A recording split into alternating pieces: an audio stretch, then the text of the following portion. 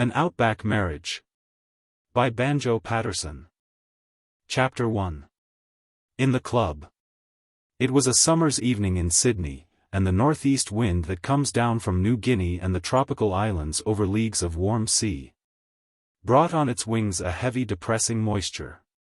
In the streets people walked listlessly, perspired, mopped themselves, and abused their much-vaunted climate. Everyone who could manage it was out of town, either on the heights of Moss Vale or the Blue Mountains, escaping from the inferno of Sydney. In the cassowary club, weary, pallid waiters brought iced drinks to such of the members as were condemned to spend the summer in town. The gong had sounded, and in ones and twos members shuffled out of the smoking room, and went in to dinner. At last only 3 were left talking at the far end of the big, empty smoking room, like 3 small stage conspirators at the end of a very large robber's cavern. One was a short, fat, red-faced man, who looked like a combination of sea captain and merchant, and who was the local representative of a big English steamship company. His connection with the mercantile marine had earned him his nickname of the Bosun. By his side sat Pinnock, a lean and bilious-looking solicitor. The third man was an English globetrotter, a colourless sort of person, of whom no one took any particular notice until they learnt that he was the eldest son of a big Scotch whisky manufacturer, and had £10,000 a year of his own. Then they suddenly discovered that he was a much smarter fellow than he looked. The 3 were evidently waiting for somebody. The bosun had a grievance, and was relieving his mind by speech. He walked up and down between the smoking-room chairs, brandishing a telegram as he talked, while the attorney and the globetrotter lay back on the lounge and admired his energy. "I call it a shame," he said, facing round on them suddenly. "I could have got up to Moss Vale for a day or 2, and now old Grant of Kuriong wires me to meet and entertain a new chum. Just listen to this, young Carew, friend of mine, on Carthagena.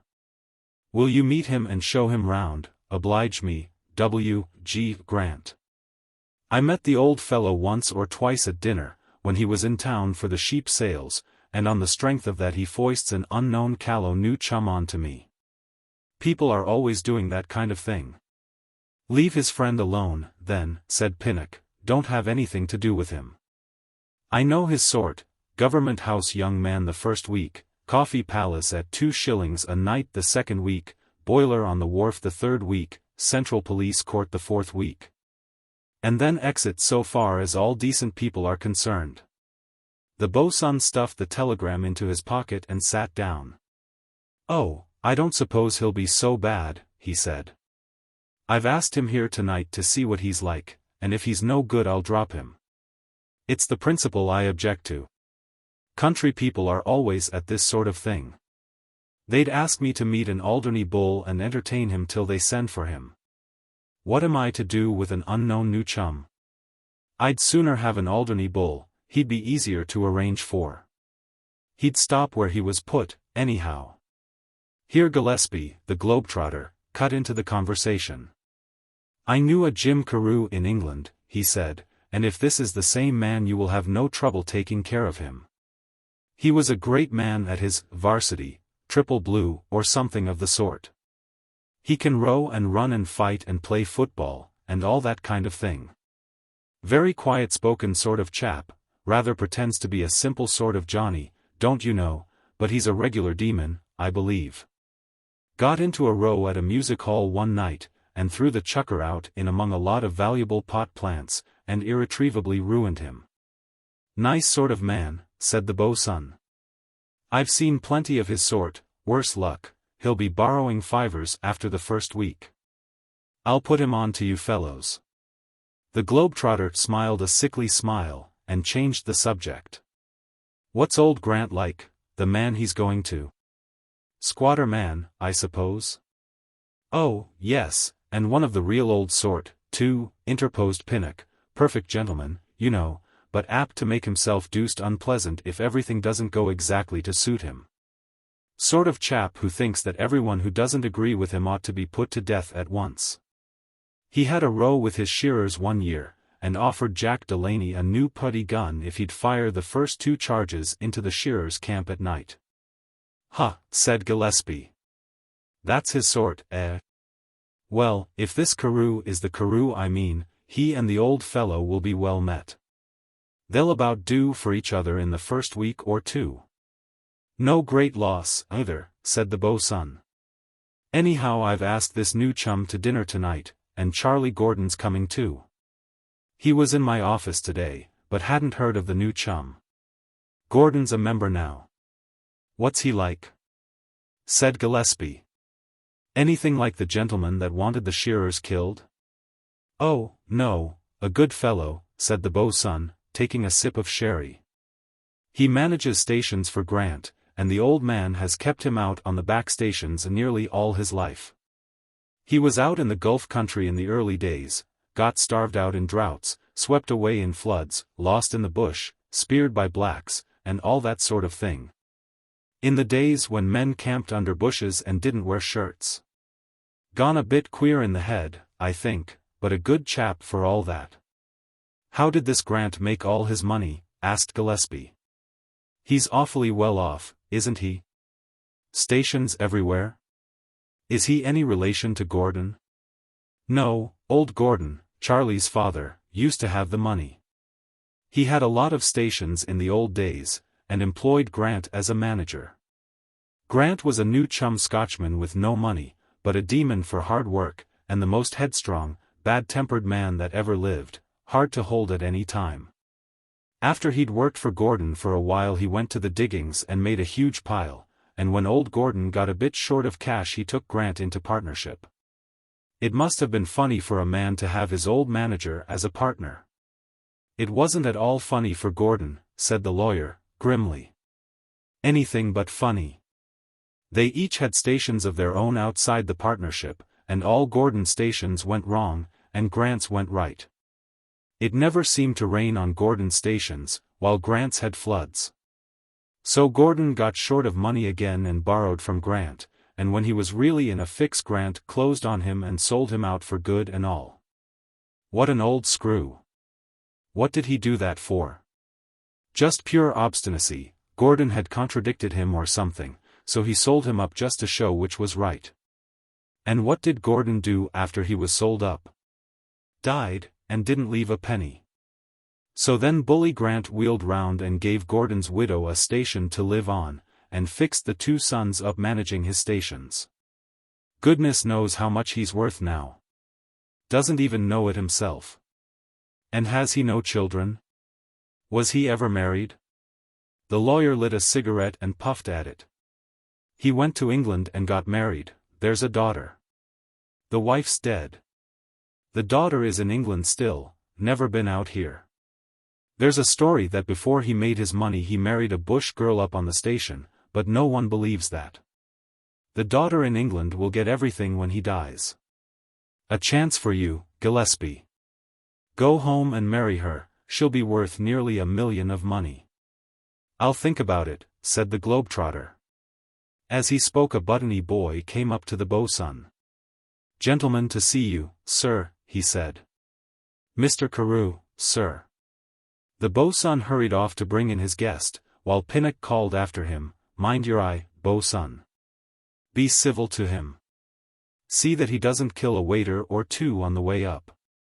Not but what he'd be welcome to do it, for all the good they are here, he added, gloomily, taking another sip of his sherry and bitters. And before he had finished it the bo'sun and his guest entered the room. They had expected to see a Hercules, a fiery-faced, fierce-eyed man. This was merely a broad-shouldered, well-built, well-groomed youth, about 23 years of age. His face was square and rather stolid, clean-shaven, brown-complexioned, with honest eyes and a firm-set mouth. As he stood at the door he adopted the wooden expression that a university man always wears in the presence of strangers. He said nothing on being introduced to Pinnock. And when the globetrotter came up and claimed acquaintance, defining himself as Gillespie of Balliol, the stranger said he didn't remember him, and regarded him with an aspect of armed neutrality. After a sherry and bitters he thawed a little, and the bo'sun started to cross-examine him. Mr. Grant of Kuriong wired to me about you, he said. I suppose you came in the Carthaginia? Yes, said the stranger, speaking in the regulation English university voice, a little deeper than usual. I left her at Adelaide. I'm out for some bush experience, don't you know? I'll get you to tell me some place to stop at till I leave, if you don't mind. His manner was distinctly apologetic, and he seemed anxious to give as little trouble as possible. Oh. You stop here, said the bo'sun. I'll have you made an honorary member. They'll do you all right here. That's awfully good of you. Thanks very much indeed. Oh. Not at all. You'll find the club not so bad, and a lot better than where you're going with old Grant. He's a regular demon to make fellows work. It's pretty rough on the station sometimes. Ah. Yes. AWFLLY rough, I believe. Quite frightened me, what I heard of it, don't you know? Still, I suppose one must expect to rough it a bit. What? Charlie Gordon will he hear in a minute, said the bo'sun. He can tell you all about it. Here he is now, he added, as the door swung open and the long-waited-for guest entered the room. The newcomer was unmistakably a man from far out, tall, wiry-framed, and very dark, and so spare and lean of figure that he did not seem to have an ounce of superfluous flesh anywhere. His face was as hard and impassive as a Red Indian's, and looked almost black by contrast with his white shirt front. So did his hands. He had thin straight hair, high cheekbones, and a drooping black mustache. But the eyes were the most remarkable feature. Very keen and piercing they were, deep set in the head. Even when he was looking straight at anyone he seemed to be peering into endless space through the man in front of him. Such eyes men get from many years of staring over great stretches of sunlit plain where no color relieves the blinding glare, nothing but dull gray clumps of saltbush and the dull green Mitchell grass. His whole bearing spoke of infinite determination and self-reliance, the square chin, the steadfast eyes, telling their tale as plainly as print. In India he might have passed for an officer of native cavalry in mufti. But when he spoke he used the curious nasal drawl of the far-out bushman. The slow deliberate speech that comes to men who are used to passing months with the same companions in the unhurried Australian bush. Occasionally he lapsed into reveries, out of which he would come with a start and break in on other people's conversation, talking them down with a serene indifference to their feelings. "Come out to old man Grant, have you?" he drawled to Carew, when the ceremonies of introduction were over. "Well, I can do something better for you than that. I want a mate for my next trip, and a rough lonely hot trip it'll be. But don't you make any mistake. The roughest and hottest I can show you will be child's play to having anything to do with Grant. You come with me. Hadn't I better see Mr. Grant first?" "No, he won't care. The old man doesn't take much notice of new chums, he gets them out by the bushel. He might meet a man at dinner in England and the man might say, 'Grant, you've got some stations. I've got a young fellow that's no use at home, or anywhere else for that matter, can't you oblige me, and take him and keep him out of mischief for a while?'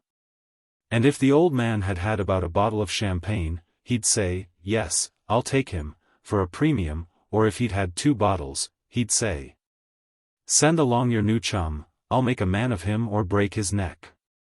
And perhaps in the next steamer out the fellow comes, and Grant just passes him on to me. Never looks at him, as likely as not. Don't you bother your head about Grant, you come with me." As he drawled out his last sentence, a move was made to dinner, so the Englishman was spared the pain of making any comments on his own unimportance in Mr. Grant's eyes, and they trooped into the dining room in silence. "How do you find this book? Any thoughts about the book or the author? Any suggestion for improvement? Please take a moment to share your thoughts in a comment. If you like it, share it with your friends who might enjoy it as well. Subscribe to keep in touch. Visit CompleteAudiobooks.com for more quality content. Chapter 2. A Dinner for 5.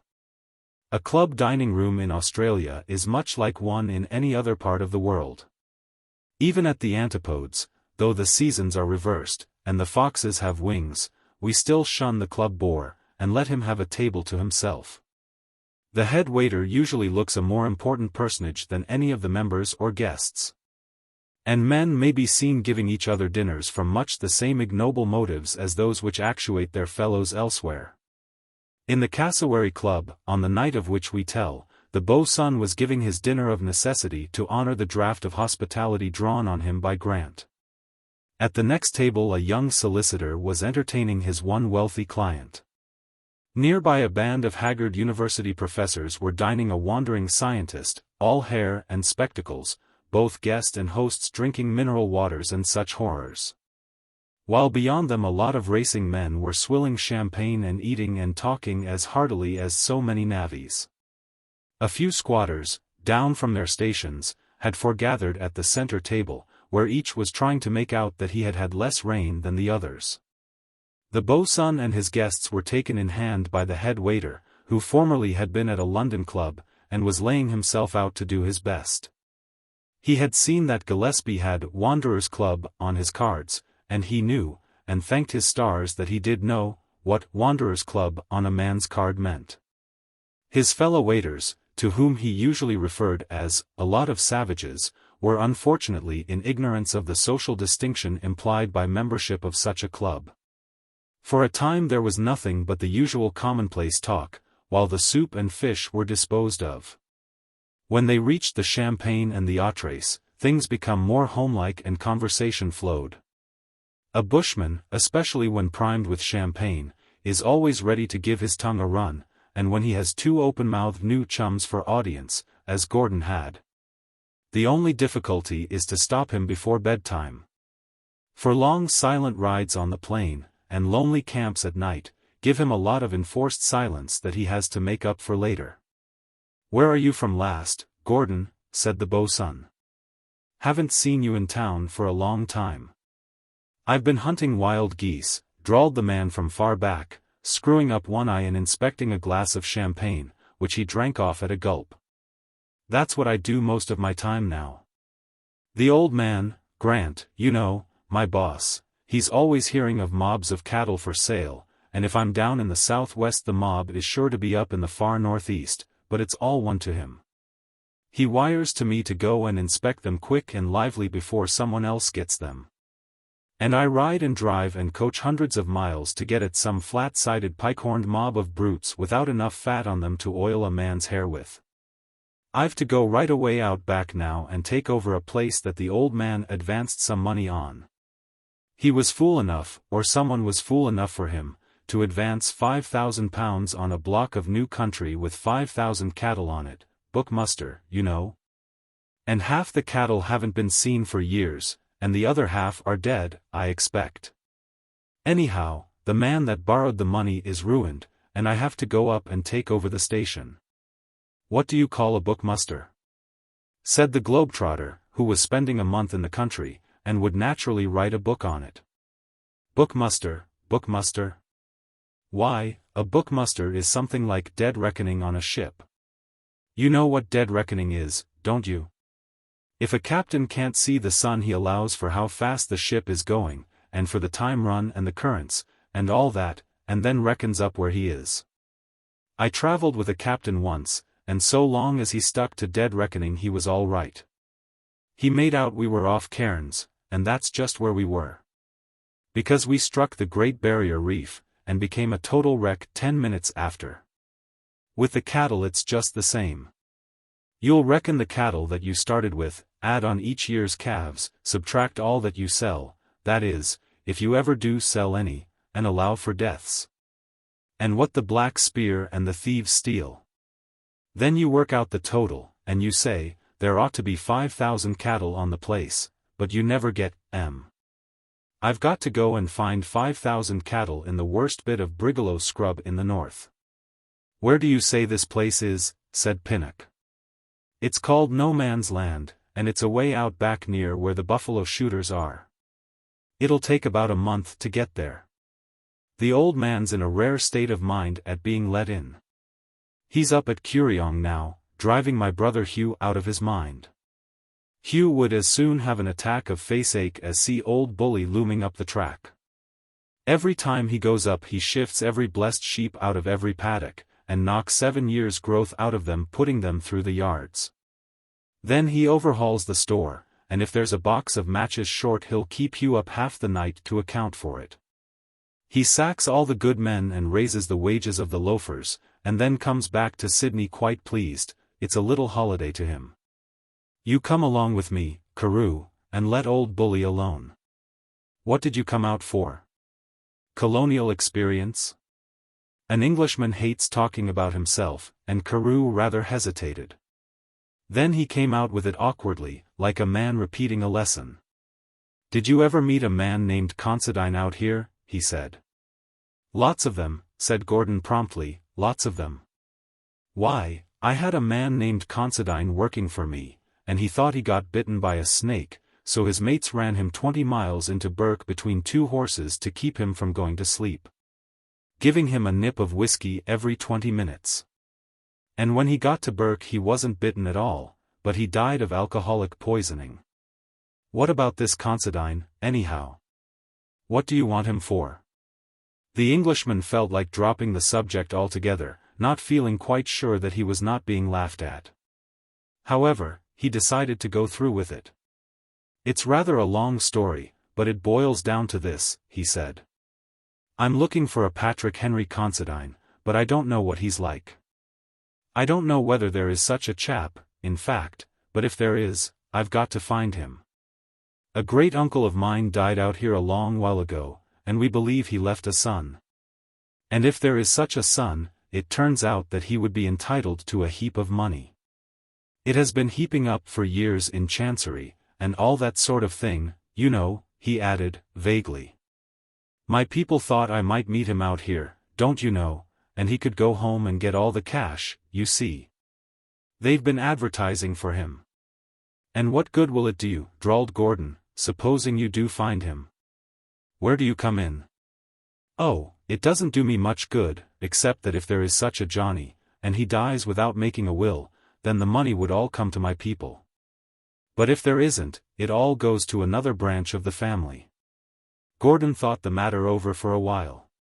What you want, he said, is to find this man, and to find him dead. If we come across him away in the back country, we'll soon arrange his death for you, if you make it worthwhile. Nasty gun accident, or something like that, you know. I wouldn't like anyone to shoot him, said the Englishman. Well, you come with me, and we'll find him, said Gordon. By this time dinner was over.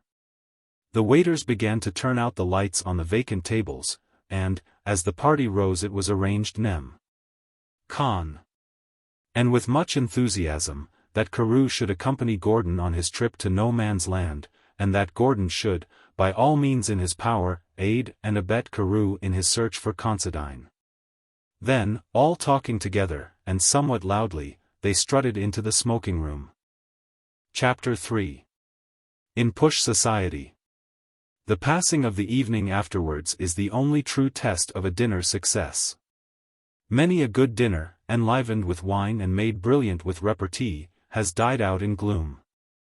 The guests have all said their best things during the meal, and nothing is left but to smoke moodily and look at the clock. Our heroes were not of that mettle. They meant to have some sort of fun, and the various amusements of Sydney were canvassed. It was unanimously voted too hot for the theatres, ditto for billiards. There were no supporters for a proposal to stop in the smoking room and drink, and gambling in the card rooms had no attractions on such a night. At last Gordon hit off a scent. What do you say, he drawled, if we go and have a look at a dancing saloon, one of these larrikin dancing saloons? I'd like it awfully, said one Englishman. Most interesting, said the other. I've heard such a lot about the Australian larrikin. What they call a basher in England, isn't it? What? Sort of rough that lays for you with a pal and robs you, eh? The bosun rang for cigars and liqueurs, and then answered the question. Pretty much the same as a basher, he said, but with a lot more science and dog cunning about him. They go in gangs, and if you hit one of the gang, all the rest will deal with you, as they call it. If they have to wait a year to get you, they'll wait, and get you alone some night or other and set on to you. They jump on a man if they get him down, too. Oh, they're regular beauties. Rather roughish sort of Johnnies, said the Englishman. But we might go and see the dancing, no harm in that. Pinnock said he had to go back to his office. The globetrotter didn't care about going out at night, and the bosun tried to laugh the thing off. You don't catch me going, he said. There's nothing to be seen, just a lot of flash young rowdies dancing. You'll gape at them, and they'll gape at you, and you'll feel rather a pair of fools, and you'll come away. Better stop and have a rubber.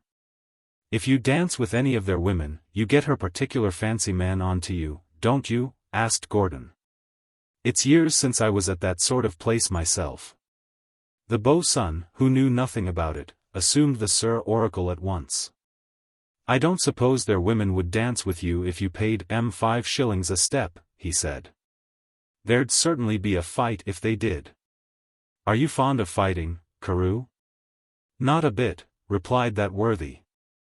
Never fight if you can help it. No chap with any sense ever does. That's like me, said Gordon. I'd sooner run a mile than fight, any time. I'm like a rat if I'm cornered, but it takes a man with a stockwhip to corner me. I never start fighting till I'm done running. But we needn't get into a row. I vote we go. Will you come, Carew? Oh, yes, I'd like to, said the Englishman. I don't suppose we need get into a fight. So, after many jeers from the bosun, and promises to come back and tell him all about it, Carew and Gordon sallied forth. A pair of men as capable of looking after themselves as one would meet in a day's march. Stepping into the street they called a cab. Where to, sir? Asked the cabman. Nearest dancing saloon, said Gordon, briefly. Nearest Darnson saloon, said the cabman. There ain't no parties tonight, sir, it's too OT. We're not expecting to drop into a ballroom without being asked, thank you, said Gordon. We want to go to one of those saloons where you pay a shilling to go in. Some place where the larrikins go. Ho! Is that it, sir? Said the cabman, with a grin. Well, I'll take you to a no place, most selectest place I know. Get up, 'orse. And off they rattled through the quiet streets, turning corners and crossing tramlines every 50 yards apparently, and bumping against each other in the most fraternal manner. Soon the cab pulled up in a narrow, ill-lit street, at the open door of a dingy house. Instructing the cabman to wait, they hustled upstairs, to be confronted at the top by a man who took a shilling from each, and then was not sure whether he would admit them. He didn't seem to like their form exactly, and muttered something to a bystander as they went in. They saw a long, low room, brilliantly lighted by flaring gas jets. Down one side, on wooden forms, was seated a row of flashily dressed girls, larrikinesses on their native heath, barmaids from cheap, disreputable hotels, shop girls. Factory girls, all sharp-faced and pert, young in years, but old in knowledge of evil. The demon of mischief peeped out of their quick-moving, restless eyes. They had elaborate fringes, and their short dresses exhibited well-turned ankles and legs. A large notice on the wall stated that gentlemen must not dance with nails in their boots. Gentlemen must not dance together. That blocks us, said Gordon, pointing to the notice. Can't dance together, no matter how much we want to. Look at these fellows here.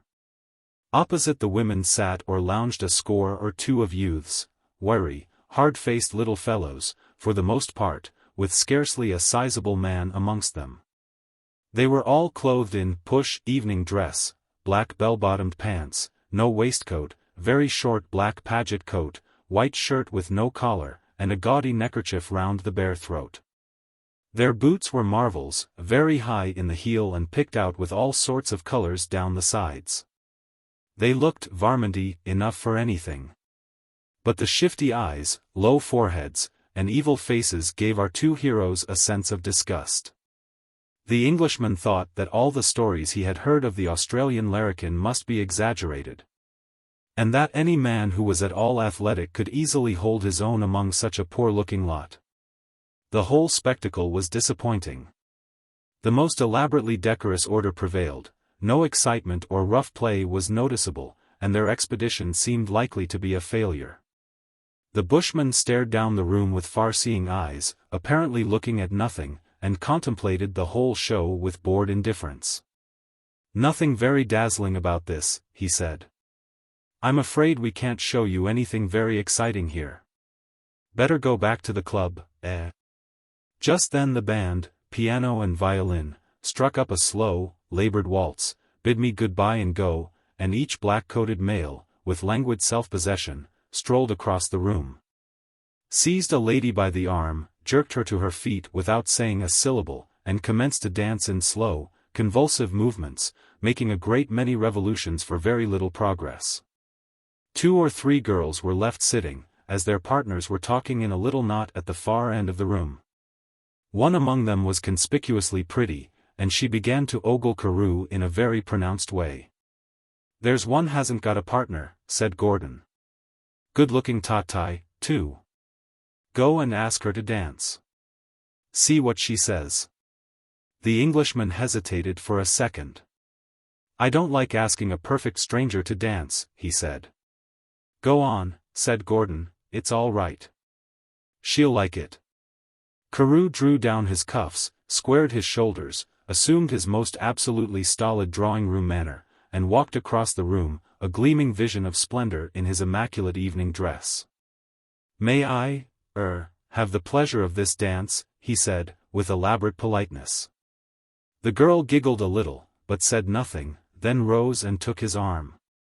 As she did so, a youth among the talkers at the other end of the room looked round, and stared for a second. Then he moistened his fingers with his tongue, smoothed the hair on his temples, and with elbows held out from his sides, shoulders hunched up, and underjaw stuck well out, bore down on Carew and the girl, who were getting under way when he came up. Taking not the slightest notice of Carew, he touched the girl on the shoulder with a sharp peremptory tap, and brought their dance to a stop. "Heir," he said, in commanding tones. "Who are you darncin' with?" "I'm darncin' with 'im," answered the girl, pertly, indicating the Englishman with a jerk of her head. "Ho, you're darncin' with 'im, are you? 'E brought you heir, praps." "No, he didn't," she said. "No," said he. "You know well enough 'e didn't." While this conversation was going on, the Englishman maintained an attitude of dignified reserve, leaving it to the lady to decide who was to be the favored man. At last he felt it was hardly right for an Oxford man, and a triple blue at that, to be discussed in this contemptuous way by a larrikin and his dona, so he broke into the discussion. Perhaps a little abruptly, but using his most polished style. "I ask this lady to dance, and if she will do me the honor," he said, "Oh. You arst to darnce? And what right add you to arst to darnce, you lop-eared rabbit?" interrupted the larrikin, raising his voice as he warmed to his subject. "I brought heir. I paid the shillin'. Now then, you take your okay," he went on, pointing sternly to the door, and talking as he would to a disobedient dog.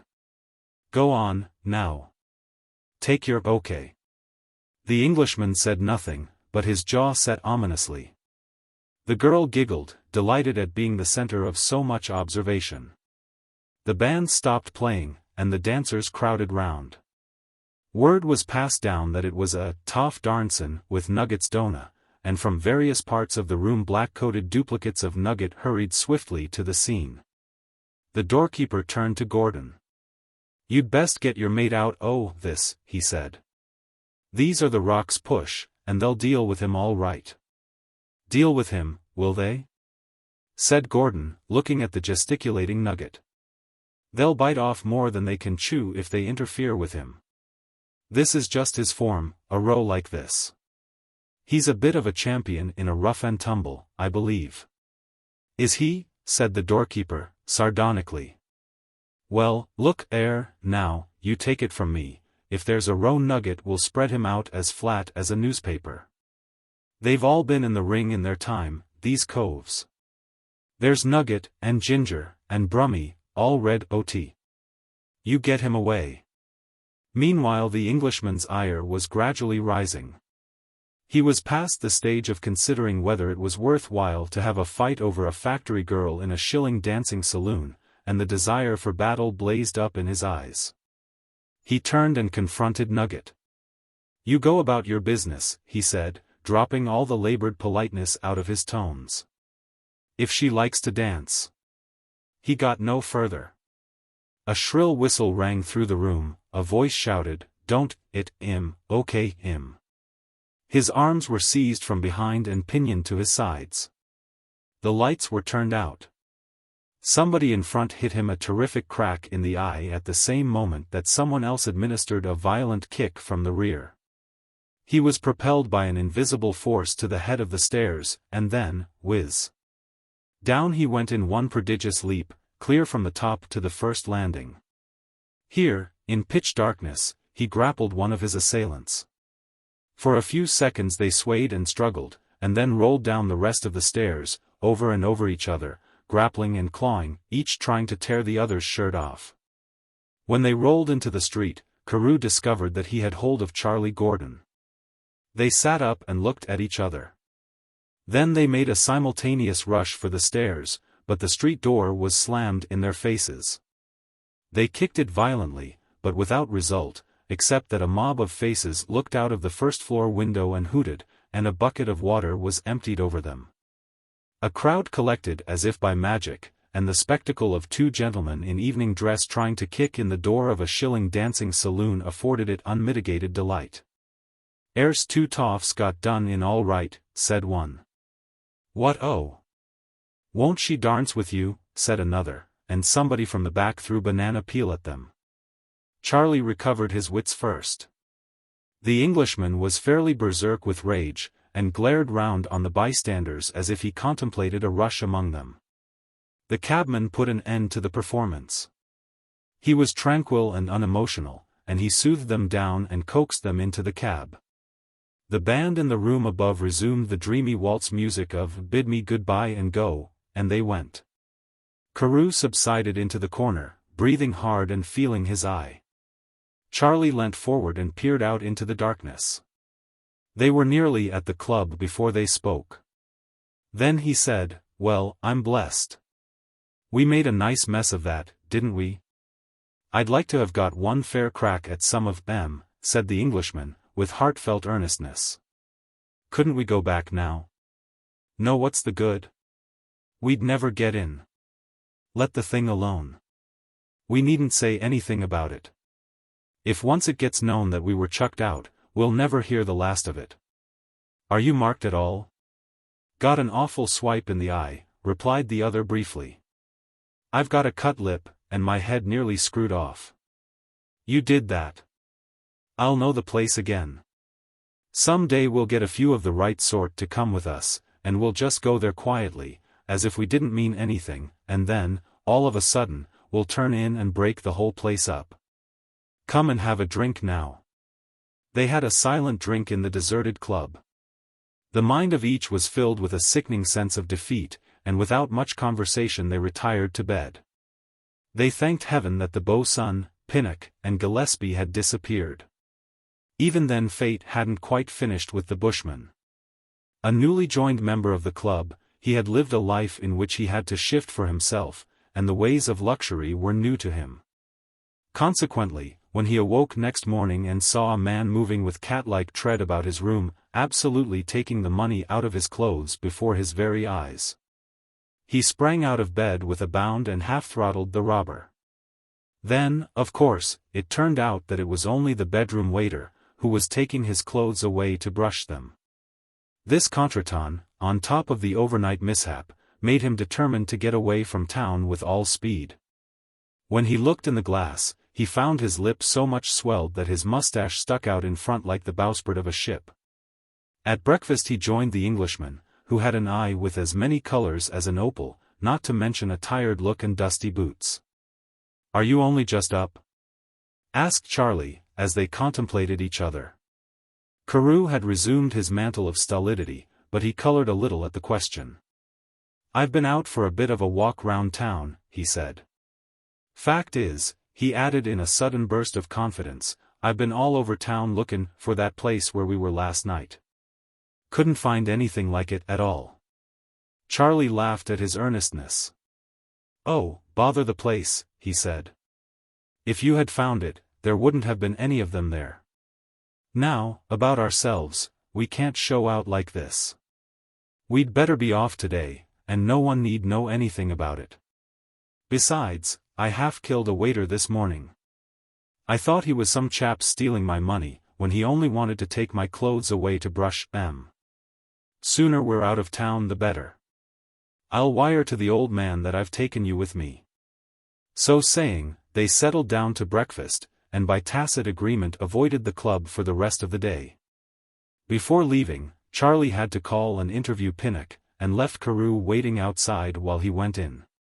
He didn't want to parade their injuries, and knew that Carew's eye would excite remark. But by keeping his upper lip well drawn over his teeth, he hoped his own trouble would escape notice. "Seems a harmless sort of chap, that new chum," said Pinnock. "He'll do all right," said Charlie casually. "I've met his sort before. He's not such a fool as he lets on to be. Shouldn't wonder if he killed somebody before he gets back here, anyhow." "How did you get on at the dancing saloon?" asked Pinnock. "Oh, slow enough. Nothing worth seeing. Goodbye." They sneaked on board the steamer without meeting the bosun or anybody, and before evening were well on their way to no man's land. Chapter 4. The Old Station. There are few countries in the world with such varieties of climate as Australia, and though some stations are out in the great, red-hot, frying wastes of the never-never, others are up in the hills where a hot night is a thing unknown, where snow falls occasionally, and where it is no uncommon thing to spend a summer's evening by the side of a roaring fire. In the matter of improvements, too, stations vary greatly. Some are in a wilderness, with fittings to match. Others have telephones between Homestead and outstations, the jackaroos dress for dinner, and the station hands are cowed into touching their hats and saying, "Sir." Also stations are of all sizes, and the man who is considered quite a big squatter in the settled districts is thought small potatoes by the magnate Outback, who shears 150,000 sheep, and has an overdraft like the national debt. Kuriong was a hill country station of about 60,000 acres all told. But they were good acres, as no one knew better than old Bully Grant, the owner, of whose history and disposition we heard something from Pinnock at the club. It was a highly improved place, with a fine homestead, thanks to Bully Grant's money. For in the old days it had been a very different sort of place, and its history is typical of the history of hundreds of others. When Andrew Gordon first bought it, it was held under lease from the Crown, and there were no improvements to speak of. The station homestead, so lovingly descanted upon in the advertisement, consisted of a two-roomed slab hut. The woolshed, where the sheep were shorn, was made of gum-tree trunks roofed with bark. The wool went down to Sydney, and station supplies came back, in huge wagons drawn by 18 or 20 bullocks, that travelled 9 miles a day on a journey of 300 miles. There were no neighbours except at the township of Kiley's Crossing, which consisted of 2 public houses and a store. It was a rough life for the young squatter, and evidently he found it lonely. For on a visit to Sydney he fell in love with and married a dainty girl of French descent. Refined, well-educated, and fragile-looking, she seemed about the last person in the world to take out to a slab hut homestead as a squatter's wife. But there is an old saying that blood will tell. And with all the courage of her Huguenot ancestry she faced the roughness and discomforts of bush life. On her arrival at the station the old 2-roomed hut was plastered and whitewashed, additional rooms were built, and quite a neat little home was the result. Seasons were good, and the young squatter might have gone on shearing sheep and selling fat stock till the end of his life but for the advent of free selection in 1861.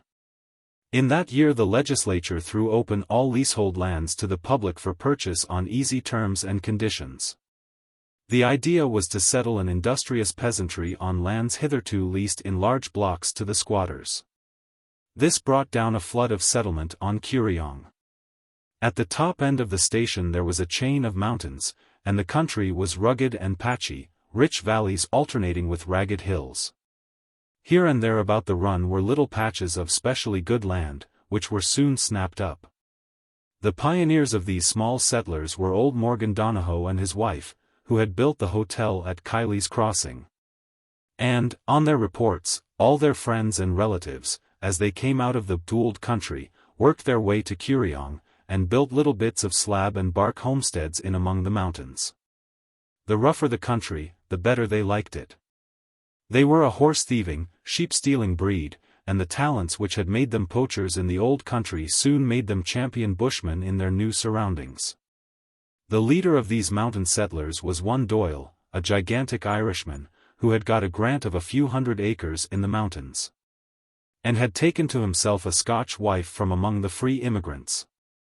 The story ran that he was too busy to go to town, but asked a friend to go and pick a wife for him, a fine strappin' woman, with a good brisket on her. The Doyles were large, slow, heavy men, with an instinct for the management of cattle. They were easily distinguished from the Donohoes, who were little red-whiskered men, enterprising and quick-witted, and ready to do anything in the world for a good horse. Other strangers and outlanders came to settle in the district. But from the original settlement up to the date of our story the two great families of the Doyles and the Donohoes governed the neighborhood. And the headquarters of the clans was at Donohoe's Shamrock Hotel, at Kiley's Crossing. Here they used to rendezvous when they went away down to the plains country each year for the shearing. For they added to their resources by traveling about the country shearing, droving, fencing, tank sinking, or doing any other job that offered itself. But always returned to their mountain fastnesses ready for any bit of work on the cross, i.e., unlawful, that might turn up. When times got hard they had a handy knack of finding horses that nobody had lost, shearing sheep they did not own, and branding and selling other people's calves. When they stole stock, they moved them on through the mountains as quickly as possible, always having a brother or uncle, or a cousin, Terry or Timothy or Martin or Patsy, who had a holding bay aunt. By these means they could shift stolen stock across the great range, and dispose of them among the peaceable folk who dwelt in the good country on the other side, whose stock they stole in return. Many a good horse and fat beast had made the stealthy mountain journey, lying hidden in gaps and gullies when pursuit grew hot, and being moved on as things quieted down. Another striking feature was the way in which they got themselves mixed up with each other. Their names were so tangled up that no one could keep tally of them. There was a Red Mick Donohoe, son of the old publican, and his cousin Black Mick Donohoe, and Red Mick's son Mick, and Black Mick's son Mick, and Red Mick's son Pat, and Black Mick's son Pat. And there was Gammy Doyle, meaning Doyle with the lame leg, and Scrammy Doyle, meaning Doyle with the injured arm. And Busthun Doyle and Omidhon Doyle, a Busthun being a man who never had any great amount of sense to speak of, while an Omidhon is a man who began life with some sense, but lost most of it on his journey. It was a common saying in the countryside that if you met a man on the mountains you should say, "Good day, Doyle," and if he replied, "That's not my name," you should at once say, "Well, I meant no offense, Mr. Donohoe." One could generally pick which was which of the original stock, but when they came to intermarry there was no telling t'other from which. Startling likenesses cropped up among the relatives, and it was widely rumored that one Doyle who was known to be in jail, and who was vaguely spoken of by the clan as being away, was in fact serving an accumulation of sentences for himself and other members of the family, whose sins he had for a consideration taken on himself.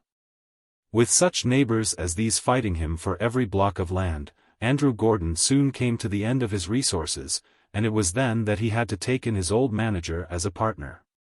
Before Bully Grant had been in the firm long, he had secured nearly all the good land. And the industrious yeomanry that the Land Act was supposed to create were hiding away up the gullies on miserable little patches of bad land, stealing sheep for a living. Bully fought them stoutly, impounded their sheep and cattle, and prosecuted trespassers and thieves. And, his luck being wonderful, he soon added to the enormous fortune he had made in mining, while Andrew Gordon died impoverished. When he died, old Bully gave the management of the stations to his sons, and contented himself with finding fault. But one dimly remembered episode in his career was talked of by the old hands around Kiley's hotel, long after Grant had become a wealthy man, and had gone for long trips to England. Grant, in spite of the judgment and sagacity on which he prided himself, had at various times in his career made mistakes in station management, mistakes about stock, mistakes about men. And last, but not least, mistakes about women. And it was to one of these mistakes that the gossips referred. When he was a young man working as Mr. Gordon's manager, and living with the horsebreaker and the ration carrier on the outstation at Kuriong, in those days a wild, half-civilized place. He had for neighbors Red Mick's father and mother, the original Mr. and Mrs. Donahoe, and their family.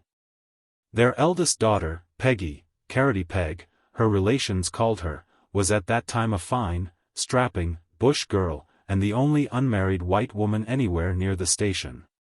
She was as fair-complexioned as Red Mick himself, with a magnificent head of red hair, and the bust and limbs of a young Amazon. This young woman, as she grew up, attracted the attention of Billy the Bully, and they used to meet a good deal out in the bush. On such occasions, he would possibly be occupied in the inspiriting task of dragging a dead sheep after his horse, to make a trail to lead the wild dogs up to some poisoned meat. While the lady, clad in light and airy garments, with a huge white sunbonnet for headgear, would be riding straddle-legged in search of strayed cows. When Grant left the station, and went away to make his fortune in mining, it was, perhaps, just a coincidence that this magnificent young creature grew tired of the old place and cleared out, too. She certainly went away and disappeared so utterly that even her own people did not know what had become of her. To the younger generation her very existence was only a vague tradition. But it was whispered here and muttered there among the Doyles and the Donahoes and their friends and relations, that old Billy the Bully, on one of his visits to the interior, had been married to this undesirable lady by a duly accredited parson, in the presence of responsible witnesses. And that, when everyone had their own, Carroty Peg, if alive, would be the Lady of Kuriong. However, she had never come back to prove it, and no one cared about asking her alleged husband any unpleasant questions. So much for the history of its owners. Now to describe the homestead itself. It had originally consisted of the two-roomed slab hut, which had been added to from time to time. Kitchen, outhouses, bachelors' quarters, saddle rooms, and storerooms had been built on in a kind of straggling quadrangle, with many corners and unexpected doorways and passages. And it is reported that a swagman once got his dole of rations at the kitchen, went away, and after turning 2 or 3 corners, got so tangled up that when fate led him back to the kitchen he didn't recognize it, and asked for rations over again, in the firm belief that he was at a different part of the house. The original building was still the principal living room, but the house had grown till it contained about 20 rooms. The slab walls had been plastered and whitewashed, and a wide veranda ran all along the front. Round the house were acres of garden, with great clumps of willows and acacias, where the magpies sat in the heat of the day and sang to one another in their sweet, low warble. The house stood on a spur running from the hills. Looking down the river from it, one saw level flats waving with long grasses, in which the solemn cattle waded knee-deep. Here and there clumps of willows and stately poplars waved in the breeze.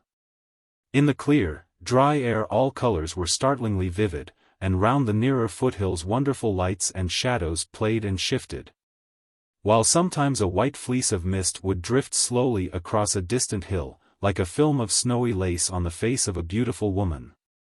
Away behind the foothills were the grand old mountains, with their snow-clad tops gleaming in the sun. The garden was almost as lacking in design as the house. There were acres of fruit trees, with prairie grass growing at their roots, trees whereon grew luscious peaches and juicy egg plums.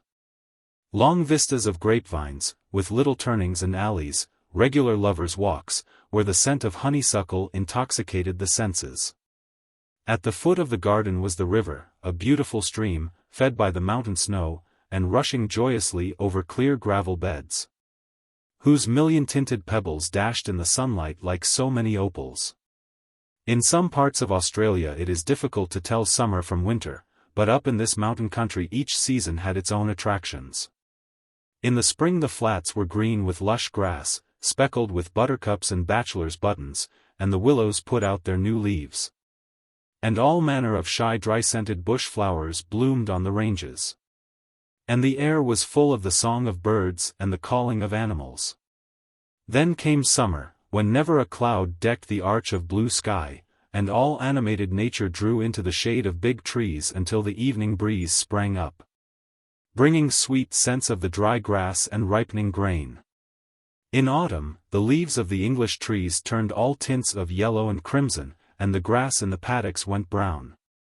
And the big bullock teams worked from dawn till dark, hauling in their loads of hay from the cultivation paddocks. But most beautiful of all was winter, when logs blazed in the huge fireplaces, and frosts made the ground crisp, and the stock, long-haired and shaggy, came snuffling round the stables, picking up odds and ends of straw. When the grey, snow-clad mountains looked but a stone's throw away in the intensely clear air, and the wind brought a colour to the cheeks and a tingling to the blood that made life worth living. Such was Kuryong Homestead, where lived Charlie Gordon's mother and his brother Hugh, with a lot of children left by another brother who, like many others, had gone up to Queensland to make his fortune, and had left his bones there instead. And to look after these young folk there was a governess, Miss Harriet. Chapter 5. The Coming of the Heiress. The spring, the glorious hill country spring, was down on Kuryong. All the flats along Kiley's river were knee-deep in green grass. The wattle trees were out in golden bloom, and the snow water from the mountains set the river running white with foam, fighting its way over bars of granite into big pools where the platypus dived. And the wild ducks, busy with the cares of nesting, just settled occasionally to snatch a hasty meal and then hurried off, with a whistle of strong wings, back to their little ones. The breeze brought down from the hills a scent of grass and bush flowers. There was life and movement everywhere. The little foals raced and played all day in the sunshine round their big sleepy mothers, the cattle bellowed to each other from hill to hill. Even those miserable brutes, the sheep, frisked in an ungainly way when anything startled them. At all the little mountain farms and holdings young Doyles and Donahoes were catching their horses, lean after the winter's starvation, and loading the pack saddles for their 5 months' trip out to the borders of Queensland, from shearing shed to shearing shed. A couple of months before they started, they would write to the squatters for whom they had worked on previous shearings, such quaint, ill-spelled letters, asking that a pen might be kept for them. Great shearers they were, too, for the mountain air bred hardy men, and while they were at it they worked feverishly, bending themselves nearly double over the sheep, and making the shears fly till the sweat ran down their foreheads and dripped on the ground. And they peeled the yellow wool off sheep after sheep as an expert cook peels an apple. In the settled districts such as Kuryong, where the flocks were small, they were made to shear carefully. But away out on the Queensland side, on a station with 200,000 sheep to get through, they rushed the wool off savagely. He was a poor specimen of the clan who couldn't shear his 120 sheep between bell and bell. And the price was £100, with plenty of stations wanting shearers, so they made good checks in those days. One glorious spring morning, Hugh Gordon was sitting in his office. Every squatter and station manager has an office, waiting with considerable impatience the coming of the weekly mail. The office looked like a blend of stationer's shop, tobacconist's store, and saddlery warehouse. A row of pigeonholes along the walls was filled with letters and papers. The rafters were hung with saddles and harness. A tobacco cutter and a jar of tobacco stood on the table, side by side with some formidable-looking knives, used for cutting the sheep's feet when they became diseased. Whips and guns stood in every corner, nails and saws filled up a lot of boxes on the table, and a few samples of wool hung from a rope that was stretched across the room. The mantelpiece was occupied by bottles of horse medicine and boxes of cartridges. An elderly white cockatoo, chained by the leg to a galvanized iron perch, sunned himself by the door, and at intervals gave an exhibition of his latest accomplishment, in which he imitated the yowl of a trodden-on cat much better than the cat could have done it himself. The air was heavy with scent. All round the great quadrangle of the house acacia trees were in bloom, and the bees were working busily among the mignonette and roses in front of the office door. Hugh Gordon was a lithe, wiry young Australian with intensely sunburnt face and hands, and a drooping black mustache. A man with a healthy, breezy outdoor appearance, but the face of an artist, a dreamer, and a thinker, rather than that of a practical man. His brother Charlie and he, though very much alike in face, were quite different types of manhood. Charlie, from his earliest schooldays, had never read a book except under compulsion, had never stayed indoors when he could possibly get out, had never obeyed an unwelcome order when by force or fraud he could avoid doing so, and had never written a letter in his life when a telegram would do. He took the world as it came, having no particular amount of imagination, and never worried himself. Hugh, on the other hand, was inclined to meet trouble halfway, and to make troubles where none existed, which is the worst misfortune that a man can be afflicted with. Hugh walked to the door and gazed out over the garden and homestead, down the long stretch of green paddocks where fat cattle were standing under the trees, too well fed to bother themselves with looking for grass. He looked beyond all this to the long drab-colored stretch of road that led to Kiley's, watching for the mailboy's arrival. The mail was late, for the melting snow had flooded the mountain creeks, and Hugh knew it was quite likely that little Patsy Donahoe, the mailboy, had been blocked at Donahoe's hotel for 2 days, unable to cross Kiley's River. This had happened often, and on various occasions when Patsy had crossed, he, pony and all, had been swept down quite a quarter of a mile in the ice-cold water before they could reach land. But that was an ordinary matter in the spring, and it was a point of honor with Patsy and all his breed not to let the elements beat them in carrying out the mail contract, which they tendered for every year, and in which no outsider would have dared to compete. At last Hugh's vigil was rewarded by the appearance of a small and wild-looking boy, mounted on a large and wild-looking horse. The boy was about 12 years of age, and had just ridden a half-broken horse a 40-mile journey, for of such is the youth of Australia. Patsy was wet and dirty, and the big leather mailbag that he handed over had evidently been under water. "We had to swim, mister."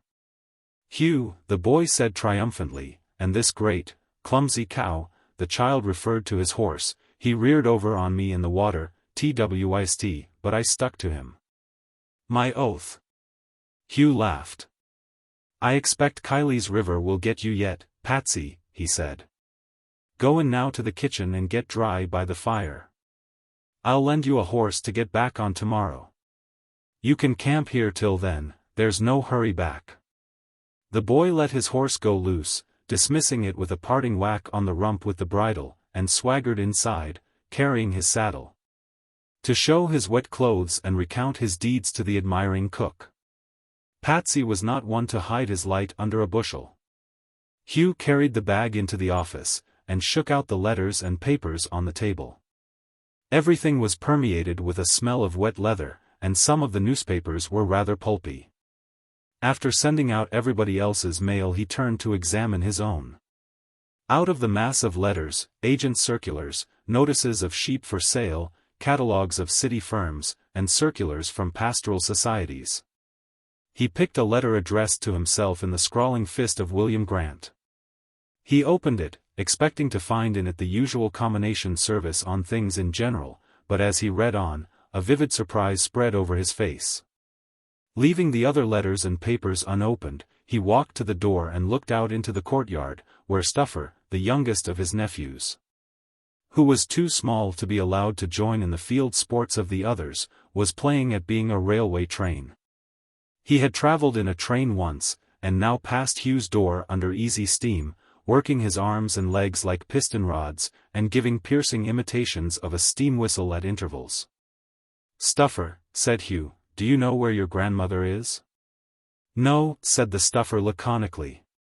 "I don't chew, we are." "Well, look here," said Hugh, "you just railway train yourself round the house till you find her, and let me know where she is. I want to see her. Off you go now." The stuffer steamed himself out with the action of an engine drawing a long train of cars, and disappeared round the corner of the house. Before long he was back, drew himself up alongside an imaginary platform, intimated that his grandmother was in the veranda, and then proceeded to let the steam hiss out of his safety valve. Hugh walked across the quadrangle, under the acacia tree, heavy with blossoms, in which a myriad bees were droning at their work, and through the house on to the front veranda, which looked over the wide sweep of river flat. Here he found his mother and Miss Harriet, the governess, peeling apples for dumplings, great rosy-cheeked, solid-fleshed apples, that the hill country turns out in perfection. The old lady was slight in figure, with a refined face, and a carriage erect in spite of her years. Miss Harriet was of a languid Spanish type, with black eyes and strongly marked eyebrows. She had a petite, but well-rounded figure, with curiously small hands and feet. Though only about 24 years of age, she had the sedate and unemotional look that one sees in doctors and nurses, people who have looked on death and birth, and sorrow and affliction. For Ellen Harriet had done her 3 years' course as a nurse. She had a natural faculty for the business, and was in great request among the wild folk of the mountains, who looked upon her, and perhaps rightly, as quite equal to the Tarong doctor in any emergency. She knew them all, for she had lived nearly all her life at Kuriong. When the family moved there from the back country, a tutor was needed for the boys, and an old broken-down gentleman accepted the billet at low pay, on condition that he was allowed to bring his little daughter with him. When he died, the daughter still stayed on, and was made governess to the new generation of young folk. She was a queer, self-contained girl, saying little. And as Hugh walked in, she looked up at him, and wondered what new trouble was bringing him to his mother with the open letter in his hand. "Mother," said Hugh, "I have had a most extraordinary letter."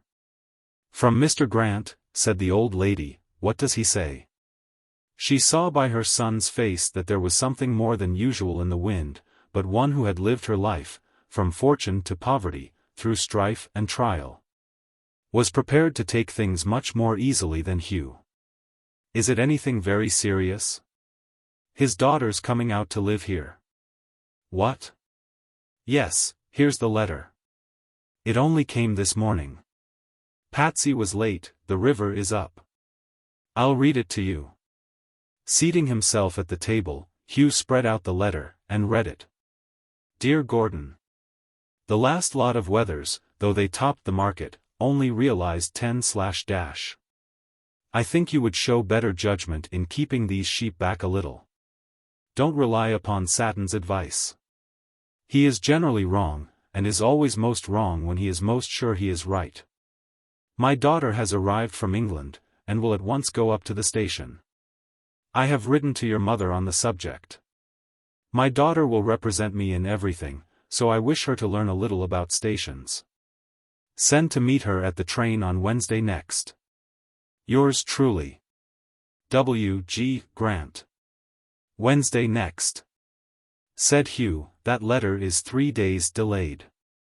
Patsy couldn't cross the river. She'll be there before we can possibly get down.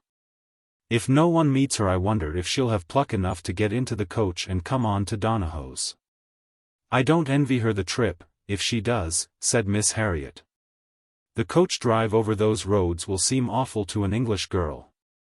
I'll have to go down at once, anyhow, said Hugh, and meet her on the road somewhere. If she is at the railway, I can get there in 2 days. Have you a letter, Mother? Yes, said the old lady, but I won't show it to you now. You shall see it some other time. Well, I'll set about making a start, said Hugh. What trap had I better take? "You'd better take the big wagonette," said the old lady, in her soft voice. "A young girl just out from England is sure to have a great deal of luggage, you know. I wonder if she is anything like Mr. Grant. I hope her temper is a little bit better." "You'd better come down with me, Miss Harriet, to meet her," said Hugh. "I don't suppose your luggage would be a load there and back, anyhow." "What about crossing the river?" said the old lady. "Oh, we'll get across somehow," said Hugh. "Will you come?"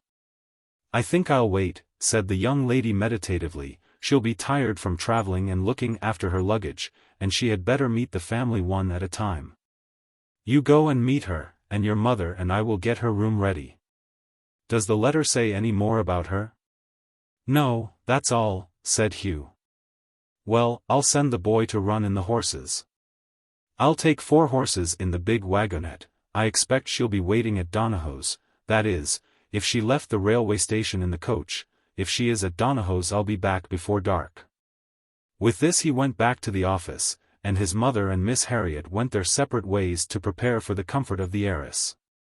To Ellen Harriet the arrival was a new excitement, a change in the monotony of bush life, but to the old lady and Hugh it meant a great deal more.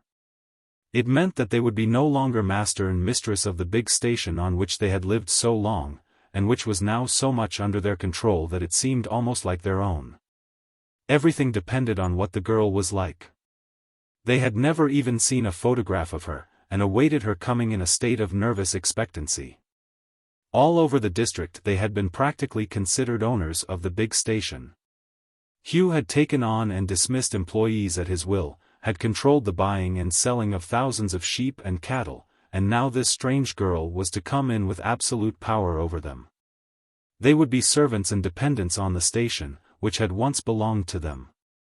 After Hugh had gone, the old lady sat back in her armchair and read over again her letter from Mr. Grant. And, lest it should be thought that that gentleman had only one side to his character, it is as well for the reader to know what was in the letter. It ran as follows. "Dear Mrs.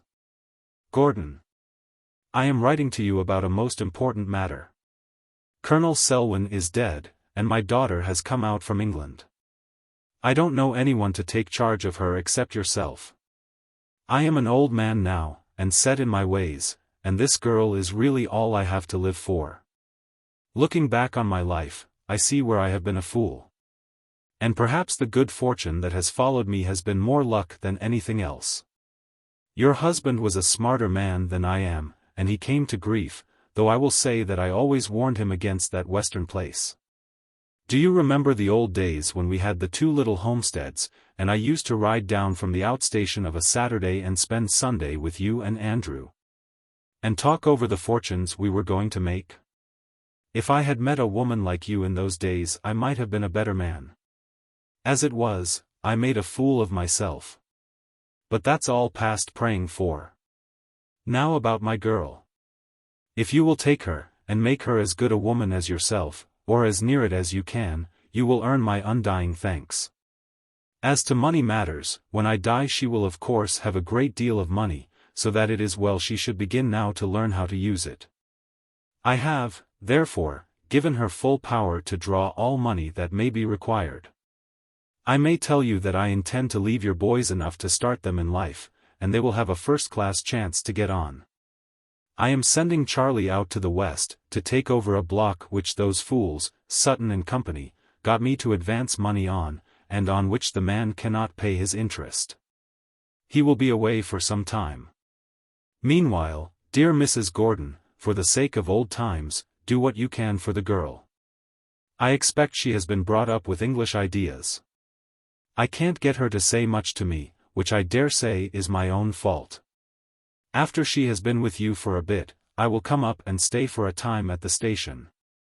Yours very truly, W. G. Grant. Reading this letter called back the whole panorama of the past, the old days when she and her husband were struggling in the rough, hard, pioneering life. And the blacks were thick round the station. The birth of her children, and the ups and downs of her husband's fortunes, then the burial of her husband out on the sandhills, and her flight to this haven of rest at Kuriong. Though she had lost interest in things for herself, she felt keenly for her children, and was sick at heart when she thought what this girl, who was to wield such power over them, might turn out to be. But she hoped that Grant's daughter, whatever else she might be, would at any rate be a genuine, straightforward girl, and filled with this hope, she sat down to answer him. "Dear Mr. Grant," she wrote, "I have received your letter. Hugh has gone down to meet your daughter, but the mails were delayed owing to the river being up, and he may not get to the railway station as soon as she arrives. I will do what I can for her, and I thank you for what you say you will do for my boys. I will let you know the moment she arrives. I wish you would come up and live on the station for a time. It would be better for you than life in the club, without a friend to care for you. If ever you feel inclined to stay here for a time, I hope you will at once let me know. With thanks and best wishes. Yours truly, Annette Gordon." Chapter 6. A Coach Accident. The coach from Toorong railway station to Emu Flat, and then on to Donahoe's hotel, ran twice a week. Pat Donahoe was mailman, contractor and driver, and his admirers said that Pat could hit his 5 horses in more places at once than any other man on the face of the earth. His coach was horsed by the neighboring squatters, through whose stations the road ran. And any horse that developed homicidal tendencies, or exhibited a disinclination to work, was at once handed over to the mailman to be licked into shape.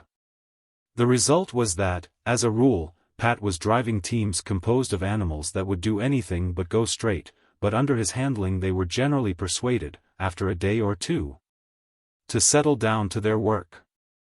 On the day when Hugh and Mrs. Gordon read Mr. Grant's letter at Kuriong, the train deposited at Toorong a self-reliant young lady of about 20, accompanied by nearly a truck full of luggage, solid leather portmanteaus, canvas-covered bags, iron boxes, and so on, which produced a great sensation among the rustics. She was handsome enough to be called a beauty, and everything about her spoke of exuberant health and vitality. Her figure was supple, and she had the clear pink and white complexion which belongs to cold climates. She seemed accustomed to being waited on, and watched without emotion the guard and the solitary railway official, porter, stationmaster, telegraph operator and lantern man, all rolled into one, haul her hundredweights of luggage out of the train.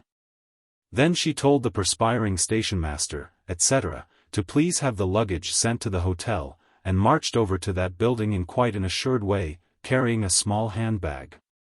3 commercial travelers, who had come up by the same train, followed her off the platform, and the most gallant of the 3 winked at his friends, and then stepped up and offered to carry her bag.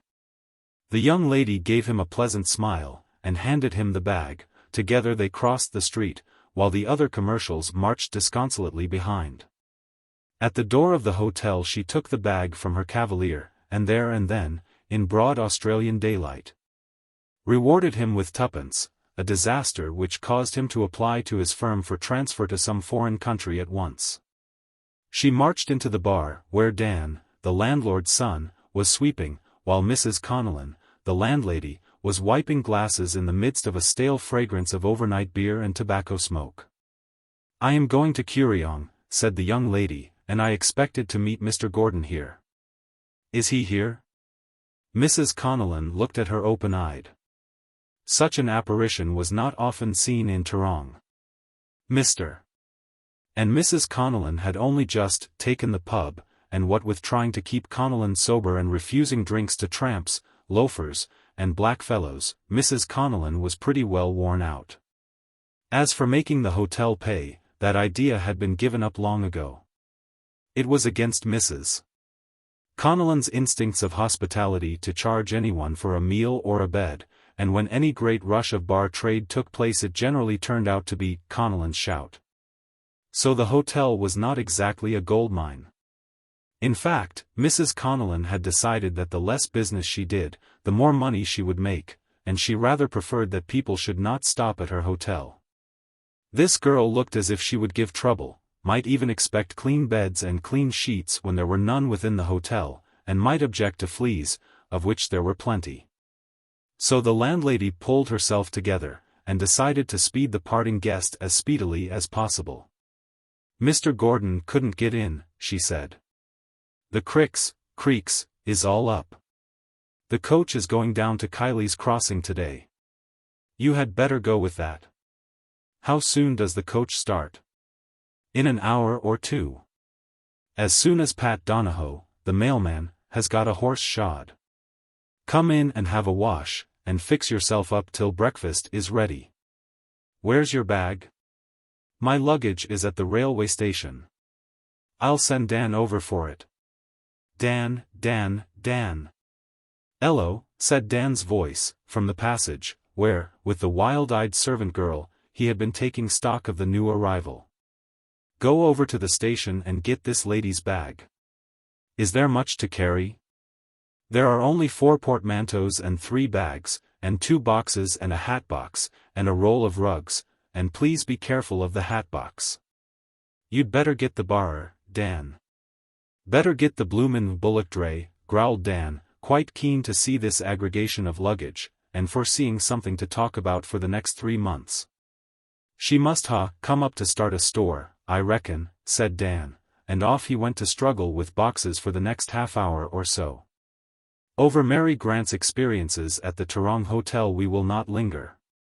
The dirty water, peopled by wriggling animalculae, that she poured out of the bedroom jug. The damp, cloudy, unhealthy-smelling towel on which she dried her face, the broken window through which she could hear herself being discussed by loafers in the yard. All these things are matters of course in bush townships, for the Australian, having a soul above details, does not shine at hotel keeping.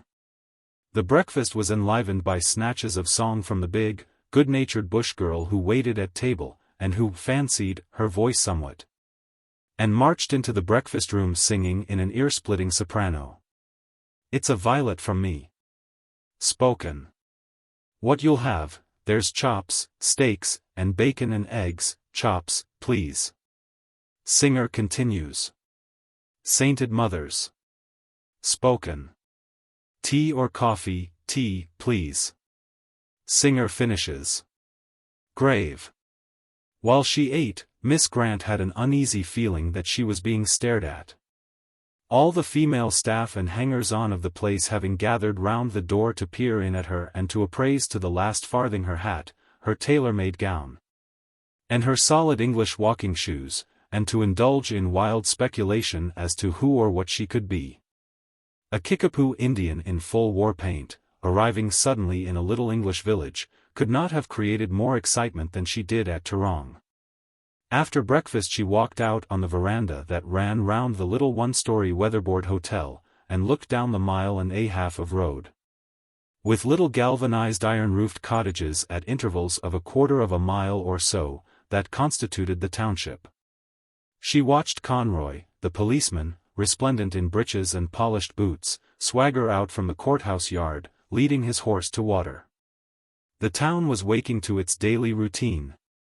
Gary, the butcher, took down the clumsy board that passed for a window shutter, and McDermott, the carter, passed the hotel, riding a huge rough-coated draft horse, barebacked. Everyone gave him a "Mornin', Billy," as he passed, and he returned the greeting as he did every morning of his life. A few children loitered past to the little schoolhouse, staring at her as though she were some animal. She was in a hurry to get away, English people always are, but in the bright lexicon of the bush there is no such word as hurry. Tracy, the blacksmith, had not by any means finished shoeing the coach horse yet. So Mrs. Connellan made an attempt to find out who she was, and why she was going to Curryong. "You'll have a nice trip in the coach," she said. Lawyer, Blake's going down. He's a nice feller." "Yes. Father Kelly, too. He's good company." "Yes. Are you staying long at Curryong?" "Some time, I expect." "Are you going to teach the children?" "No, I'm going to live there. My father owns Curryong. My father is Mr. Grant." Mrs. Connellan was simply staggered at this colossal treasure trove, this majestic piece of gossip that had fallen on her like rain from heaven. Mr. Grant's daughter. Going out to Kuriong. What a piece of news. Hardly knowing what she did, she shuffled out of the room, and interrupted the singing waitress who was wiping plates, and had just got back to "It's a Violet" when Mrs. Connellan burst in on her. "Maggie! Maggie! Do you know who that is? Grant's daughter. The one that used to be in England. She must be going to Kuriong to live, with all that luggage. What'll the Gordons say? The old lady won't like it, will she? This'll be a bit of news, won't it?" And she went off to tell the cook, while Maggie darted to the door to meet Dan, and tell him. Dan told the stationmaster when he went back for the next load, and when he had finished carting the luggage he got on a horse and went round telling everybody in the little town.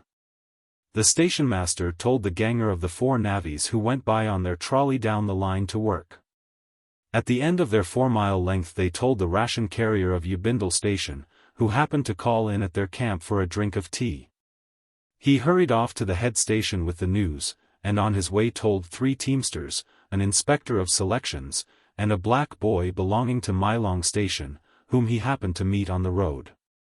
Each of them told everybody that they met, pulling up and standing in their stirrups to discuss the matter in all its bearings, in the leisurely style of the bush. And wondering what she had come out for, whether the Gordons would get the sack from Kuriong, whether she would marry Hugh Gordon, whether she was engaged already, whether she was good-looking, how much money she had, and how much old Grant would leave her. In fact, before 24 hours were over, all the district knew of her arrival. Which possibly explains how news travels in Africa among the Kaffirs, who are supposed to have a signalling system that no one has yet fathomed. But the way it gets round in Australia is just as wonderful as among the Kaffirs, in fact.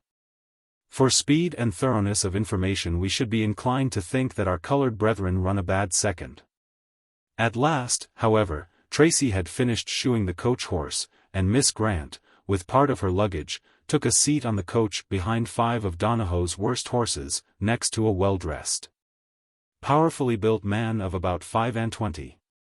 He looked and talked like a gentleman, and she heard the coachman address him as Mr. Blake. She and he shared the box seat with the driver, and just at the last moment the local priest hurried up and climbed on the coach. In some unaccountable way he had missed hearing who the young lady was, and for a time he could only look at her back hair and wonder. It was not long before, in the free and easy Australian style, the passengers began to talk to each other as the coach bumped along its monotonous road, up one hill, through an avenue of dusty, tired-looking gum trees, down the other side through a similar avenue, up another hill precisely the same as the last, and so on. Blake was the first to make advances. "Not much to be seen on this sort of journey, Miss Grant," he said. The young lady looked at him with serious eyes. "No," she said, "we've only seen 2 houses since we left the town.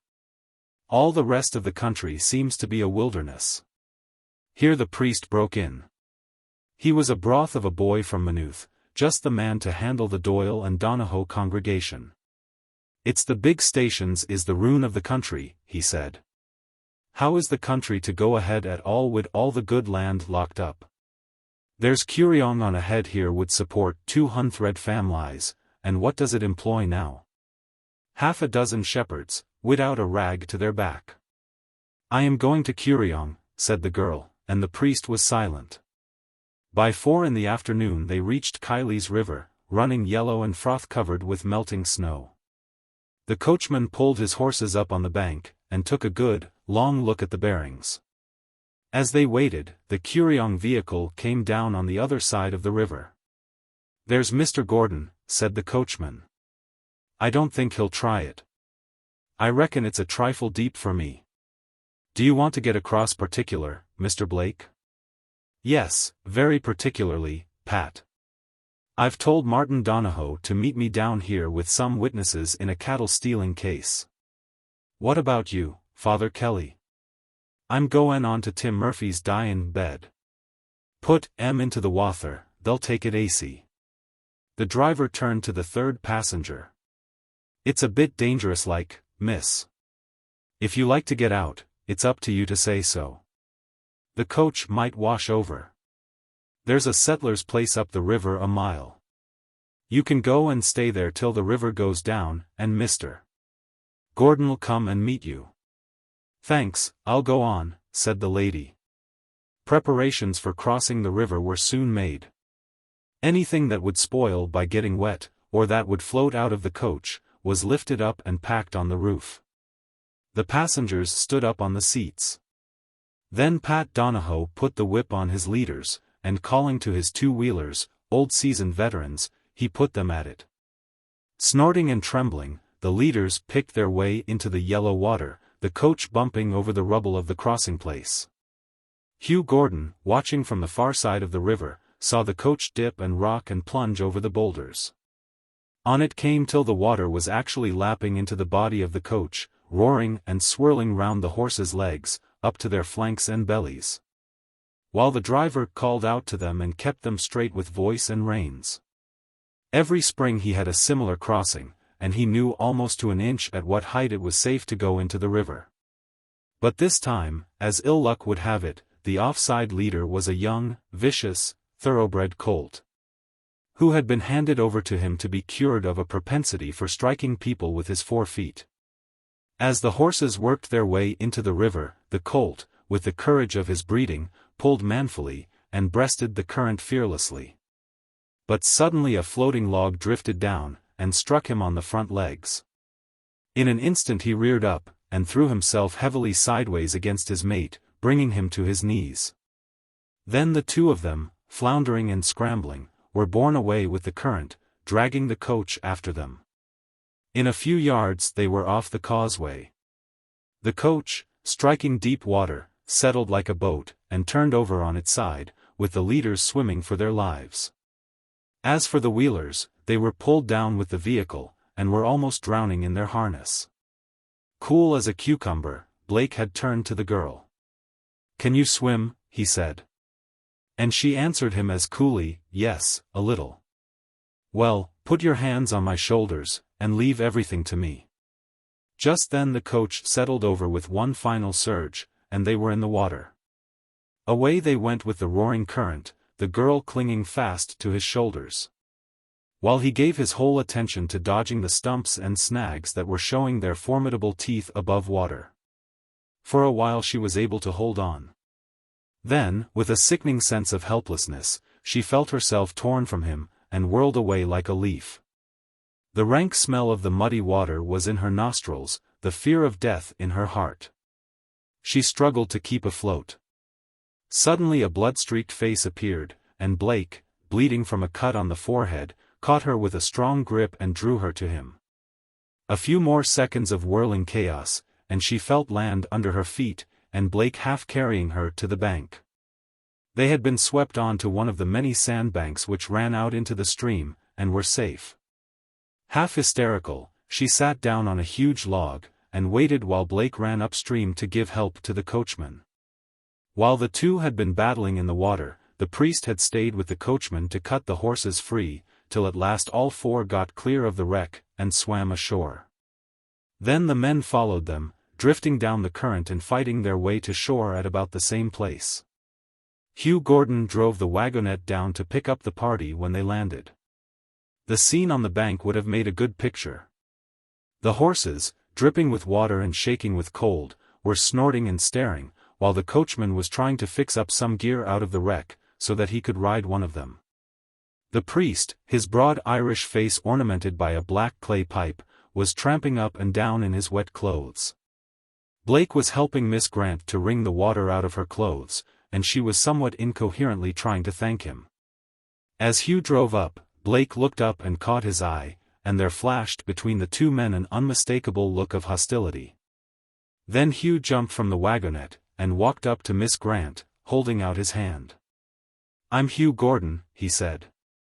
"We only got your father's letter today, or I would have been down to meet you. I hope you are not hurt.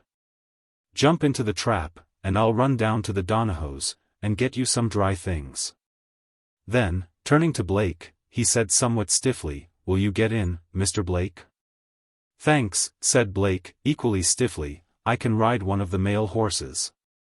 It's no distance." I won't trouble you." But the girl turned and put her hand into Blake's, and spoke with the air of a queen. "I am very much obliged to you, more than I can tell you. You have saved my life. If ever I can do anything to repay you I will." "Oh, nonsense," said Blake, "that's nothing.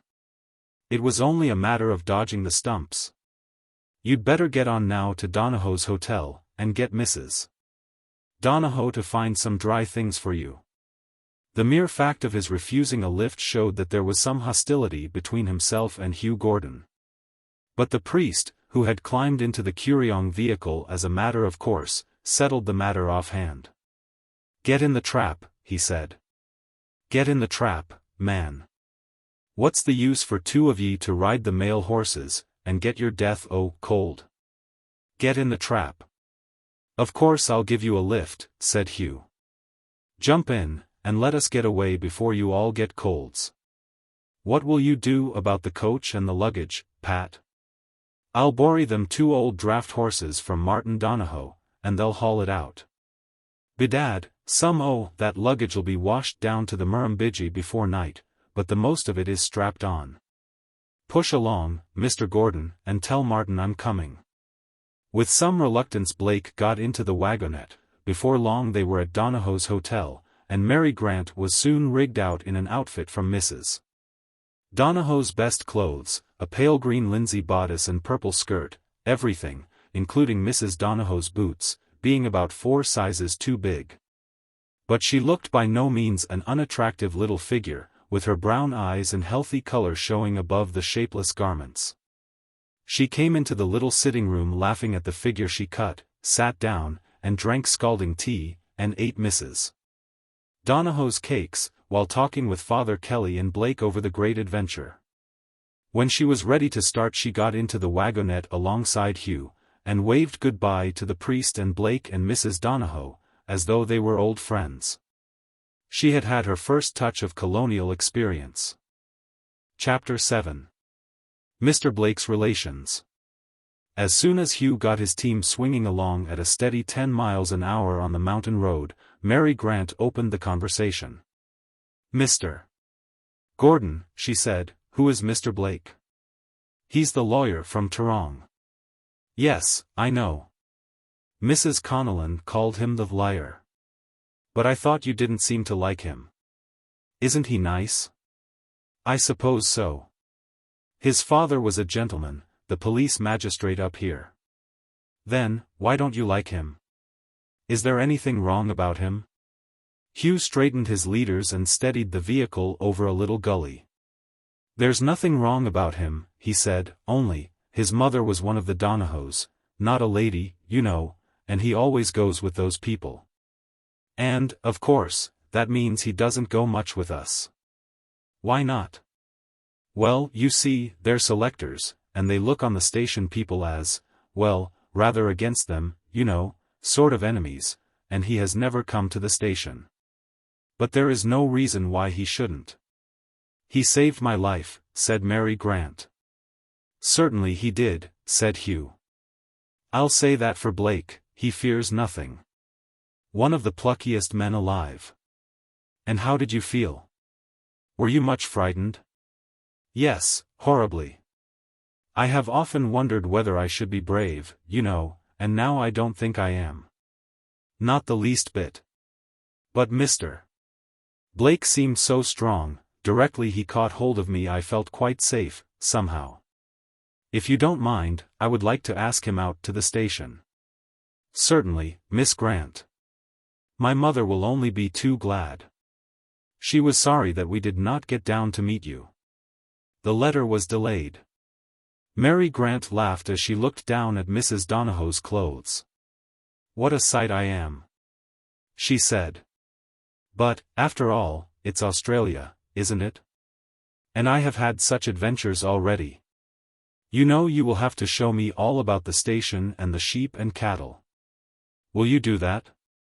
Hugh thought there was nothing in the world he would like better, but contented himself with a formal offer to teach her the noble art of squatting. "You must begin at once and tell me things. What estate are we on now?" she asked. This is your father's station. All you can see around belongs to him, but after the next gate we come on some land held by selectors. Who are they? Well, said Hugh, a little awkwardly, they are relations of Mr. Blake's. You'll see what an Australian farmer's homestead is like. They drove through a rickety wire and sapling gate and across about a mile of bush, and suddenly came on a little slab house nestling under the side of a hill. At the back were the stockyards and the killing pen, where a contrivance for raising dead cattle, called a gallows, waved its arms to the sky. In front of the house there was rather a nice little garden. At the back were a lot of dilapidated sheds, leaning in all directions. A mob of sheep was penned in a yard outside one of the sheds. And in the garden an old woman, white-haired and wrinkled, with a very short dress showing a lot of dirty stocking and slipshod elastic-sided boot, was bending over a spade, digging potatoes. The old woman straightened herself as they drove up. "Good day to you, Mr. Gordon," she said. "Good day to you, Mississippi." "Good day, Mrs. Doyle," said Hugh. "Hard work that, this weather. How's all the family?" Margaret, I mane, she's inside. That's her playin' the piano. She just got it up from Sydney." "And where's Peter?" "Peter's shearin' the sheep. He's in that shed there bayant. He's the only shearer we have, so we tell him he's the ringer of the shed. He works terribly hard, does Peter. He's not," and the old woman dropped her voice, "he's not all there in the head, is Peter, you know." "And where's Mick?" "Mick, bad scran to him. He's bought a jumpin' horse, and he's gone to hell leppin'. Down at one of the shows he is, some place. He has too much sense to work, has Mick. Won't you come in and have a cup of tea?" "No, we must get on, thank you," and Hugh and Mary drove off, watched by the old lady and the lanky-legged, shock-headed youth, Peter himself, who came to the door of the big shed to stare at them. As they drove off Hugh was silent, wondering what effect the sight of the selectors might have had on Miss Grant. She seemed to read his thoughts, and after a little while she spoke. "So those are Mr. Blake's poor relations, are they? Well, that is not his fault. My father was poor once, just as poor as those people are. And Mr. Blake saved my life." Hugh felt that she was half-consciously putting him in the wrong for having more or less disapproved of Mr. Blake, so he kept silence.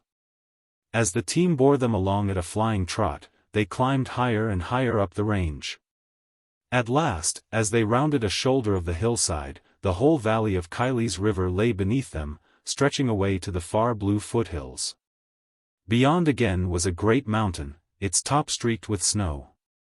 At their feet was a gorgeous scheme of color, greens and grays of the grass, bright tints of willow and poplar, and the speckled forms of the cattle. So far down that they looked like pygmy stock feeding in fairy paddocks.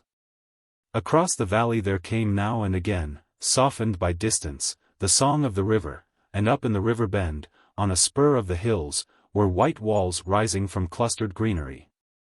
"How beautiful," said the girl, half standing up in the wagonette, "and is that?" "That's Curryong, Miss Grant. Your home station." Chapter 8. At the Homestead. Miss Grant's arrival at Curryong Homestead caused great excitement among the inhabitants. Mrs. Gordon received her in a motherly way, trying hard not to feel that a new mistress had come into the house. She was anxious to see whether the girl exhibited any signs of her father's fiery temper and imperious disposition. The two servant girls at the homestead, great Herculean, good-natured bush girls, daughters of a boundary rider, whose highest ideal of style and refinement was Curryong drawing-room, breathed hard and stared round-eyed, like wild fillies, at the unconscious intruder. The station hands, Joe, the wood and water boy, old Alfred the groom, Bill the horse-team driver, and Harry Warden the married man, who helped with sheep, mended fences, and did station work in general, all watched for a sight of her. They exchanged opinions about her over their smoke at night by the huge open fireplace in the men's hut, where they sat in a semicircle. toasting their shins at the blaze till their trousers smoked again, each man with a pipe of black tobacco going full swing from tea till bedtime. But the person who felt the most intense excitement over the arrival of the heiress was Miss Harriet. For all her nurse's experience, Ellen Harriet was not a woman of the world. Except for the period of her hospital training, she had passed all her life shut up among the mountains. Her dream world was mostly constructed out of high-class novels, and she united a shrewd wit and a clever brain to a dense ignorance of the real world, that left her like a ship without a rudder. She was, like most bush-reared girls, a great visionary. Many a castle in the air had she built while taking her daily walk by the river under the drooping willows. The visions, curiously enough, always took the direction of magnificence. She pictured herself as a leader of society, covered with diamonds, standing at the head of a broad marble staircase and receiving counts by the dozen, VIII's novels, read by stealth. Or else as a rich man's wife who dispensed hospitality regally, and was presented at court, and set the fashion in dress and jewels. At the back of all her dreams there was always a man. A girl's picture is never complete without a man, a strong, masterful man, whose will should crush down opposition. And whose abilities should make his name, and incidentally her name, famous all over the world. She herself, of course, was always the foremost figure, the handsomest woman, the best dressed, the most admired. For Ellen Harriet, though only a girl, and a friendless governess at Kiley, was not inclined to put herself second to anyone. Having learnt from her father's papers that he was of an old family, she considered herself anybody's equal. Her brain held a crazy enough jumble of ideas, no doubt. But given a strong imagination, no experience, and omnivorous reading, a young girl's mind is exactly the place where fantastic ideas will breed and multiply. She went about with Mrs. Gordon to the small festivities of the district, and was welcomed everywhere, and deferred to by the local settlers. She had yet to know what a snub meant. So the world to her seemed a very easy sort of place to get along in. The coming of the heiress was as light over a trackless ocean. Here was someone who had seen, known, and done all the things which she herself wished to see, know, and do. Someone who had travelled on the continent, tobogganed in Switzerland, ridden in Rotten Row, voyaged in private yachts, hunted in the shires. Here was the world at last come to her door, the world of which she had read so much and knew so little. On the second morning after Miss Grant's arrival, that young lady turned up at breakfast in a tailor-made suit with short skirt and heavy boots, and announced her intention of walking round the estate. But as Kiley, though only a small station, as stations go, was, roughly, 10 miles square, this project had to be abandoned. Then she asked Hugh if he would have the servants mustered. He told her that the 2 servants were in the kitchen, but it turned out that she wanted to interview all the station hands. And it had to be explained that the horse driver was 6 miles out on the run with his team, drawing in a load of bark to roof the hay shed, and that Harry Warden was down at the drafting yards, putting in a new trough to hold an arsenical solution, through which the sheep had to tramp to cure their feet. And that everybody else was away out on some business or other. But the young lady stuck to her point, and had the groom and the wood and water boy paraded, they being the only 2 available. The groom was an English importation, and earned her approval by standing in a rigid and deferential attitude, and saying, "Yes, miss," and "No, miss," when spoken to. But the wood and water boy stood with his arms akimbo and his mouth open, and when she asked him how he liked being on the station he said, "Oh, it's not too bad," accompanying his remark with a sickly grin that nearly earned him summary dismissal. The young lady returned to the house in rather a sharp temper, and found Hugh standing by a cart, which had just got back with her shipwrecked luggage. "Well, Miss Grant," he said, "the things are pretty right. The water went down in an hour or so, and the luggage on the top only got a little wetting, just a wave now and again. How have you been getting on?" "Not at all well," she laughed. "I don't understand the people here. I will get you to take me round before I do another thing. It is so different from England. Are you sure my clothes are all right?" I can't be sure, of course, but you can unpack them as soon as you like. It was not long before the various boxes were opened. Ellen Harriet was called in to assist, and the two girls had a real good afternoon, looking at and talking over clothes and jewelry. The things had come fairly well out of the coach disaster.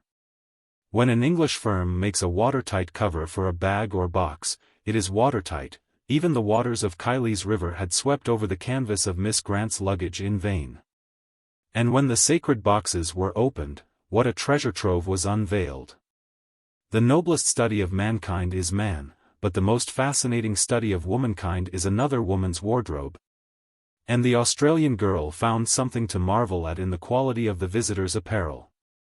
Dainty shoes, tailor-made jackets, fashionable short riding habits, mannish-looking riding boots, silk undergarments, beautiful jewelry, all were taken out of their packages and duly admired. As each successive treasure was produced, Ellen Harriet's eyes grew rounder with astonishment. And when, out of a traveling bag, there appeared a complete dressing-table outfit of silverware, silver-backed hairbrushes, silver manicure set, silver handglass, and so forth, she drew a long breath of wonder and admiration. It was her first sight of the vanities of the world, the things that she had only dreamed of. The outfit was not anything extraordinary from an English point of view, but to the bush-bred girl it was a revelation. "What beautiful things," she said. "Now, when you go visiting to a country house in England, do you always take things like these, all these riding boots and things?" "Oh, yes. You wouldn't ride without them." "And do you take a maid to look after them?" "Well, you must have a maid." "And when you travel on the continent, do you take a maid?" "I always took one." "What is Paris like? Isn't it just a dream? Did you go to the opera? Have you been on the Riviera? Oh, do tell me about those places. Is it like you read about in books? All beautiful, well-dressed women and men with nothing to do, and did you go to Monte Carlo?" This was all poured out in a rush of words. But in Mary's experience the continent was merely a place where the continentals got the better of the English, and she said so. "Traveling is so mixed up with discomfort, that it loses half its plumage," she said. "I'll tell you all I can about Paris some other time. Now you tell me," she went on, folding carefully a silk blouse and putting it in a drawer, "are there any neighbors here? Will anyone come to call?" "I'm afraid you'll find it very dull here," said Ellen. "There are no neighbors at all except Pass and Bingia, two young fellows on the next station. The people in town are just the publicans and the storekeeper, and all the selectors around us are a very wild lot. Very few strangers come that we can have in the house. They are nearly all cattle and sheep buyers, and they are either too nervous to say a word, or they talk horses. They always come just after mealtime, too, and we have to get everything laid on the table again. Sometimes we have 10 meals a day in this house. And the swagmen come all day long, and Mrs. Gordon or I have to go and give them something to eat. There's plenty to do, always. So you see, there are plenty of strangers, but no neighbors." "What about Mr. Blake?" said Miss Grant. "Isn't he a neighbor?" It would have needed a much quicker eye than Mary's to catch the half-involuntary movement Ellen Harriet made when Blake's name was mentioned. She flashed a look of inquiry at the heiress that seemed to say, "What interest do you take in Mr. Blake? What is he to you?" Then the long eyelashes shut down over the dark eyes again, and with an air of indifference she said, "Oh, Mr. Blake? Of course I know him. I dance with him sometimes at the show balls, and all that. I have been out for a ride with him, too. I think he's nice, but Hugh and Mrs.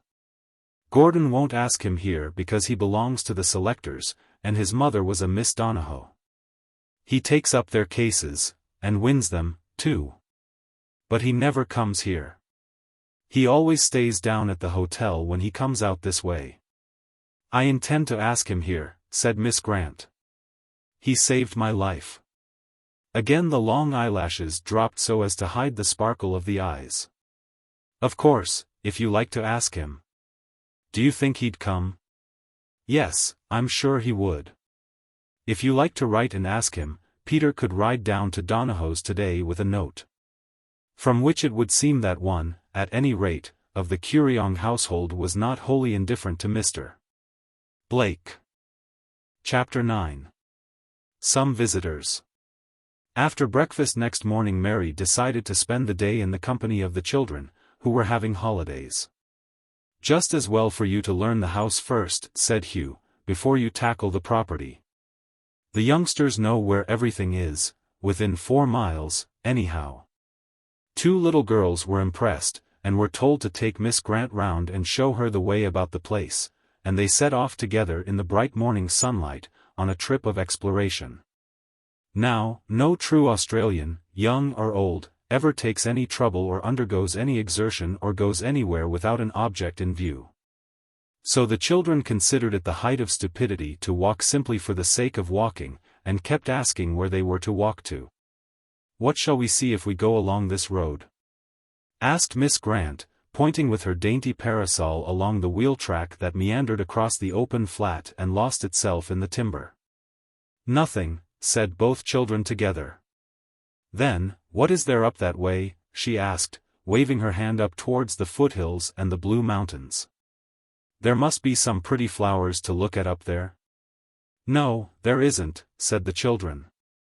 "Well, let us go into the woods and see if we can't find something," she said determinedly. And with her reluctant guide she set off, trudging across the open forest through an interminable vista of gum trees. After a while one of the girls said, "Hello, there's Pa's." Miss Grant looked up, and saw through the trees a large and very frightened bay horse, with a white face. On further inspection, a youth of about 18 or 20 was noticed on the horse's back, but he seemed so much a part of the animal that one might easily overlook him at a first glance.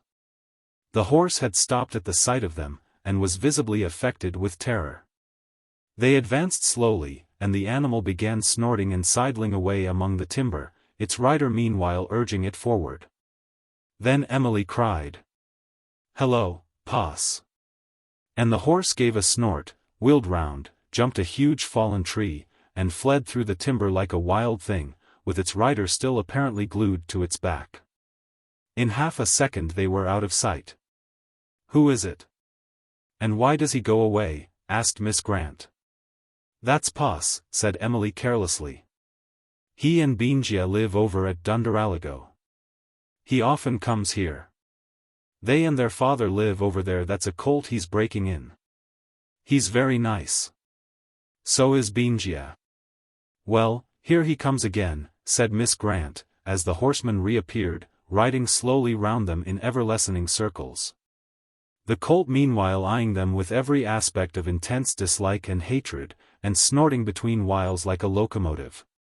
Emily waited till the rider came fairly close, and said, "Pa's, this is Miss Grant." The rider blushed, and lifted his hand to his hat. Fatal error. For the 100th part of a second the horse seemed to cower under him as if about to sink to the ground, then tucked his head in between his front legs, and his tail in between the hind ones, forming himself into a kind of circle, and began a series of gigantic bounds at the rate of about 100 to the minute. While in the air above him his rider described a Catherine wheel before he came to earth, landing on his head at Miss Grant's feet. The horse was soon out of sight, making bounds that would have cleared a house if one had been in the way. The rider got up, pulled his hat from over his eyes, brushed some mud off his clothes, and came up to shake hands as if nothing had happened, his motto apparently being toujours la politesse. "My word, can't he buck, Pa's," said the child. "He chucked you all right, didn't he?" "He got a mean advantage," said the young fellow, in a slow drawl. "Makes me look a fair chump, doesn't it, getting chucked before a lady? I'll take it out of him when I get on him again." "How do you do?" "I'm very well, thank you," said Miss Grant. "I hope you are not hurt. What a nasty beast. I wonder you aren't afraid to ride him." "I ain't afraid of him, the cow. He can't sling me fair work, not the best day ever he saw. He can't buck," he added, in tones of the deepest contempt, "and he won't try when I've got a fair hold of him, only goes at it underhanded. It's up to me to give him a hidin' next time I ride him, I promise you. Where will he go to? Said Miss Grant, looking for the vanished steed. Won't he run away? He can't get out of the paddock, drawled the youth. Let's go up to the house, and get one of the boys to run him in. He had a goin' this morning with me, the bit came out of his mouth somehow, and he did get to work proper. He went round and round the paddock at home, with me on him, buckin' like a brumby. Benjia had to come out with another horse and run me back into the yard. He's a pretty clever colt too. The timber is tremendous thick in that paddock, and he never hit me against anything. Benjia reckons any other colt'd have killed me. Come on up to the house, or he'll have my saddle smashed before I get him. As they hurried home, Miss Grant had a good look at the stranger, a pleasant, brown-skinned brown-handed youth, with the down of a black mustache growing on his upper lip. His frank and open face was easy to read. He looked with boyish admiration at Miss Grant, who immediately stooped to conquer, and began an animated conversation about nothing in particular, a conversation which was broken in upon by one of the girls. "Where is Benjia?" she asked. "Isn't he coming over?" "Not he," said the youth, with an air of great certainty. "We're busy over at our place, I tell you. The water is all gone in the 9-mile paddock. Binge and me and Andy Kelly had to muster all the sheep and shift 'em across to the home paddock. Binge is musterin' away there now. I just rode over to see Hugh about some of your sheep that's in the river paddock." "Won't Benjia be over, then?" persisted Emily. "No, of course he won't. Don't I tell you he's got 3 days' work musterin' there? I must be off at daylight tomorrow, home again, or the old man'll know the reason why." By this time they had reached the homestead, and Poss went off with the children to the stables. Here he secured the knockabout horse, always kept saddled and bridled about the station for generally useful work, and set off at a swinging canter up the paddock after his own steed. Miss Grant went in and found Mrs. Gordon at her jam-making. "Well, and have you found anything to amuse you?" asked the old lady in her soft, even voice. "Oh, I've had quite a lot of experiences. And I went for a walk and met Poss." "Who is Poss?" The old lady laughed as she gave the jam a stir. "He's a young hunter," she said. "Was Benjia there?" "No, and he isn't coming either. He has work to do. I learnt that much. But who is Poss? And who is Benjia?" "I'm greatly taken with Poss. He's a nice-looking young fellow, isn't he? His father has a small station away among the hills, and Poss and Benjia help him on it. Those are only nicknames, of course. Poss's name is Arthur, and Benjia's is George, I think. They're nice young fellows, but very bushified. They have lived here all their lives. Their father, well, he isn't very steady. And they like to get over here when they can, and each tries to come without the other knowing it. Benjia will be here before long, I expect. They're great admirers of Miss Harriet, both of them, and they come over on all sorts of ridiculous pretexts. Poor fellows, it must be very dull for them over there. Fancy, week after week without seeing anyone but their father, the station hands, and the sheep. Now that you're here, I expect they'll come more than ever." As she spoke, the tramp of a horse's hoofs was heard in the yard and, looking out, Miss Grant saw a duplicate of Poss dismounting from a duplicate of Poss's horse. And Mrs. Gordon, looking over her shoulder, said, "Here's Benjia. I thought he'd be here before long." "Why do they call him Benjia?" asked Miss Grant, watching the new arrival tying up his horse. "What does it mean?" "It's a blackfellow's word, meaning stomach," said the old lady. "He used to be very fat, and the name stuck to him. Good day, Benjia." "Good day, Mrs. Gordon. Hugh at home?" "No, he won't be back till dark," said the old lady. "Won't you let your horse go?" "Well, I don't know if I can," replied the new arrival thoughtfully. "I've left Poss at home clearing the sheep out of that big paddock at the crossing. There's 5,000 sheep, and no water there. I'll have to go back and help him. I only came over to tell Hugh there were some of his weaners in the river paddock. I must go straight back, or Poss'll make a row. We've a lot of work to do. I think Poss is here, said Mrs. Gordon. Poss is here, is he? Well, if that don't beat everything. And when we started to muster that paddock, I went to the top, and he went the other way, and he reckoned to be at it all day. He's a nice fellow, he is. I wonder what the old man'll say. Oh, I expect he won't mind very much. This is Mr. George Hunter, Miss Grant. Benjia extended much the same greeting as Poss had done. And by dinner time that evening, or, as it is always called in the bush, tea time, they had all made each other's acquaintance, and both the youths were worshipping at the new shrine. At tea the talk flowed freely, and the two bush boys, shy at first, began to expand as Mary Grant talked to them. Put a pretty girl and a young and impressionable bushman together, and in the twinkling of an eye you have a Sir Galahad ready to do anything for the service of his lady. Light-heartedly they consented to stay the night, in the hope of seeing Hugh, to deliver their message about the weaners. They seemed to have satisfactorily arranged the question of mustering.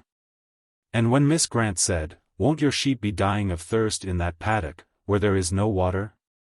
both brothers replied, "Oh, we'll be off at crack of dawn in the morning and fix 'em up all right." "They always say that," said the old lady, "and generally stay 3 days. I expect they'll make it 4, now that you're here." Chapter 10. A Lawyer in the Bush. Gavin Blake, attorney and solicitor, sat in his office at Toorong, opening his morning's letters. The office was in a small weatherboard cottage in the main street of Toorong. At any rate it might fairly claim to be the main street, as it was the only street that had any houses in it. The front room, where he sat, was fitted up with a table and a set of pigeonholes full of dusty papers, a leather couch, a small fireproof safe, and a bookcase containing about equal proportions of law books and novels. A few maps of Toorong Township and neighboring stations hung on the walls. The wooden partition of the house only ran up to the rafters, and over it could plainly be heard his housekeeper scrubbing his bedroom. Across the little passage was his sitting room, furnished in the style of most bachelors' rooms, an important item of furniture being a cupboard where whiskey was always to be found. At the back of the main cottage were servants' quarters and kitchen. Behind the house, on a spare allotment, were 2 or 3 loose boxes for racehorses, a saddle room and a groom's room. This was the whole establishment. A woman came in every day to do up his rooms from the hotel, where he had his meals. It was an inexpensive mode of life, but one that conduced to the drinking of a good many whiskies and sodas at the hotel with clients and casual callers, and to a good deal of card-playing and late hours.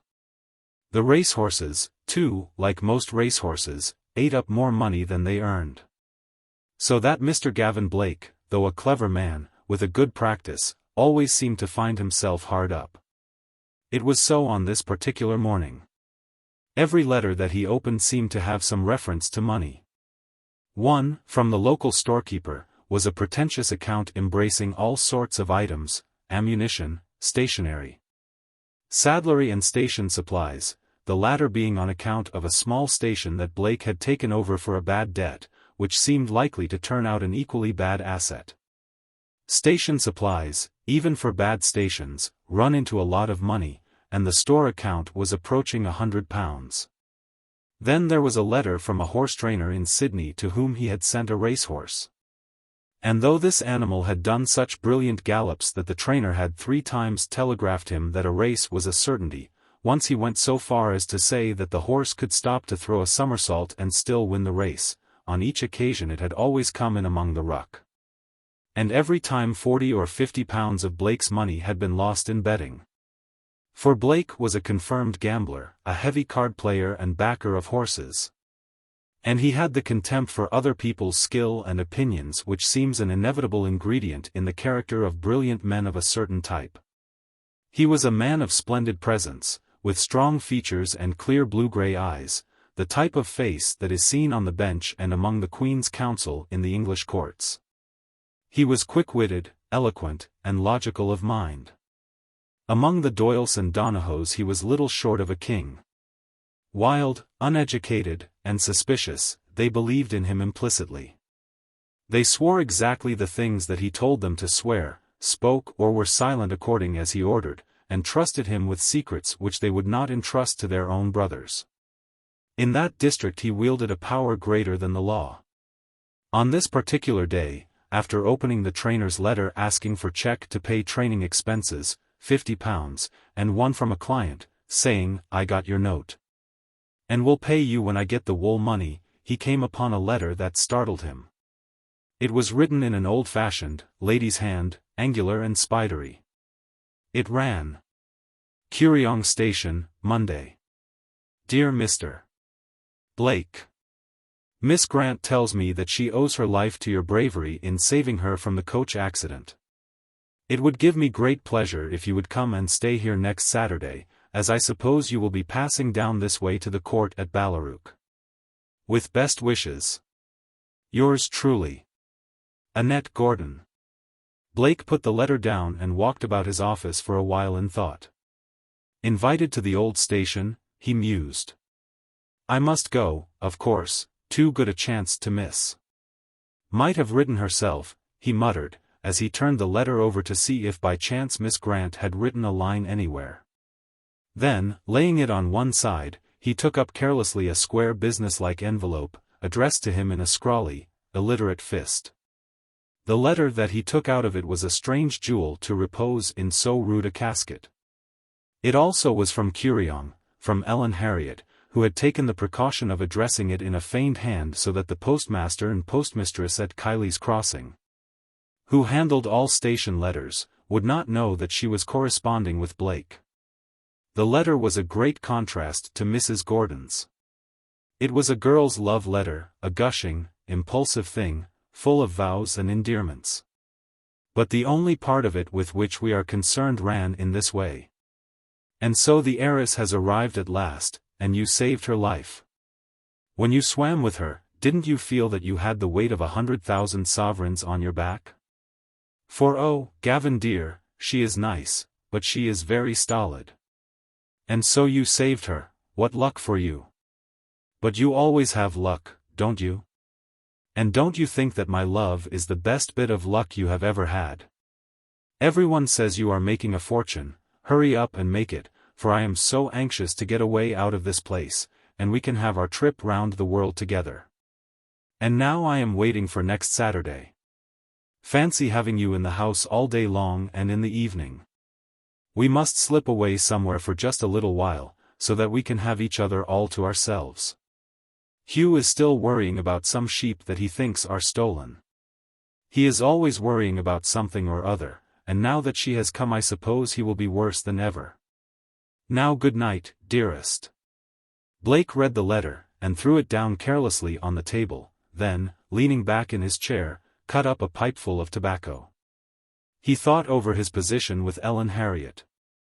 There was a secret understanding between them, a sort of informal affair born of moonlight rides and country dances. He had never actually asked her to marry him, but he had kissed her as he had kissed scores of others, and the girl had at once taken it for granted that they were to be engaged.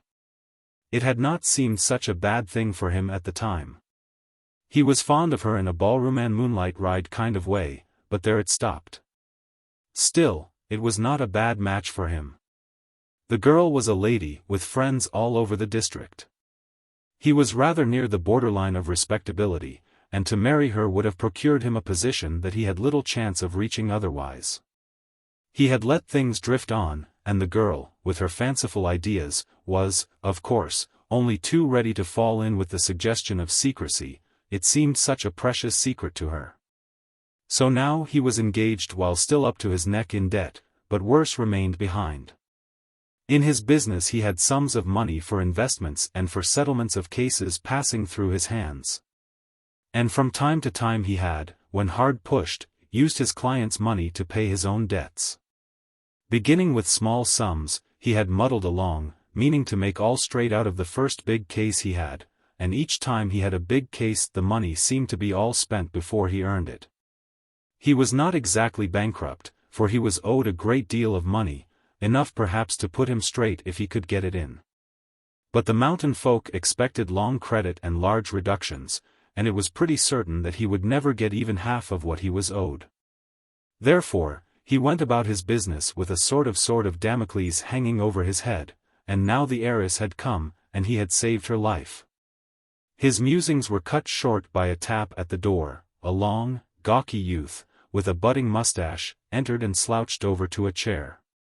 He was young XVIII, son of the Tarong storekeeper, a would-be sportsman, would-be gambler, would-be lady-killer, would-be everything, who only succeeded in making himself a cheap barroom loafer.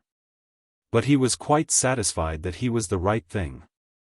"What's doing, Gav?" he said. "Who's the letter from?" "Oh, business, business," said Gavin Blake. "What's doing with you?" "Doing? By gad, I'm broke. The old man won't give me a copper." "What about Saturday? Are you going to the court at Ballarook?" "Yes. I've got a couple of cases there. And I've just got a letter from Mrs. Gordon, asking me to stay the night at Kuriong." "Ho! My oath. Stop at Kuriong, eh? That's 'cause you saved the heiress?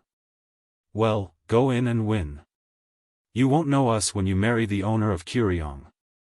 What's she like, Gav? Pretty girl, ain't she? Has she any sense?" "Much as you have," growled Blake. "Oh, don't get nasty. Only I thought you were a bit shook on the governess there. What about that dance at the show ball, eh? I say, you couldn't lend us a tenner till Saturday?" No, I could not, and this was the literal truth, for Gavin Blake had run himself right out of money, and was living on credit, not an enviable position at any time, and one doubly insupportable to a man of his temperament. And again his thoughts went back to the girl he had saved, and he pondered how different things might have been, might, perhaps, still be. Chapter 11. A walk in the moonlight. The court at Ballarook was over, and Gavin Blake turned his horses' heads in a direction he had never taken before, along the road to Kuriong. As he drove along, his thoughts were anything but pleasant. Behind him always stalked the grim spectre of detection and arrest. And, even should a lucky windfall help to pay his debts, he could not save the money either to buy a practice in Sydney or to maintain himself while he was building one up.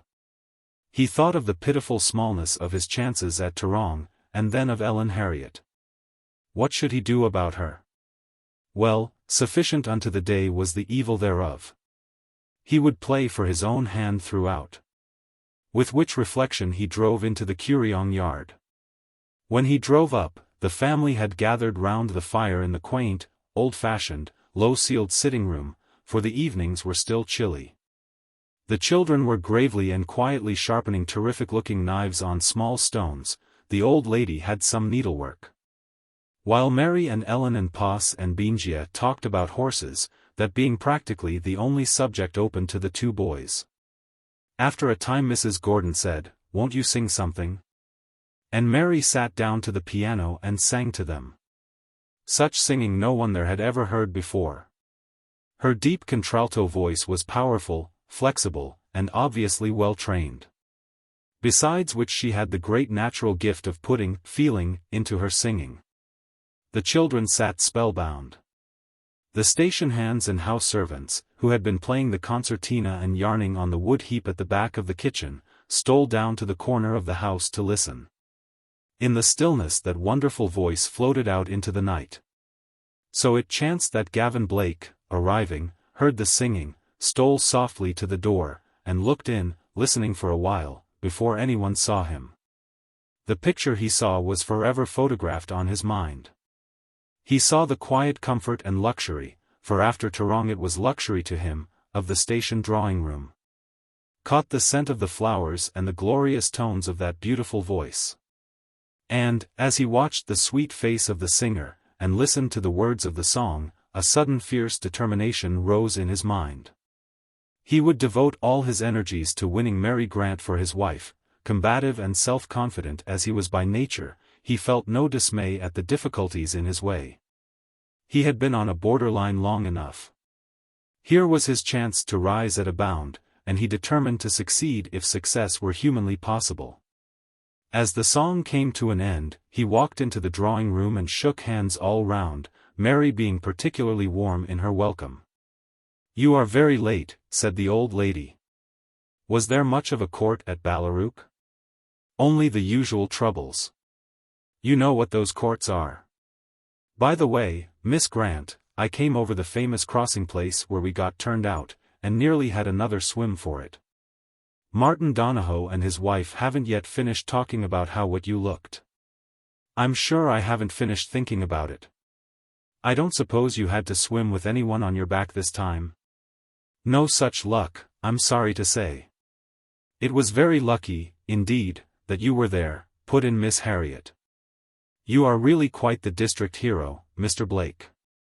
You will have to save somebody next, Hugh." "My word," said Poss, "I've seen Hugh swim in to fetch a sheep, let alone a lady. You remember, Hugh, the time those old ewes got swept down and one of them was caught on the head of a tree, and you went in?" "Oh, never mind about that," said Hugh. "Did Pat Donahoe lose anything out of the coach?" "Only a side of bacon and a bottle of whiskey. The whiskey was for old Ned the possum trapper, and they say that Ned walked 14 miles down the river in hopes that it might have come ashore. Ned reckons he has never done any tracking, but if he could track anything it would be whiskey." "What about going out after possums down the garden?" said Benjia. "Now, you youngsters, where are your possum dogs? I think they ought to get some in the garden." Everyone seemed to welcome the idea. There had been a sort of stiffness in the talk, and Gavin Blake felt that a walk in the moonlight might give him a chance to make himself a little more at home with Mary Grant. While Ellen Harriet had her own reasons for wanting to get him outside. With laughter and haste they all put on hats and coats, for it had turned bitterly cold. Then with ear-piercing whistles the children summoned their possuming dogs, who were dreaming happy hours away in all sorts of odd nooks, in chimney corners, under the table in the kitchen, under the bunks in the men's hut, anywhere warm and undisturbed. But at the whistles each dog dashed out from his nook, tearing over everything in front of him in his haste not to be left behind. And in 3 seconds half a dozen of them were whining and jumping round the children, waiting for orders which way to go. A majestic wave of the hand, and the order, "Go and find him." From the eldest of the children, sent a hurricane of dogs yapping with excitement off to the creek, and the hunters followed at a brisk run. Gavin Blake and Mary Grant trotted along together in the bright moonlight. Just in front were Ellen and Hugh, he laughing at the excitement of the dogs and children, she looking over her shoulder and hoping to hear what Blake was saying to the heiress. As a matter of fact, he was making the most of his chances, and before long they were getting on capitally. Mary found herself laying aside her slow English way, and laughing and joking with the rest. There is something intoxicating in moonlight at any time. And what with the moon and the climate, and the breeze whistling through the gum boughs, it was no wonder that even the staidly-reared English girl felt a thrill of excitement. A stirring of the primeval instincts that civilization and cultivation had not quite been able to choke. "When you go back to England, Miss Grant," said Blake, "you will be able to tell them that you have hunted possums, anyhow. That will sound like the real bush, won't it?" "Yes. And I can say I have been upset in a river and nearly drowned, too. I'm becoming quite an experienced person. But what makes you think I shall go back to England? I thought you would be sure to go back." "Oh, no. We have no friends in England at all. My mother's people are nearly all living in India, and father wouldn't live in England. He hates it." "And do you like Australia?" "I've only seen about a week of it. Do you know, it seems to me a more serious life than in England. Look at Mrs. Gordon, what a lot of people she has dependent on her. The station hands and their wives, all come to her. In England she might visit them and give them tracts and blankets, but here what they want is advice and help in all sorts of things. You know what I mean? Yes. She is a fine old lady, isn't she? A real character. You will be sure to like her. Yes. I think I shall be very happy here. Father is anxious I should like this place, as he may come up here to live, and I'm sure I shall like it. You see, there is work to do here. Miss Harriet and Mrs. Gordon are at work from daylight till dark. What with the children, the house, the store and visitors, there really isn't time to feel lonely. Don't you think people are much happier when they have a lot to do? Do you live? I live in 2 rooms and get my meals at an hotel, Miss Grant. I have never had any home life. I never knew what it meant till now. You must come out again when you are down this way. What's that? A dog barked furiously in the distance, and the others rushed to join him from all directions, yelping and squealing with excitement. The whole party set off at a run, amid cheers and laughter. What is it? What is it? Said Mary. One of the dogs has found a possum up a tree, and the children will try to get him down. Come on. Mind where you go. The black shadows are very hard to judge, and sometimes a log or a bush is hidden in them. There goes Poss over a log, he added, in explanation of a terrific crash and a shout of laughter from the others. What is it, Emily? He asked as one of the children ran past. It's Thomas Carlyle has found one, she said, and he never barks when the possums are up big trees. He knows we can't get them then, so he only looks in the saplings. The other dogs find them in the big trees, but that's no good. A sharp run brought the party to the foot of a small tree, surrounded by a circle of dogs, all sitting on their tails and staring with whimpers of anxiety up to the topmost branches, where a small furry animal was perched. Mary Grant, under Blake's directions, got the animal silhouetted against the moon, and saw clearly enough the sharp nose, round ears, plump body, and prehensile tail of the unfortunate creature who, as Pa said, looked as if he were wishing for a pair of wings. Blake turned to Mary. Do you want to stop and see it killed? He said. It's rather a murderous business. The possum has no chance. One of the boys will go up the tree and shake the branch till the possum falls off, and when it falls the dogs will kill it. No, I don't think I would like to see it. I have seen so many things killed since I came here. Let us walk back towards the house. I'll tell Gordon. Gordon, he said, Miss Grant doesn't care to see the massacre. We will walk back towards the house. Ellen Harriet made a sudden step forward. I will go back too, she said. Why, Miss Harriet, said Poss in astonishment, you've seen lots of them killed. Native cats, too. Watch me knock him out of that with a stick. No, I'll go back, too. I don't feel like killing anything tonight. You come back too, Hugh. So the 4 walked back together, and as Blake had monopolized Mary on the way out, she now put herself beside Hugh, and the others walked behind. Hugh and Mary soon began to talk, but the other pair walked in silence for a while. Then Ellen Harriet said in a low voice, Go a little slower, Gavin. Let them get away. As they passed under the dense shadows of a huge wild apple tree, Ellen stopped and, turning to Blake, held up her face to be kissed. Gavin, she said. I was wondering when I would ever get a chance to speak to you. To think of you being here in the same house with me. It's too wonderful, isn't it? Gavin Blake kissed her. It was almost an effort to him at first, as his mind and heart were on fire with the thoughts of the other girl. My darling, she said.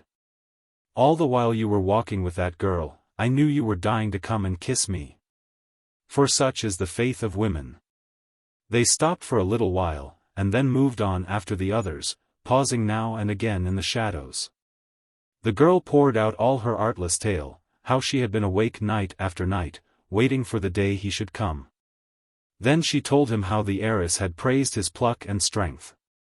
And oh! Gavin, I was so proud, I could have hugged her." Thus she rattled on, while he, because it was his nature, found it no trouble to reply in kind, with a good imitation of sincerity. On such a night, with such a girl clinging to him, it would have been a very poor specimen of a man who could not have trumped up a sort of enthusiasm. But in his heart he was cursing his luck that just as chance had thrown the heiress in his way, and put her under an obligation to him. He was held to his old bargain, the bargain that he had made for position's sake, and which he would now have liked to break for the same reason. It would be wearisome to record their talk, all the way up to the house. The girl, impetuous, hot-blooded, excitable, poured out her love talk like a bird singing.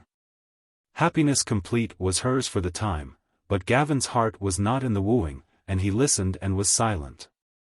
Hugh and Mary, walking on ahead, knew nothing of the love scenes just behind them. They talked of many things, of the moonlight and the river and the scent of the flowers, but all the time Hugh felt diffident and tongue-tied. He had not the glib tongue of Gavin Blake, and he felt little at ease talking commonplaces.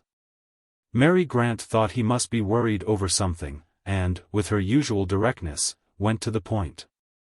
"You are worrying over something," she said. "What is it?" "Oh, no, nothing. It is not because I asked Mr. Blake here, is it?" "Oh no. Goodness, no. Why, he is 50 times better than most of the people that come here. It just happens we had never asked him before. I think he is a very nice fellow. I'm glad of that. I have asked him to come out again. He seems to know Miss Harriet quite well, though he doesn't know your mother." "Yes, he met Miss Harriet at some of the race balls, I think. She is a queer girl, full of fancies." "She seems a very quiet sort of girl to me," said Miss Grant. But if she could have known what was going on about 200 yards behind her, she might have altered her opinion. Chapter 12. Mr. Blake breaks his engagement. On Monday, Hugh, Poss, and Benjia had to go out to an outlying paddock to draft a lot of station sheep from a mob of traveling sheep. As this meant a long, hard job, the three breakfasted by candlelight, a good old-fashioned, this, but rather forgotten lately, and Blake also turned out for early breakfast. As he wanted to get his drive to Toorong over while the weather was cool. Of the women folk, Ellen alone was up, boiling eggs, and making tea on a spirit lamp, laughing and chattering meanwhile, and keeping them all amused. While outside in the frosty dawn, the stable boy shivered as he tightened the girths round the ribs of 3 very touchy horses. Poss and Benjia were each riding a station horse to take the flashness out of him, and Benjia's horse tried to buck him off, but might as well have tried to shed his own skin. So he bolted instead, and disappeared with a snort and a rattle of hoofs over the hill. The others followed, with their horses very much inclined to go through the same performance. After they had gone, Ellen, Harriet and Blake were left alone in the breakfast room. Outside, the heedless horseboy was harnessing Blake's ponies. But inside no one but themselves was awake, and as he finished his breakfast, Ellen stepped up to the table and blew out the 2 candles, leaving the room in semi-darkness. She caught his hand, and he drew her to him. It was what she had been waiting for all night. She had pictured a parting, which was to be such sweet sorrow. Blake had also pictured it to himself, but in quite a different way. He was determined to make an end of his engagement, or entanglement, whichever it could be called, and yet when the chance came he almost put it off. But the thought of what exposure and disgrace would mean, if his affairs were investigated, drove him on. He stroked her hair for a while in silence, and then, with a laugh, said, "We'll have to give up this sort of thing, you know, it'll be getting you talked about, and that'll never do." She hardly knew what he meant. Having lived so long in a fool's paradise, she could not realize that her world was coming down about her ears. "We'll have to be proper in future," he said. "I've had the most fiendish run of bad luck lately, and it's just as well there never was any engagement between us. It would have had to come to nothing." She drew back, and looked at him with frightened eyes. He had great power over her, this big, masterful man, whom she had looked upon as her lover. And she could not believe that a little trouble about money could really make any difference to him. She believed him able to overcome any such difficulty as that of earning a living for her and himself. "But, Gavin," she said, "what have I done?" "Done, little girl? You've done nothing. It's all my fault. I've lost heart over things lately, and it will only harm you if we keep up this pretense of being engaged. Nothing can come of it." "Why not? Why can't we wait?" "Wait? To be stuck in Toronto all my life among these people, and up to my neck in debt? No, little woman, as soon as ever I can get things squared up, I'm off out of this, and I dare say we'll never see each other again. I've made a mess of things here, and I'm off somewhere else." It seemed almost incredible to her that a man could so throw up the fight, and then a thought flashed into her mind. "It is not because Miss Grant has come that you do this?" He laughed with a well-simulated indifference. "Miss Grant," he said, "I have only seen her twice, that day on the coach and last night." She seemed to study the question, still holding his hands, and looking up into his face. The light in the room was stronger, and there were sounds as if some of the household were stirring. "So we must say goodbye," she said, "just because you are short of money. Gavin, I would have thought more of you, had you told me you were tired of me and were going in for the other girl. I think I could have respected you at any rate. But to sneak out on the story of not being able to afford it." His face darkened, and he began to speak, but she stopped him, and went on in a passionless sort of voice. "Someone is coming," she said, "and we must say goodbye, and since you wish it, it is goodbye. But I'm not a child, to change my fancies in a day, so I won't promise to forget. And I think you have treated me very badly, so neither will I promise to forgive. I had set my heart on you, Gavin. You seem to me, but there, it's no use talking. I suppose I should be meek and mild, Anne. But, Ellen. No, don't interrupt me. It is the last talk together we shall have. I suppose I can go governessing, or nursing, to the end of the chapter. It seems a dreary outlook, doesn't it? Now go, and remember that I do not forgive easily. I had built such castles, Gavin, and now," she slipped quietly from the room, and was gone.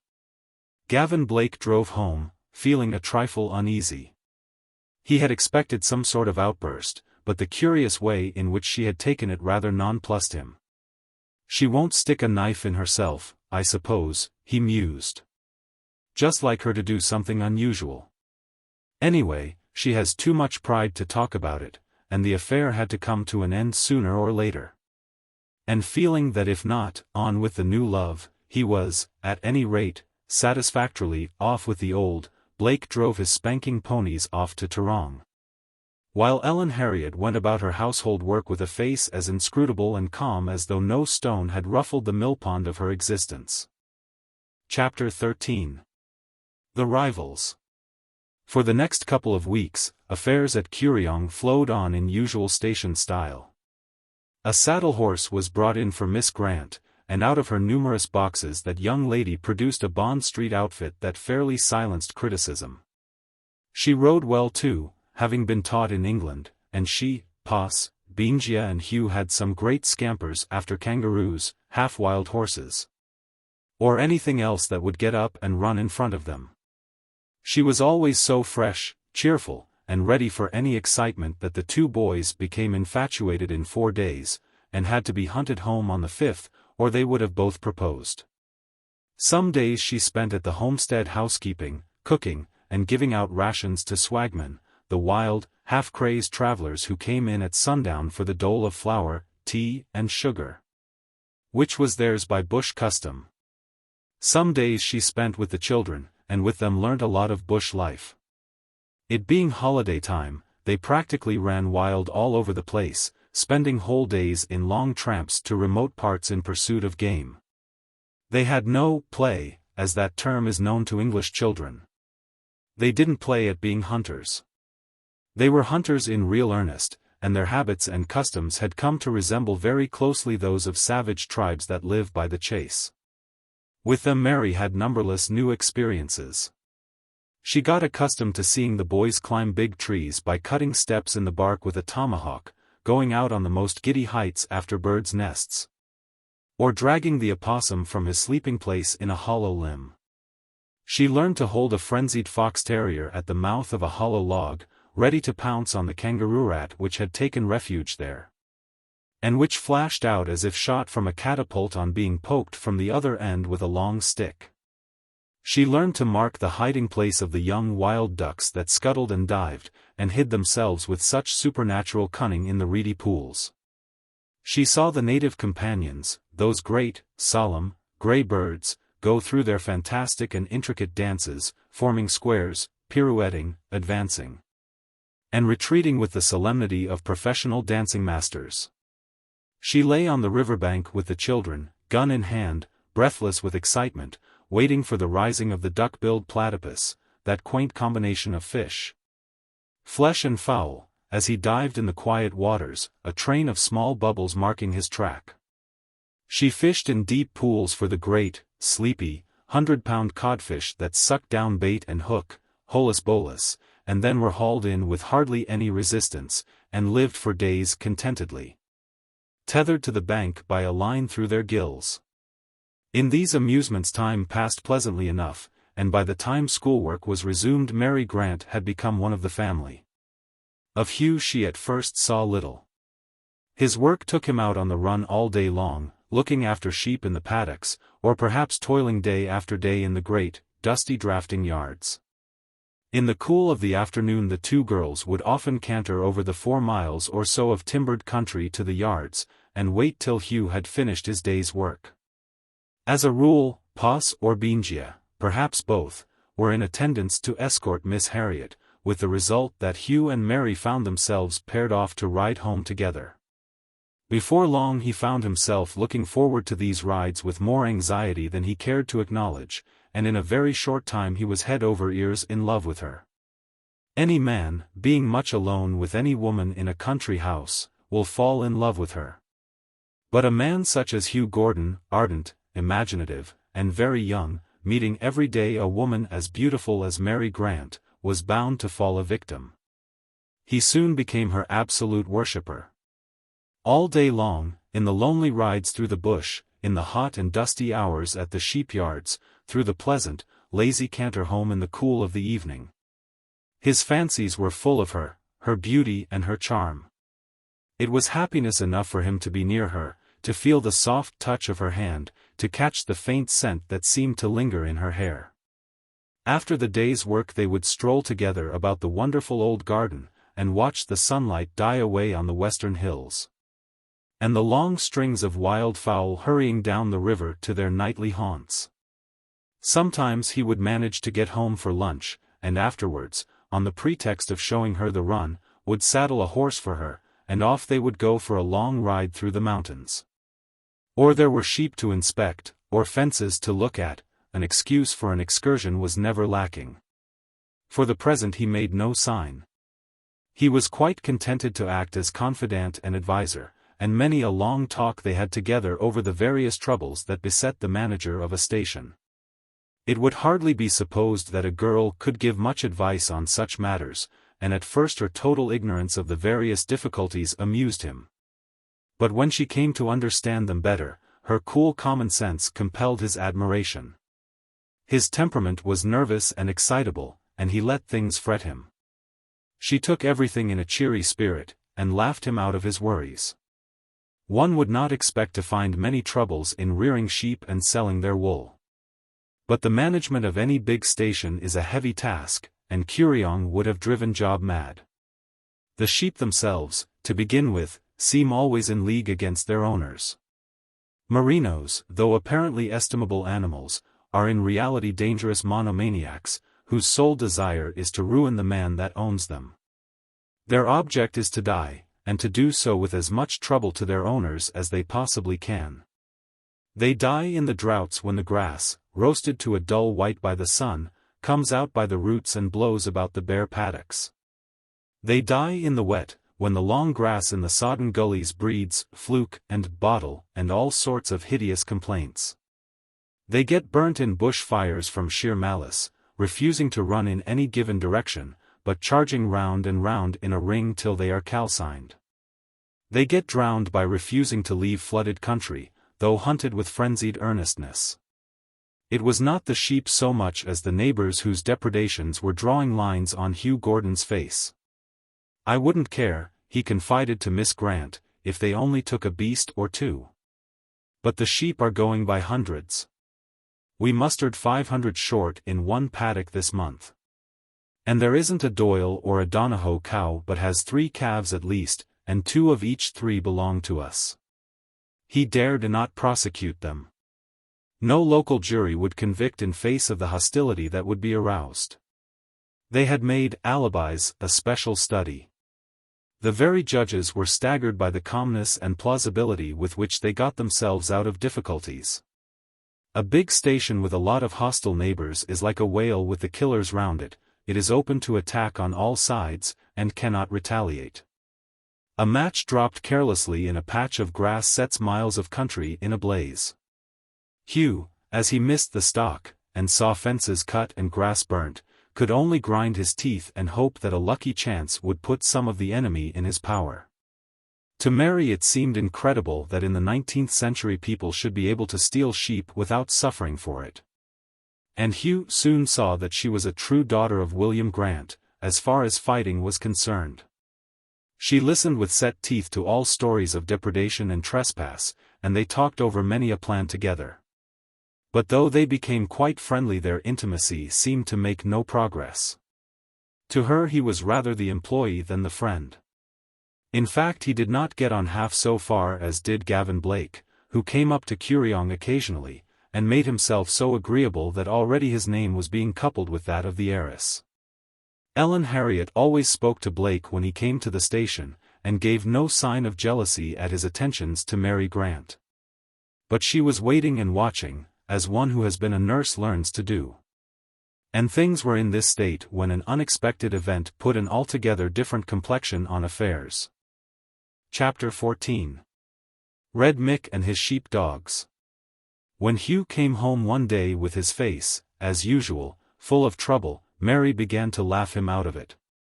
"Well, Mr. Hugh, which is it today, the Doyles or the Donohoes? Have they been stealing sheep or breaking gates?" "Oh, it's all very well for you to laugh," he said, "you don't understand. Some of that gang up the river went into the stud paddock yesterday to cut down a tree for a bee's nest, and left the tree burning. Might have set the whole run, 40,000 acres of dry grass, in a blaze. Then they drove their dray against the gate, knocking it sideways, and a lot of the stud sheep got out into the other paddock, and I'll have to be off at daybreak tomorrow to get 'em back. Why don't you summon the wretches, and have them put in jail, or go and break their gates, and cut down their trees?" she said, with a cheerful ignorance of details. "I daren't, simply daren't. If I summoned one of them, I'd never have dry grass but there'd be fires. I'd never have fat sheep but there'd be dogs among 'em. They ride all over the run. But if a bird belonging to the station flew over one of their selections, they'd summon me for trespass. There's no end to the injury a spiteful neighbor can do you in this sort of country. And your father would blame me. Why? Oh, it's part of the management of a station to get on with your neighbors. Never quarrel if you can help it. But since shearing troubles started we have no friends at all." "Well," she said, "I should like to have a look at those desperate neighbors I hear so much about. Red Mick Donohoe rode past the other day on such a beautiful horse, and he opened the gate for us, and asked if he might come down to hear me sing. Think of that, now." "Very well," he said. "We'll go for a ride up that way tomorrow afternoon. We might find Red Mick killing some of our sheep, and you can go into the box as the lady detective. If you'll only sing him into jail, the station will pay you at the same rate as Paddy gets." Next afternoon they cantered away up the river towards the mountains. Pos and Bingia had long ago laid their dearest possessions at her feet, begging her to ride them, horses so precious that it had hitherto been deemed sacrilege to put a side saddle on them. She had the divine gift of hands, and all manner of excitable, pulling horses went quietly and smoothly under her management. Her English training had taught her to ride over jumps, and she was very anxious to have a try at post-enrail fences. After much pressing, Hugh had this day allowed her to try Obadiah, Benjia's celebrated show jumper, an animal that could be trusted to jump anything he could see over. So during their ride to the habitat of the Donahoes they left the regular track, and followed one of the fences for a mile or two, looking for a suitable place to try the horse. No good place offered itself, as the timber was thick, and the country so rugged that she would have had to ride at a stiff post-enrail either up or down a steep slope. Loitering along, far off the track, they crossed a little ridge where stringy bark trees, with an undergrowth of bushes and saplings, formed a regular thicket. Suddenly Hugh gave a whistle of surprise, and jumped from his horse. "Hold this horse a minute, please," he said. "There has been a mob of sheep driven here." "Whereabouts?" said she, staring round her. "All about here," he said, pointing to the ground. "Don't you see the tracks? Hundreds of them. But I can't see what they were up to. There's no place they could get them out without cutting the wires, and the fence is sound enough. Good heavens, I see it now. Well, that's smart," he continued, leaning against a post and giving it a shake. "What have they done I don't understand. How have they got the sheep through without breaking the fence?" "They've dug up 4 or 5 posts," he said, kicking over some red earth with his foot, laid that piece of fence flat on the ground, driven the sheep over it, and then put the fence up again. "No wonder we are missing sheep. 200 or 300 have gone out here. Here's a chance at last, the chance I've been waiting for all these years. What a lucky thing we came here. And now, Miss Grant," he said, remounting, "we won't have any jumping today.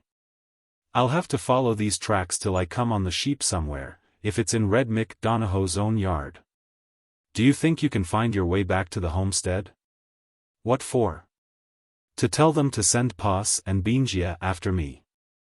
I don't expect they've gone home yet.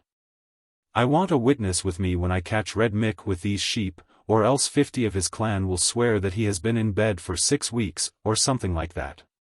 "Then," she said firmly, gathering up the reins in her daintily gloved hands as she spoke, "I'm going with you. I'm just as good a witness as Pa's or Benjia." "No, no, no," said Hugh, "that won't do. There may be a row. It's a rough sort of place, and a rough lot of people. Now look here, Miss Grant, oblige me and go home. The horse will take you straight back." Her eyes glowed with excitement. "Please let me come," she said. "You don't know how much I want to come. I'll do whatever you tell me." He argued and expostulated and entreated. He knew well enough there was a good deal of risk in the matter, and he tried hard to make her go back. But she was determined to go with him, and the argument ended in the only possible manner: she went. She promised to do exactly what she was told, to keep out of the way if so ordered, and, above all, not to speak except when spoken to. So off they went through the scrub on the track of the sheep, plain as print to the young bushman, though invisible to his companion. They rode at a walk for the most part, for fear of being heard. Now and again, when they could see for a good distance ahead, they let the horses canter. Hugh riding in front, she, like a damosel of old, in assumed submission a few lengths behind, and thoroughly enjoying the adventure. Of course she could not keep silence long, and after a while she drew alongside, and whispered, "Do you think we shall catch them?" "I hope so. But it's a very curious thing. There has been a dog after these sheep. See, there's his track," pointing to footprints plainly marked in wet sand, but no track of man or horse to be seen. "By Jove, look there." They had come to the crest of a small hill, and were looking down a long valley. To right and left of them towered the blue, rugged peaks. Straight in front the valley opened out, and they got a fairly clear view for a mile or more. About half a mile ahead, traveling in a compact mass down the valley, was a mob of some 200 or 300 sheep. At their heels trotted 2 sheepdogs of the small wiry breed common in the mountains. Hugh looked about to see who was in charge of them, but no one was visible. The dogs were taking the sheep along without word or sign from anyone, hurrying them at a good sharp pace, each keeping on his own flank of the mob, or occasionally dropping behind to hurry up the laggards. It was a marvelous exhibition of sagacity. They came to a place where it was necessary to turn sharply to the right to cross a small creek. One of the dogs shot forward, and sent the leading sheep scurrying down the bank, while the other fell back a few yards and prevented the mob turning back. After a moment's hesitation, the sheep plunged into the shallow water, splashed across the creek, and set off again in their compact march down the valley. Urged and directed by their silent custodians, who paused to lap a few mouthfuls of water, and then hurried on with an air of importance. "Look at that," said Hugh, in open admiration. "Isn't that wonderful? Those are Red Mick's dogs. I knew they were good dogs, but this is simply marvelous, isn't it? What are we to do now? If I take the sheep from them they'll run home, and I can't prosecute Red Mick because they picked up a mob of sheep." "Oh, but he must be near them somewhere," said Mary, to whom the whole affair appeared uncanny. "They wouldn't drive sheep by themselves, surely?" "Oh, of course, he started them. Once he got the sheep out of the paddock, he started the dogs for home, and rode off. You see his plan. If anyone finds the dogs with them, of course he had nothing to do with it. Sheepdogs will often go into a paddock, and bring a mob of sheep up to the yard on their own account. It's an instinct with them. Look at those 2 now, forcing the sheep over that bad crossing. Isn't it wonderful?" "Well," she said, triumphantly, "what about the fence?"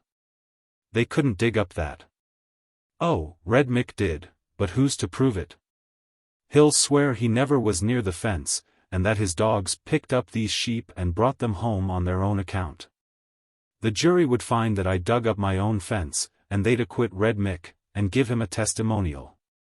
No, I'll tell you what we'll do. We'll cut across the range, and sneak up as near Red Mick's as we can. Then we'll hide and watch his house. And when the dogs come up, if he takes the sheep from them, or starts to drive them anywhere, we've got him. Once he takes charge of those sheep he's done. Of course there may be a bit of trouble when we spring up and accuse him. Are you afraid?" "No," she replied. "I'm not afraid, with you. I like it. Come on." No sooner said than done. They set their horses in motion, and went at a steady trot for a mile or so, crossing the valley at right angles, over a sharp rise and down a small hill, till Hugh again pulled up. "There's Red Mick's homestead," he said, pointing to a speck far away down a gully. "The sheep will come up the creek, because it is the smoothest track. Now, we must tie our horses up here, sneak down the creek bed, and get as near the house as we can." They tied their horses up in a clump of trees, and made the rest of the journey on foot, hurrying silently for half a mile down the bed of the creek, hidden by its steep banks.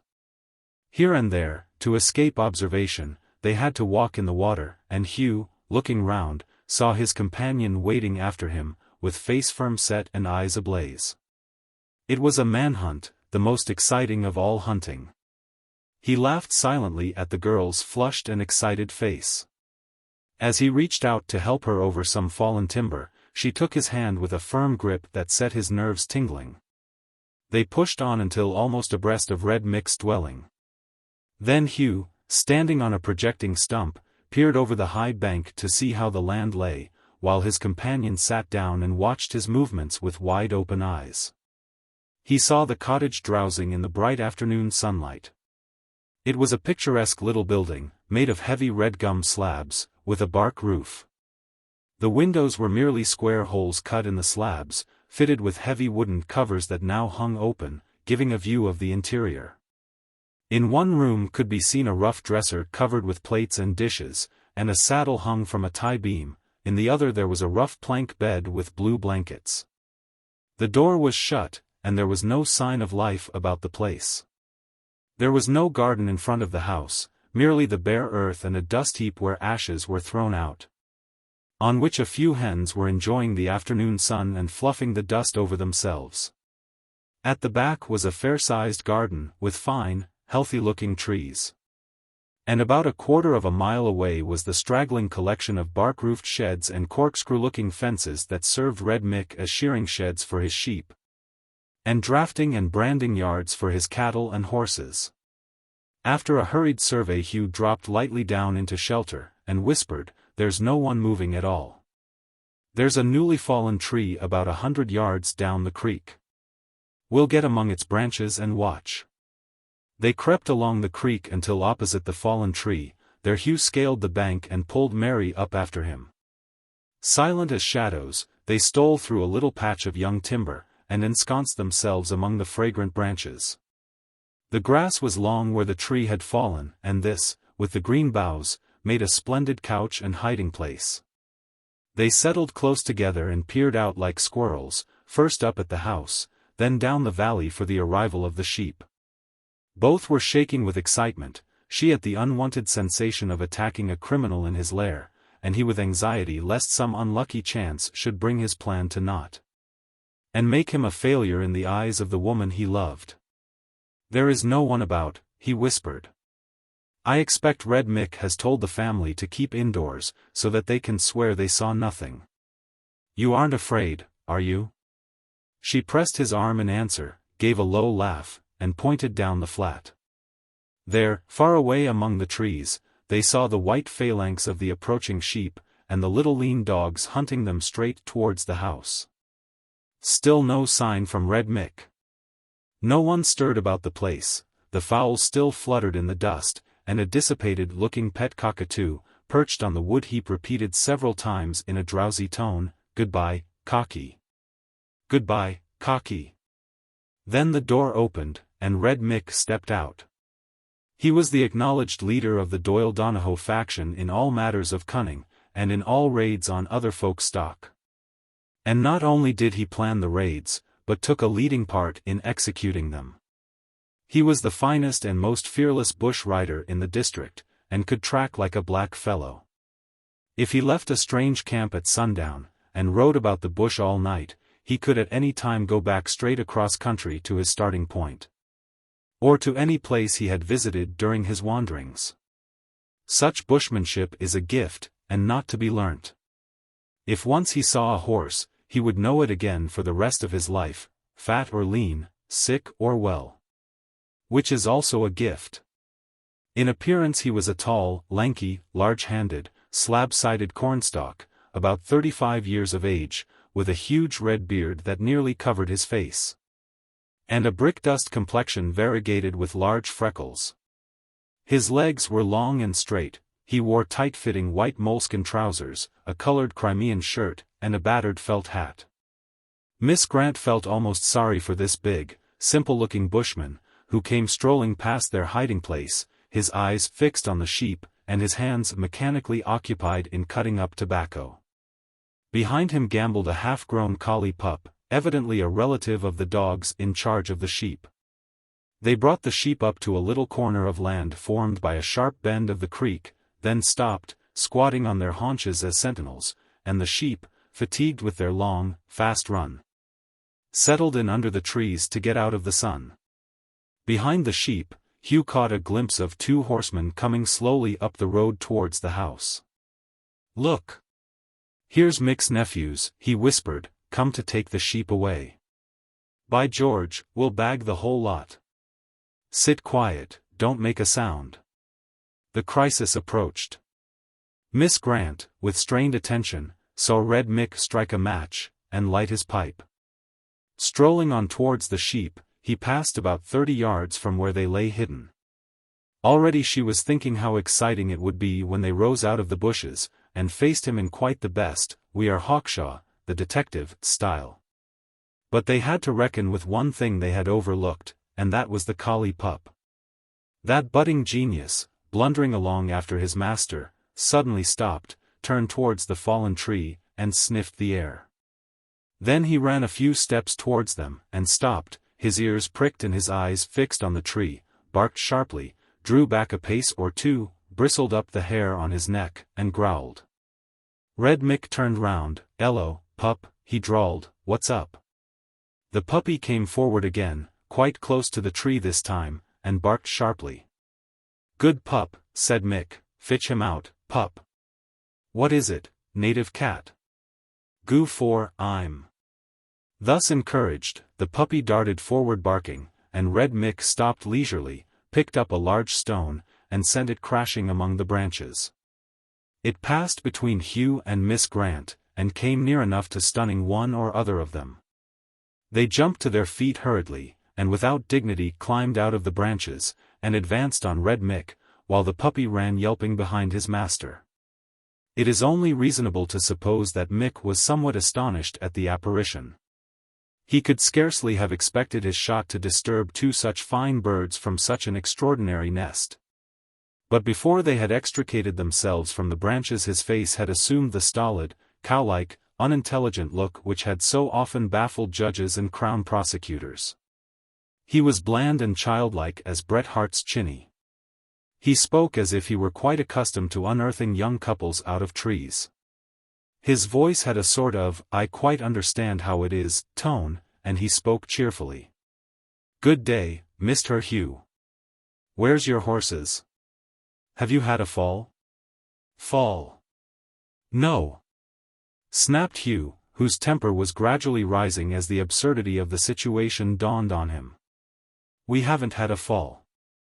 We ran the tracks of a lot of our sheep from the big paddock, and here they are now. I'd like to know what this means." "Is thim your sheep?" said the bland Mick, surprised. "I was wonderin' whose sheep they was, comin' up the flat. I knew they wasn't travellin' sheep, 'cause of gettin' no notice, and me bein' laid up in the house this 2 days. "Oh, that's all very fine, Mick Donohoe," said the young man angrily. "Your own dogs have brought them here." Red Mick laughed gaily. "Ah, thim dogs is always yardin' up things. They never see a mob of sheep, but they'll start to drive 'em someplace. When I was travellin' down the Darlin', goin' through Dunlow Station, in one paddock I missed old slut, and when I see her again, she had gathered 15,000 sheep. And was bringin' 'em after me. But, Lord bless your heart, Mr. Hugh," he added with a comforting smile, "she wouldn't hurt a hair of a sheep's head, nor the young dog either. Them sheep'll be all right. Sorra sheep ever she bit in her life. I wonder where they gathered them?" "I'll tell you where they gathered them," said Hugh. "The fence of our paddock was dug up, and the sheep were run out, and then the fence was put up again. That's how they gathered them. The fence was dug up. Ah, look at that now. Terrible, ain't it? And who done it, do ye think? Some of them carriers, I expect, puttin' their horses in unbeknownst to you. I'll bet 'twas them done it. Or, perhaps," he added, with an evident desire to assist in solving the difficulty, "perhaps the wind blew it down." "What?" said Hugh scornfully. "Wind blow down a fence? What next?" "Well, it does blow terrible hard sometimes in these parts," said Red Mick, shaking his head dolefully. "Look at me crop of onions I planted, the wind blew 'em out of the ground, and hung 'em on the fence. But wait now, till we have a look at these sheep." "No, we won't wait," said Hugh angrily. "We will be off home now, and send a man for them. And I advise you to be very careful, Mick Donohoe, for I have my own idea who dug up that fence." "Well, you don't suppose that I done it, do you?" said Red Mick. "I've been in the house this 3 days. Besides, I wouldn't steal my brother-in-law's sheep, anyhow. Won't ye come up, and have a drink of tea now, you and the lady? It's terrible hot." "No, thank you," said Hugh stiffly. "Come along, Miss Grant." And they marched off towards the horses. "It beats all who could have took them posts down, doesn't it?" said Mick. "I'd offer a reward, if I was you. Them fellows about here would steal the eyes out of your head. Good day to ye, Mr. Hugh." And the cockatoo added, "Goodbye, cocky, in a sepulchral voice, as they trudged off, smitten hip and thigh. Hugh was suffering intensely at his defeat, and when Mary Grant said, "I suppose you will have him put in jail at once," he muttered that he would have to think it over. It wouldn't do to prosecute him and fail, and we have no proof that he dug up the fence. But why did he say that the sheep belonged to his brother-in-law? Hugh started. Did he say that? Well, he must have wanted to make out that he did not know whose sheep they were, but he thought to himself, is Red Mick going to bring up that old scandal? Mick, as he watched them go, winked twice to himself, and then stooped and patted the head of the collie pup. The other dogs, in answer to a silent wave of his hand, had slunk off quietly. The riders had disappeared. It had been a narrow escape, and Red Mick knew it, and even as things had turned out, there was still ample chance of a conviction. On the way back to the homestead, Hugh began to talk of the chance of a conviction, and the delight it would be to give Mick 7 years. But his ideas were disturbed by thoughts of Mick's face as he said, "Why should I steal my brother-in-law's sheep?" He looked at the girl alongside him, and prayed that the old story might never be resurrected. Chapter 15. A Proposal and Its Results. The question whether Mick Donohoe should be prosecuted was not likely to be prejudiced by his claim of kinship. Billy the Bully would as soon prosecute his own brother-in-law as anybody else, sooner, in fact. So Hugh, having reached home very crestfallen and angry, wrote a full account of the affair in his report of the station work, and asked whether he should lay in information. Grant's reply was brief and to the point. He seldom wrote letters, always telegraphing when possible. On this occasion the telegram said, "Prosecute at once, offer reward informers." Which, leaking out, as telegrams frequently did at the local office, put Red Mick considerably on the qui-vive. The old man actually paid him the compliment of writing a letter about him later on, saying that it would be a good thing to prosecute, it would give Red Mick a good scare. Even if it didn't get him into jail. Circumstances, no doubt, justified a prosecution, and it was hard to see how Mick could make a countermove. But that gentleman was not without resource.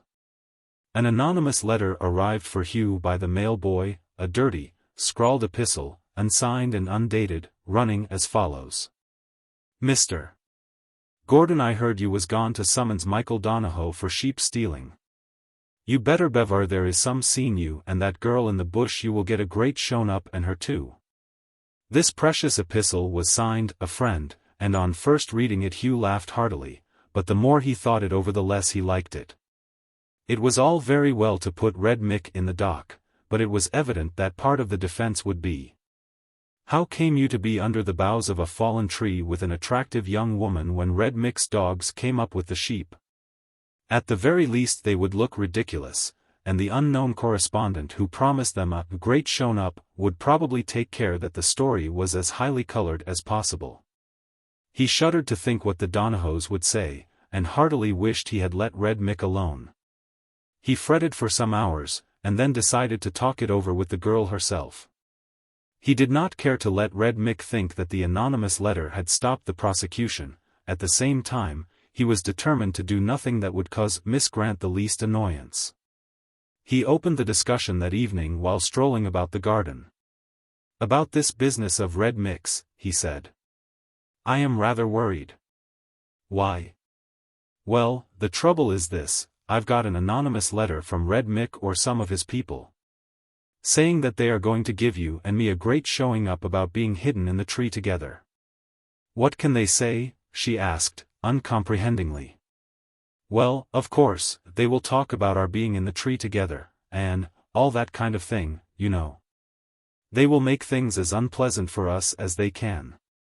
They may want you to give evidence, and all that sort of thing, and I thought, perhaps you mightn't like it." She froze into dignity at once. "I certainly shouldn't like it," she said.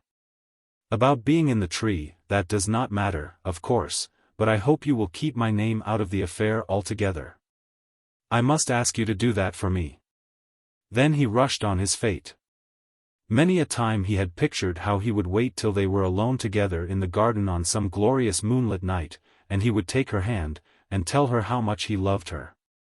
And now, seeing the girl standing before him flushed with insulted dignity, he suddenly found himself gasping out, in what seemed somebody else's voice, "Couldn't we, look here, Miss Grant? Won't you be engaged to me? Then it won't matter what they say." He tried to take her hand, but she drew back, white to the lips.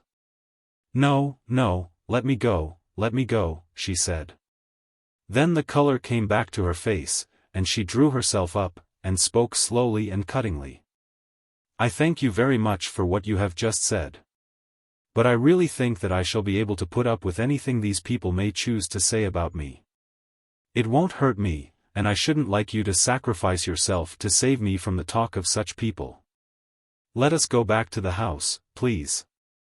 He stared helplessly at her, and could not find his voice for a moment. At last he blurted out.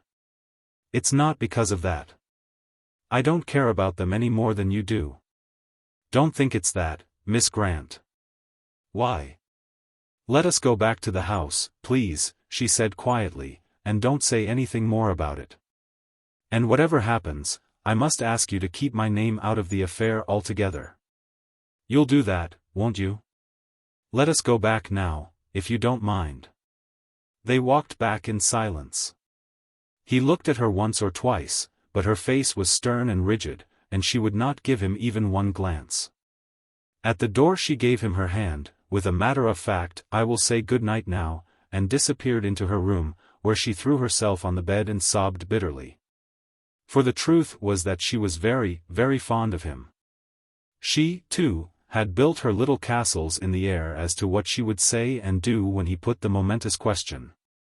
Girls do foresee these things, somehow, although they do pretend to be astonished when the time arrives. She had pictured him saying all sorts of endearing things, and making all sorts of loving protestations. And now it had come to this, she had been asked as if it were merely a matter of avoiding scandal. It was too great a shock. She lay silently crying, while Hugh, his castles in the air having crumbled around him, was trying in a dazed way to frame a letter to Mr. Grant. His thoughts were anything but pleasant.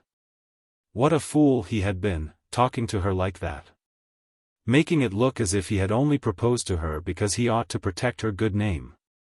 Why hadn't he spoken to her before, in the tree, on the ride home, any other time? Why hadn't he spoken differently? To him the refusal seemed the end of all things. He thought of asking Mr. Grant to give him the management of the most outback place he had, so that he could go away and bury himself. He even thought of resigning his position altogether and going to the goldfields. Red Mick and his delinquencies seemed but small matters now, and, after what had passed, he must, of course, see that Miss Grant was not dragged into the business. So he sat down and began to write.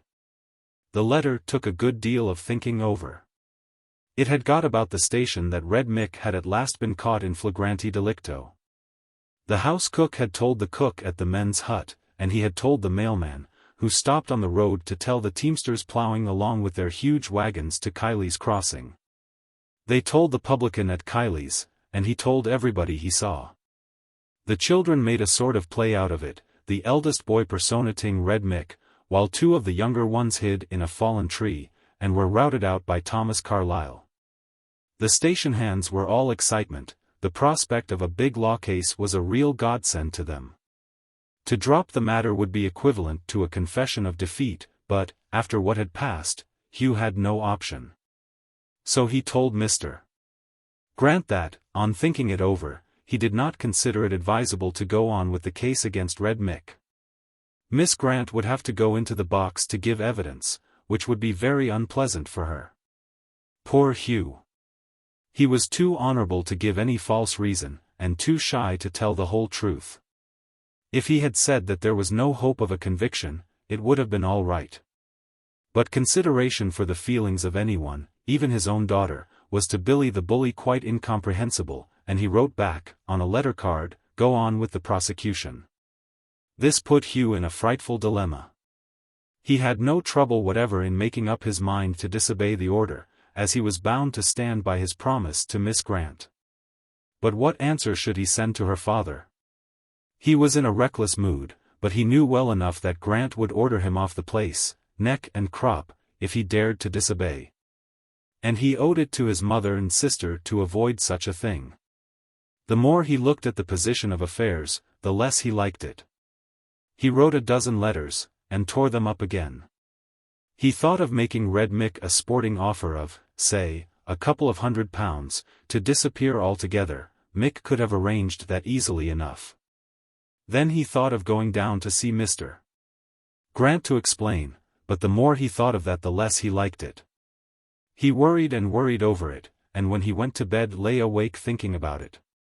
He fell into dozes, and dreamt that Mr. Grant had turned him off the place, and had made Red Mick manager, and that Miss Grant was going to marry Red Mick.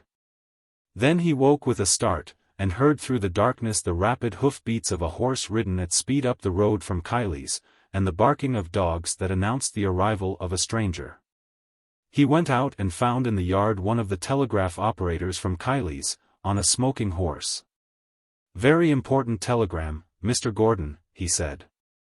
"I borrowed the horse, and brought it over as fast as I could." Hugh opened the envelope hurriedly. The operator struck a match and held it up while he read. The message was from the secretary of Grant's club, and ran as follows. "William Grant died suddenly this morning. Pinnock taking charge of affairs, am making arrangements funeral. Better come down at once. Her father dead." The question of Red Mick and his prosecution became at once a matter of no moment. How absurd his worry and vexation now seemed.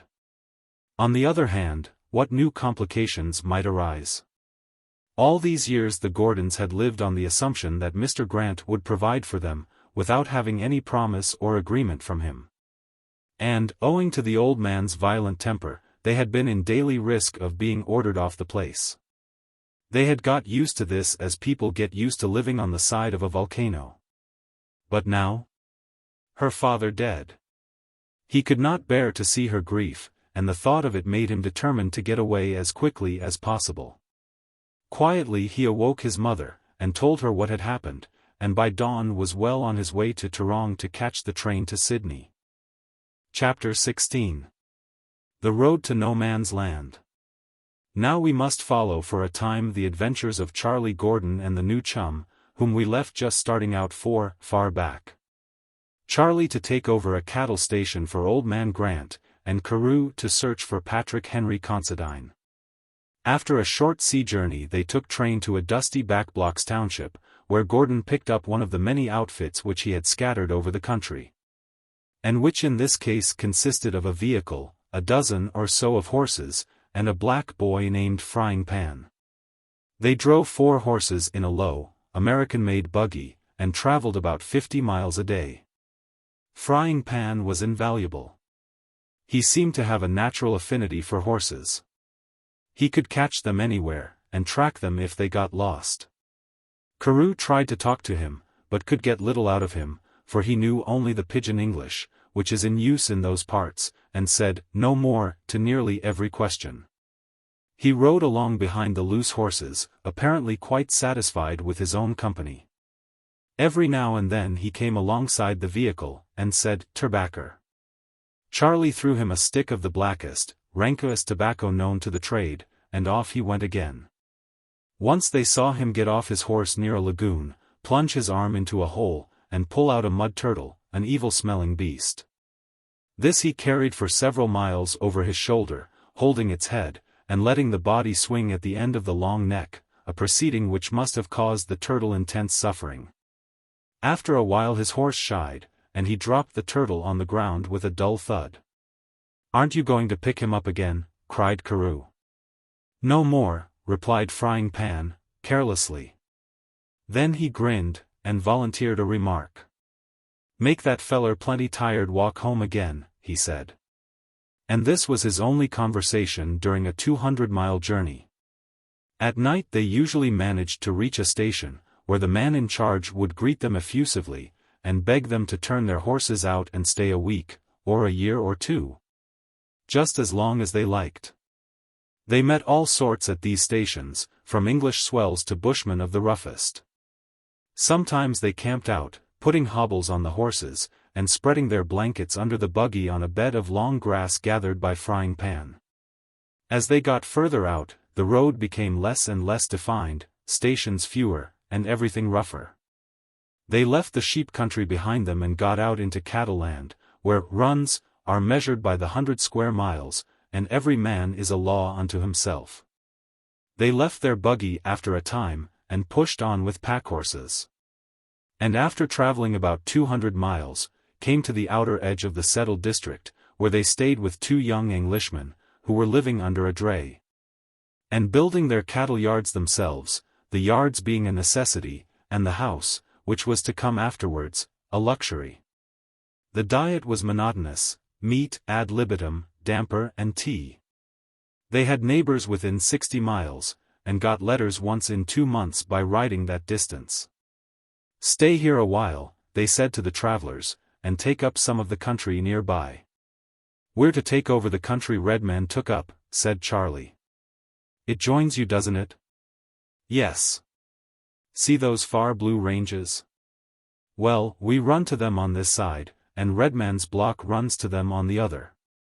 "Don't your cattle make out that way?" asked Charlie. "No fear," replied he, laughing. "We've some good boundary riders out there." "What do you mean?" "The wild blacks," answered the Englishman. "They're bad out on those hills. You'll find yourselves in a nice shop when you take that block over. There's a pretty fair humpy to live in, that's one thing." "What do you call the place?" "No Man's Land." "Good name, too," said the other. "It's not fit for any man. I wish you'd stop with us a while, but I suppose we'll see you coming back."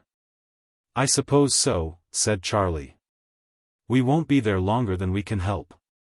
"Who's on the block now?" "Redman sold his rights in it after he'd mortgaged it to my uncle. There's old Paddy Keogh there now, greatest old character in the north. Lives there with his blacks and a Chinaman. Regular oldest inhabitant sort of chap. Would have gone with Noah in the ark, but he swore so badly they wouldn't have him on board. You'll find him great fun. I suppose he'll give us possession all right. We don't want any trouble." "He'd fire at you just as soon as look at you, I think," said the other. "But I don't fancy he wants to stay there much. It's not the first time he's been broke, so I don't expect he'll take it very hard." "Well, if you won't stay, goodbye and good luck. Give my best wishes to old Paddy." They resumed the weary journey, and after another 2 days riding sighted away over the plain a small iron house, gleaming in the setting sun. "Here we are," said Charlie. "That's No Man's Land." The arrival was not inspiriting. They rode their tired horses up to the low-roofed galvanized iron house, that looked like a huge kerosene tin laid on its side, with a hole cut for a door and 2 holes for windows. There was no garden and no fenced yard. It was stuck down in the middle of the wilderness, glaring forlornly out of its windows at a wide expanse of dry grass and dull green bushes. Behind it was a small duplicate, which served as kitchen and store. A huge buffalo head was nailed to a tree nearby. In front was a rail on which were spread riding saddles, pack saddles, hobbles, sasingles, pannikins, bridles, empty bags, and all manner of horse gear. And round about were a litter of chips, an assortment of empty tins, bits of bullock hide, empty cartridge cases, and the bare skulls of 3 or 4 bullocks, with neat bullet holes between the eyes. Amidst this congenial debris roamed a herd of gaunt pigs, fierce-eyed, quarrelsome pigs, that prowled restlessly about, and again returned disconsolately to the stinking carcasses of some large birds of prey that had been thrown out in the sun. They were flat-sided, long-legged, long-nosed, and had large bristling manes, showed, in fact, every sign of reverting to the type of the original pig that yachted with Noah. Living with them, in a state of armed neutrality, were 3 or 4 savage-looking cattle dogs, who honored the strangers with deep growls, not condescending to bark. Charlie pulled up in front of the house, and cooeed. A Chinaman put his head out of the kitchen door, smiled blandly, said "Hello," and retired. Gordon and Carew unsaddled the horses, put the hobbles on, and carried all the gear into the house. By this time the Chinny had donned a dirty calico jacket, and began in silence to put some knives, forks, and pannikins on the table. "Where's the old man?" roared Charlie, as if he thought the Chinny were deaf. "No more," he replied. "Don't understand any English, eh?" "No more," said he. Just then a tramping of hoofs was heard. And looking out of the back door they saw, about 200 yards away, a large horse-yard, over which hung a cloud of dust. Under the dust were signs of a struggle. "He's in the yard," said Charlie. "Let's go up." The cloud of dust shifted from place to place, and out of it came a medley of weird oaths, the dull thudding of a waddy, and the heavy breathing of men and animals in combat. Suddenly a lithe, sinewy black boy, dressed in a short blue shirt, bounded like a squirrel to the top of the fence and perched there. And through the mist they saw a very tall old man, holding on like grim death to the end of a long rope, and being hauled about the yard in great jumps by a half-grown steer. Behind the steer another black boy dodged in and out, welting and prodding it from time to time with a bamboo pole. Maddened by the blows, the steer would dash forward and narrowly miss impaling the man on his horns. Then, taking advantage of his impetus, the old man would try to haul him into a smaller yard. Every time he got to the gate the steer yanked him out again by a series of backward springs that would have hauled along a dromedary, and the struggle began all over again. The black boy on the fence dropped down with the agility of a panther, took up the rope behind the old man, and pulled for all he was worth. "Hit him there, Billy. Whack him. Come on, you son of a cow. I'll pull you in if I have to pull your head off. Come on, now." And once more the struggle raged furiously. Charlie clambered up on the fence and sat there for a moment. The old man saw him, but evinced no surprise. He just said, "Here, Mr. Whoever you are, catch hold of that rope." Their united forces were too much for the steer, and he was hauled in by main strength under a fusillade of bamboo on his stern. Once in the small yard, he abandoned the struggle, and charged wildly at his captors. The old man slipped nimbly to one side, Gordon darted up the nearest fence, while Carew and the black boy got tangled up with the rope. In the sauve qui-put which ensued, Carew pushed the black down on the ground right in front of the steer, which immediately fell over him, and tangled him up more than ever. Then it turned on him with a roar of rage, butted him violently, rolled him over and over in the dirt, knelt on him, bellowed in his ear, and slobbered on him. It looked as if the boy must be killed. His mate dashed in with a bamboo, and welted and whacked away without making any impression, till the animal of its own accord withdrew gloomily to a corner of the yard, dragging the rope after it. Carew watched the prostrate boy in agonized suspense, hardly daring to hope that he was alive. With a gasp of satisfaction he saw him rise to his feet, rub some of the dirt off his face, and look round at the steer. Then he gave his shirt a shake and began to brush himself with his hands, saying in an indignant tone, "Flamin' bullock. Spoil my new shirt." Now all hands seized the rope again. In a trice the bullock was hauled up against the fence, thrown to the ground, and held there while the old man sawed off the point of one horn, which was growing into the animal's eye. When the job was done he straightened himself up, and through the covering grime and dust they had a good look at him. He had a long, red nose, a pair of bright hazel eyes, and a bushy, grizzled beard and mustache hiding all the lower part of his face. On his head was a shapeless felt hat, from which a string passed under his nose. His arms were hairy and baboon-like, his long thin legs seemed intended by nature to fit the sides of a horse. He wore tweed pants, green with age, and strapped on the inside with a lighter-colored and newer material. Also a very dirty colored cotton shirt, open in front, and showing a large expanse of hairy chest. His voice was husky from much swearing at profligate cattle, and there was a curious nasal twang in his tone, a sort of affectation of Americanism that was a departure from the ordinary bush drawl. Charlie introduced himself. "My name's Gordon," he said, "and this is a friend of mine. We've come to take this block over." "You're welcome to it, mister," said the old man promptly. "It's about broke me, and if you don't look out it'll break you. Any man that gets this place will hump his swag from it in 5 years, mark me. Come on down to the house," he continued, picking up the rope and other gear lying about the fence. "Now, you boys, let that steer out, and then go and help the gins bring the cattle in. Look lively now, you tallow-faced crawlers. Come on, mister. Did you bring any square face with you?" "We brought a drop o' rum," replied Charlie. "Ha! That'll do. That's the real McKay," said the veteran, slouching along at a perceptibly quicker gait. "But, look, see here now, mister," he continued, anxiously, "you didn't let Aloy get hold of it, did you? He's a real terror, that chow of mine. Did you see him when you came in?" "Yes, we saw him. He couldn't speak any English, seemingly." "That's him," said the old man. "That's him. He don't savvy much English. He knows all he wants, though. He can lower the rum with any Christian ever I see.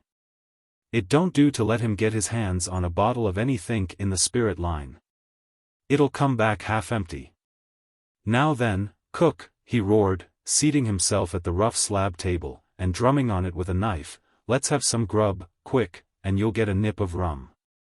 This new boss belong you, you savvy. All about station belong him. I go buffalo shooting. Me stony broke. Poor fellow me.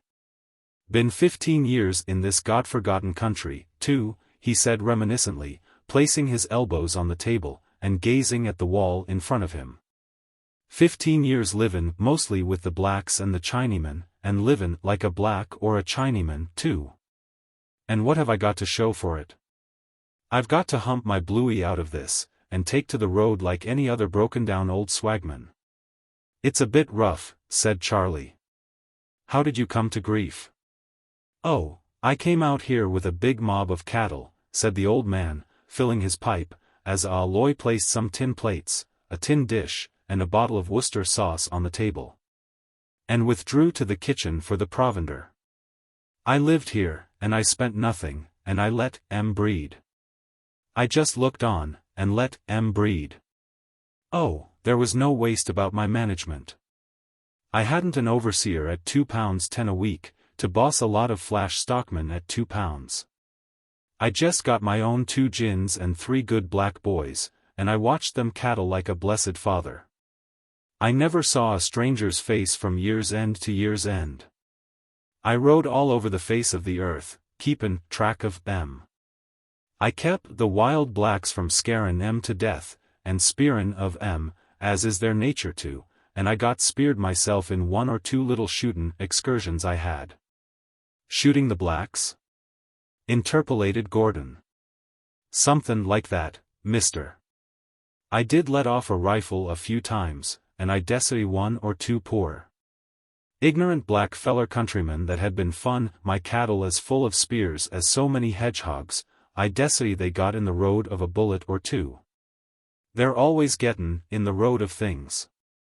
But we don't talk of shootin' blacks nowadays, these parts is too civilized, it's risky. Anyhow, I made them blacks let my cattle alone. And I slaved like a driven nigger, day in and day out, brandin' calves all day long in the dust, with the sun that hot, the brandin' iron ud mark without puttin' it in the fire at all.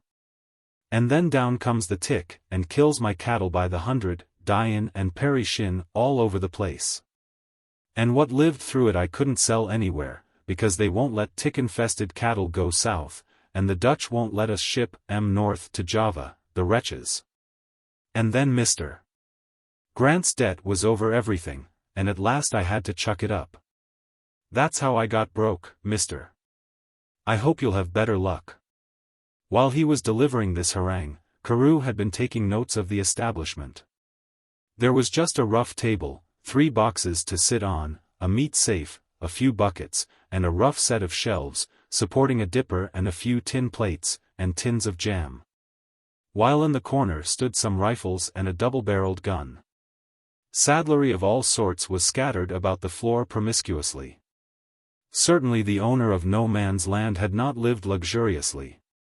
A low galvanized iron partition divided the house into 2 rooms, and through the doorway could be seen a rough bunk made of bags stretched on saplings.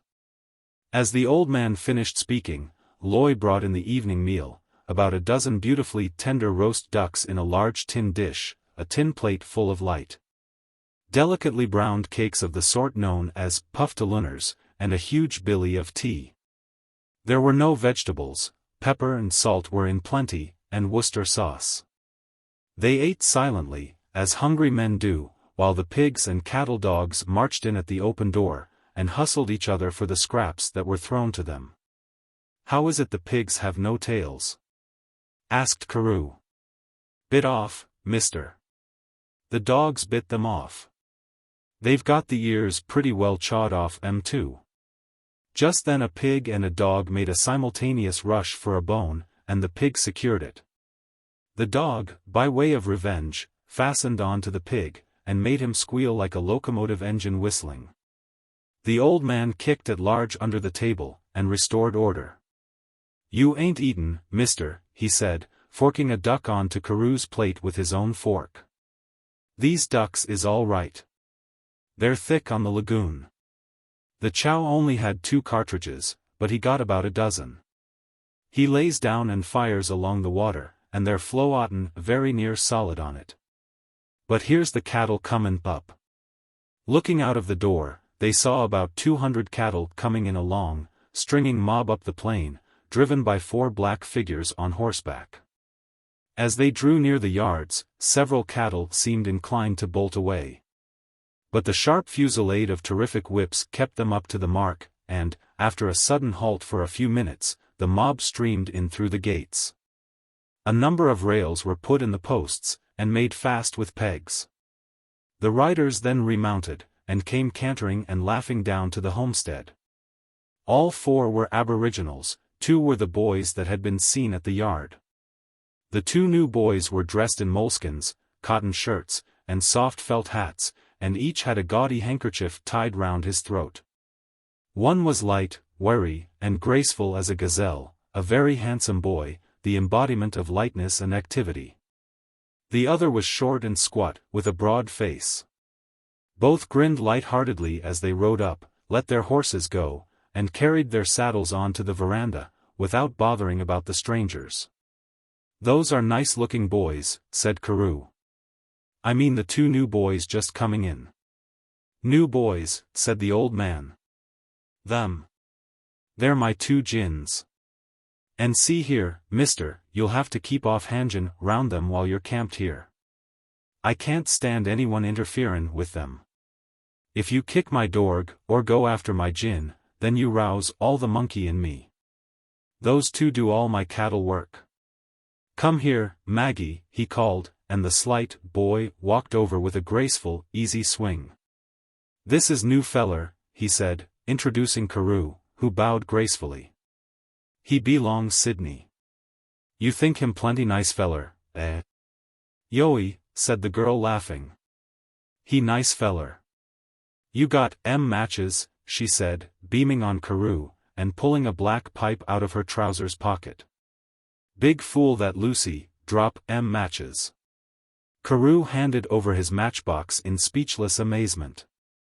"They've been out all day with the cattle," said the old man. "I've got a lot of wild cattle in that there mob. I go out with a few quiet ones in the moonlight, and when the wild cattle come out of the scrubs to look at we rush the whole lot out into the plain. Great hands these gins are, just as good as the boys."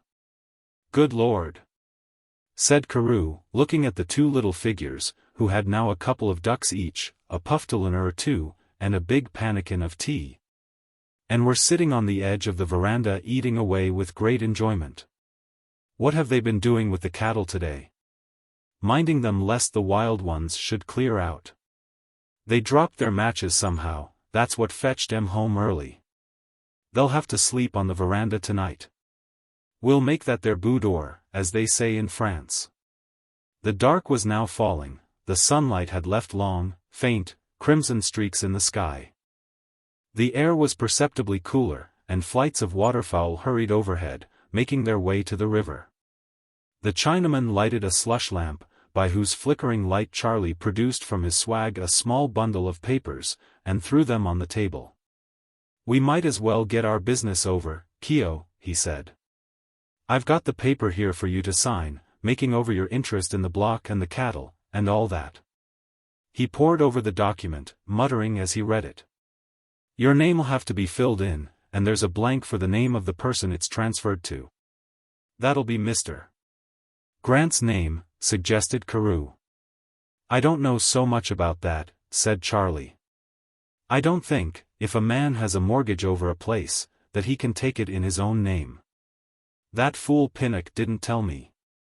He was too anxious to know how we got on with the larrikins to give me any useful information. Anyhow, I'll fill in my own name, for all the block is worth I ain't likely to steal it. I can transfer it to Mr. Grant afterwards." "I don't care," said the old man indifferently, "I'll transfer my interest to anyone you like. I'm done with it. I'm signing away 15 of the best years of my life. But my name ain't Keogh, you know, though I always went by that. My father died when I was a kiddie, and my mother married again, so I got called by my stepfather's name all my life. This is my right name, and it's a poor man's name today." And as the two men bent over him in the light of the flickering slush lamp, he wrote, with stiff, uncertain fingers, "Patrick Henry Considine." Chapter 17. Considine. For a few seconds no one spoke. Carew and Gordon stared at the signature, and then looked at each other. The newly found Considine looked at his autograph in a critical way, as if not quite sure he had spelled it right, and then stood up, handing the deed to Gordon. "There why are," he said. "There's my right, title and interest in all this here block of land, and all the stock what's on it, and if you're ever short of a man to look after the place in the wet season I'll take the job. I might be glad of it." "I think it's quite likely you won't want any job from me," said Charlie. "I'll be asking you for a job yet. Are you sure that's your right name? What was your father?" "My name? Oh, course it's my name. My father was billiard marker at Casey's Hotel, Dandaloo," said the old man with conscious pride. A swell he had been, but the booze done him up, like many a better man. He used to write to people over in England for money, but they never give him any. "Where did he write to?" asked Carew, looking at the uncouth figure with intense interest.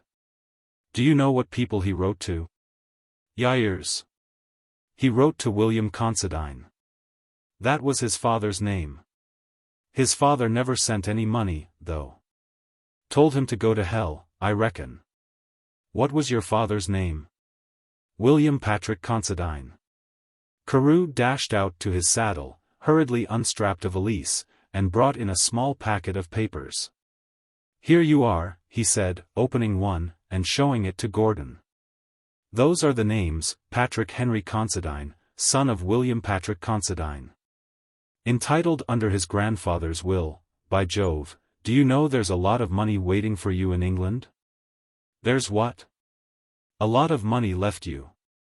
In England. Any amount of it. If you are the right man, you're rich, don't you know? Quite a wealthy man." "How much money d'you say, mister?" "Oh, a great deal. Thousands and thousands. Your grandfather left it. No one knew for certain where you were, or if you were alive." "I'm alive all right, I believe," said Considine, staring hard at them. "But look, mister, you aren't trying to take the loan of me? Is this straight?"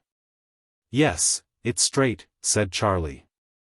"You'll have to go to England to make your claim good, I expect." "It's straight enough. That's what brought Mr. Carew out here, to try and find you." For some time the bushman smoked in silence, looking at each man in turn, perhaps expecting them to laugh. He muttered once or twice to himself under his breath.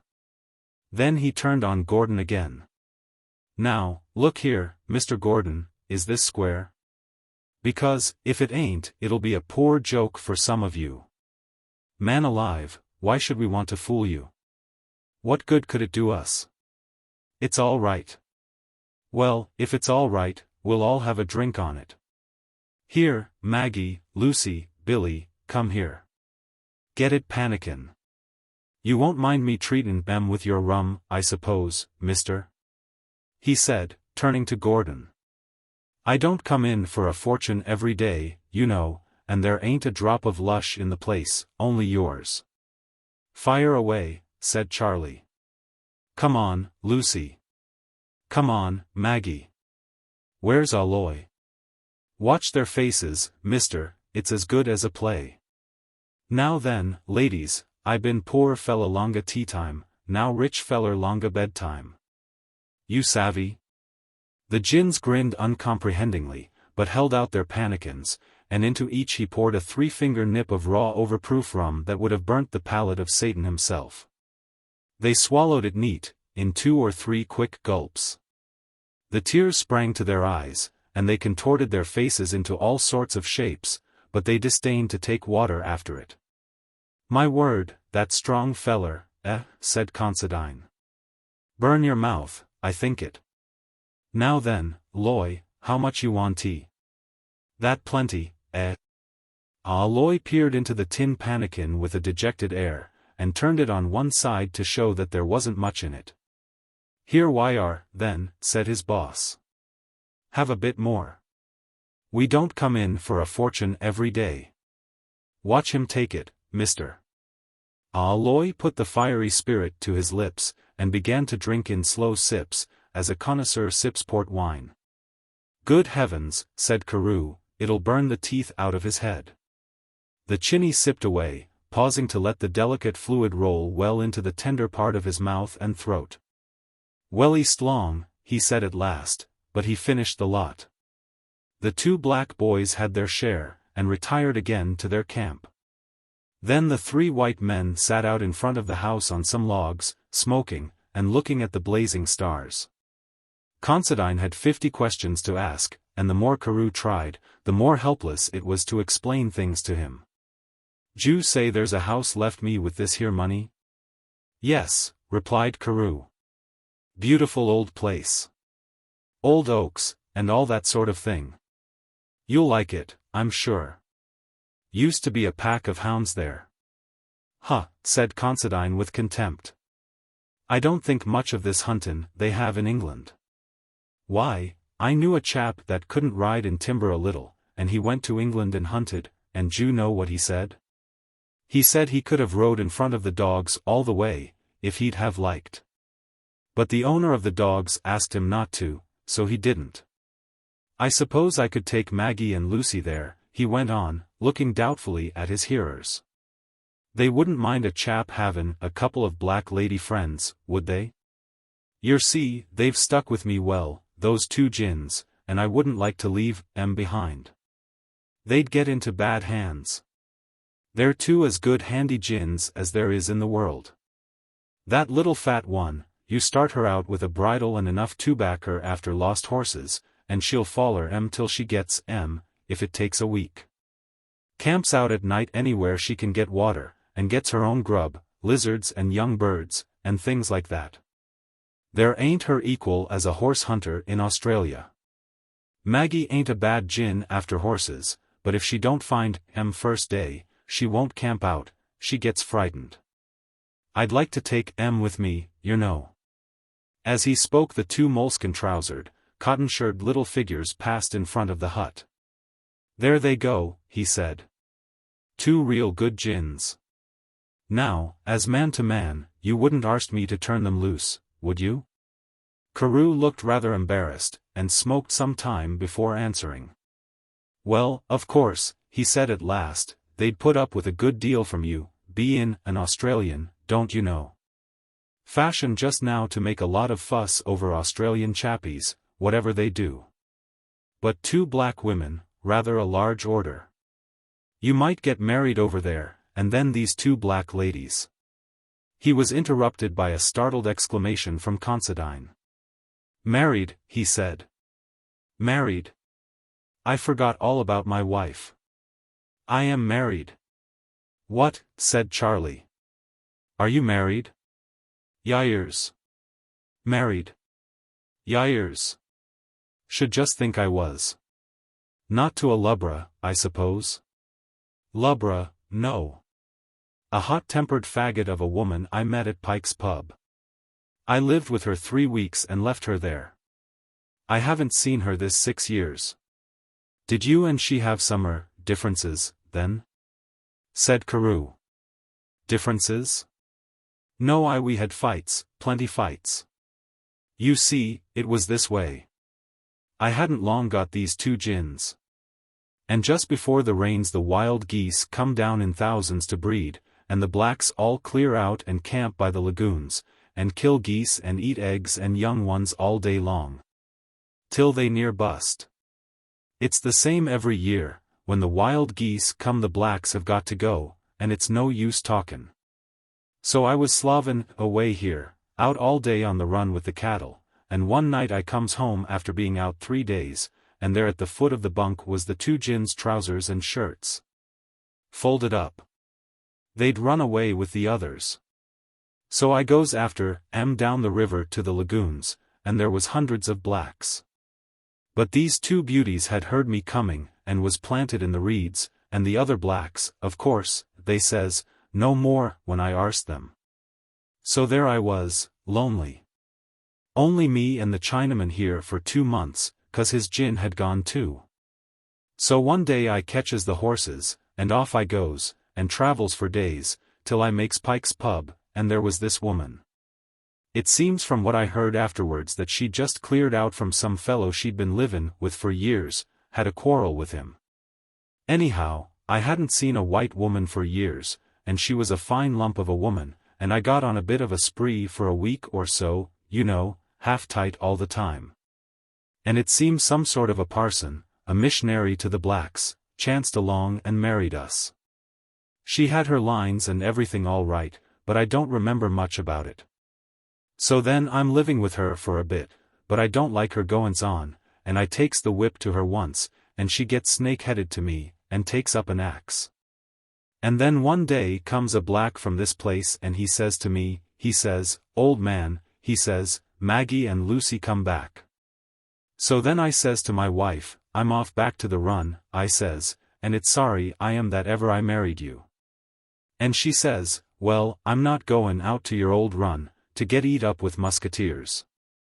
So says I, please yourself about that, you faggot, I says, but I'm off. So off I cleared, and I never seen her from that day till this. I married her under the name of Keogh, though. Will that make any difference? This legal problem kept them occupied for some time, and, after much discussion, it was decided that a marriage under a false name could hardly be valid. Then weariness, the weariness of open air, traveling, and hard work, settled down on them, and they made for the house. On the veranda the 2 gins lay sleeping, their figures dimly outlined under mosquito nets, the dogs crouched about in all sorts of attitudes. Considine turned in all standing in the big rough bunk, while Carew and Gordon stretched their blankets on the hard earth floor, made a pillow of their clothes, and lay down to sleep. After fixing mosquito nets, Gordon slept as soon as he touched the blankets, but Carew tumbled and tossed. The ground was deadly hard.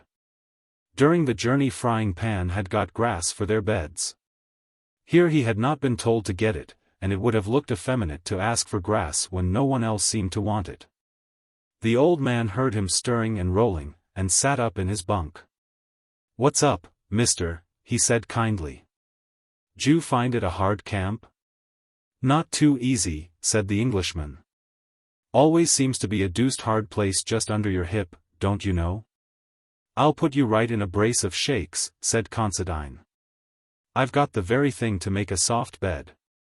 Half a minute now, and I'll get it for you. He went out to the back of the house, and returned with a dry white bullock hide, as rigid as a sheet of iron. This he threw down at Carew's feet. Here are, mister. Put that under you for a hipper, and you'll be all right. Carew found the hide nearly as hard as the bare floor, but he uttered profuse thanks, and said it was quite comfortable. To which the old man replied that he was sure it must be, and then threw himself back on his bunk and began snoring at once. But Carew lay long awake. Chapter 18. The Wild Cattle. Carew awoke next morning to find that it was broad daylight, and the horses had been run in, caught, and saddled, all ready for a start to the run. Breakfast was soon disposed of, and the cavalcade set out. Naturally, the old man had heaps of questions to ask about his inheritance, and made the Englishman ride alongside while he questioned him. "If I go to England after this money, mister, I suppose they won't be handin' me out 10 years for perjury, same as they done for Roger Tichborne, eh? I won't have no law case, will I? Shouldn't think so. You've been advertised for all over the place, I believe." "Ha! Well, now they've got me they mightn't like me, don't you see? I never took no stock in them unclaimed money fakes. I never see any money goin' beggin' yet, long as I've lived, but what some chap had his hands on it quick enough. But I s'pose it's all right. It's me wife I'm troublin' about. I'm no dandy, goodness knows, but if people let me alone I'll let them alone, and I don't interfere with anyone. But if old Peg turns up she'll want to be right in front of the procession. If she follows me, I'll realize everything by public auction, unreserved sale, for spot cash, and I'll sneak back here to a place I knows of, where there's no trooper can find me. I ain't goin' halves with that woman, I tell you. She wouldn't stick to me if I was poor, and I ain't goin' to take her up again now. You'd better come back with me, mister, and show me the way round a bit.